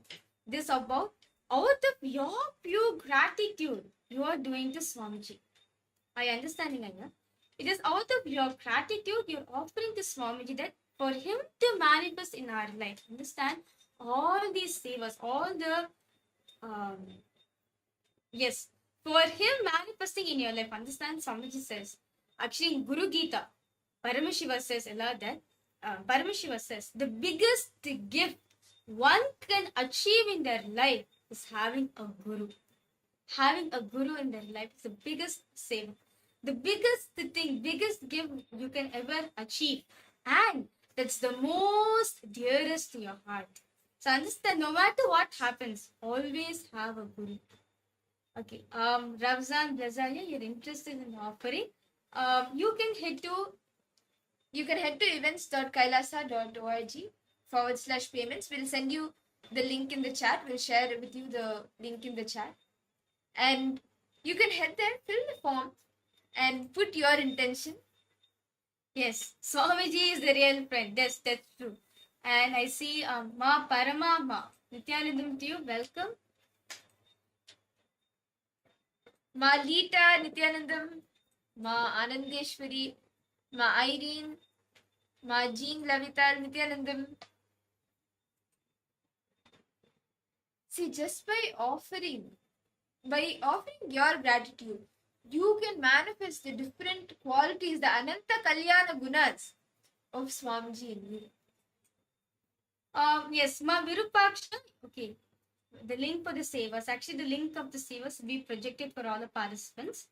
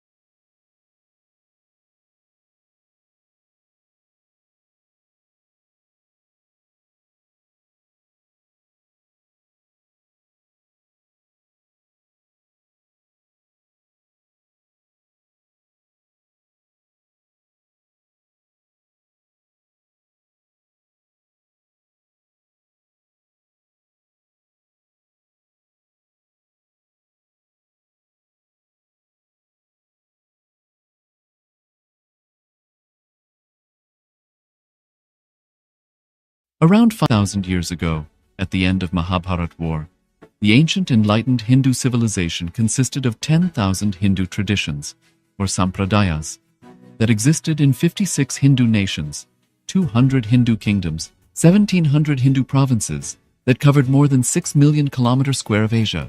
The Supreme Pontiff of Hinduism, SPH, Bhagavan Sri Nityananda Paramashivoham, is the reviver of Kailasa, this ancient enlightened Hindu civilizational nation.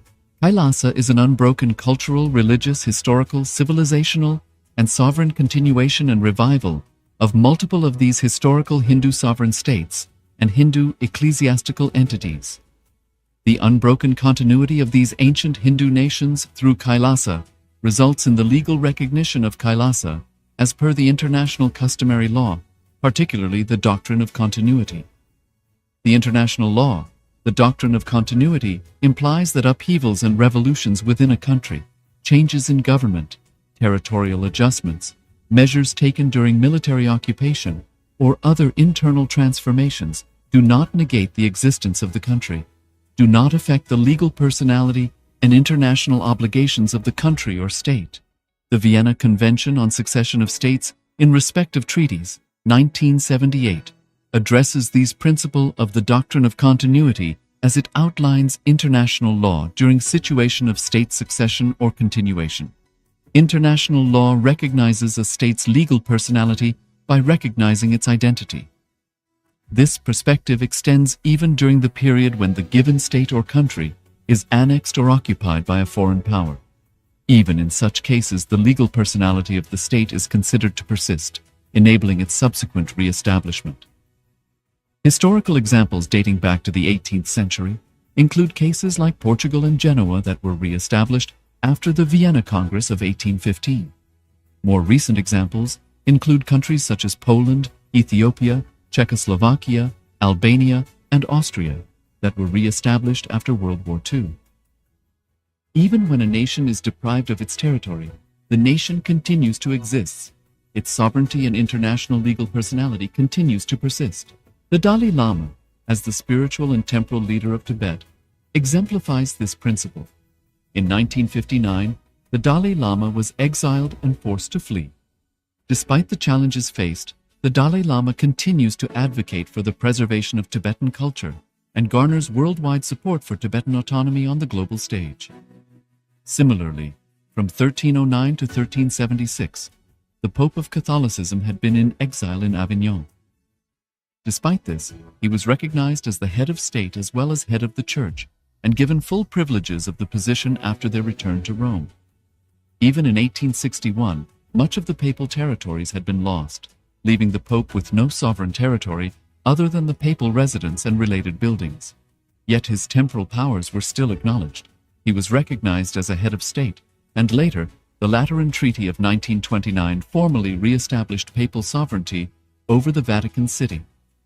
The Sovereign Order of Malta further exemplifies this principle, retaining international recognition as a sovereign entity despite the permanent loss of their territory upon Napoleon's invasion in June 1798. Despite such permanent loss of territory, the sovereignty and the international legal personality of the Sovereign Order of Malta continue to persist. Much later in 1894, the order settled in Rome and acquired two properties, the Magistral Palace and the Magistral Villa that received extraterritorial status. Today, the order maintains diplomatic relations with 112 countries, issues its own diplomatic passports, currency, stamps, and vehicle registration plates, and has been granted observer status in the United Nations.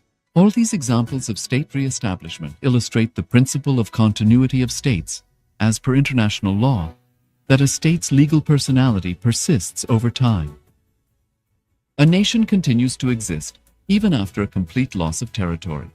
A far more striking example is of the oceanic countries, which are under the threat of their entire nation being drowned and submerged due to rising sea levels owing to global warming. In response to such existential threat of climate change, Pacific Island nations, including Tuvalu, have enacted constitutional amendments and made international declarations affirming that their nation and their sovereign rights will continue to persist, despite their entire territory being lost to the sea.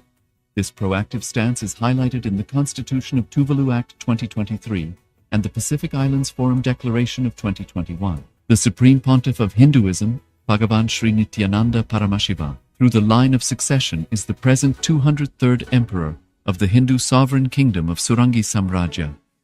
He was crowned on the 31st of December 2004 at the age of 26. Thus, by very same principles of the doctrine of continuity, through which the international legal personality of Portugal, Genoa, Poland, Ethiopia, Czechoslovakia, Albania, Austria, Vatican, Tibet, Sovereign Order of Malta, and several other nations has been recognized despite having undergone a period of exile, annexation, occupation by a foreign power, or despite loss of territory. The SPH Nityananda Paramashivoham, through well-established legal and historical facts about the Hindu sovereign state of the Surangi Samrajyam, derives all sovereign rights and powers of the royal lineage of the Surangi Samrajyam, as its 203rd sovereign emperor, from his inheritance and continuation of the unbroken succession of the kingdom of Surya Vamsa Surangi Samrajyam Sarvanapitha.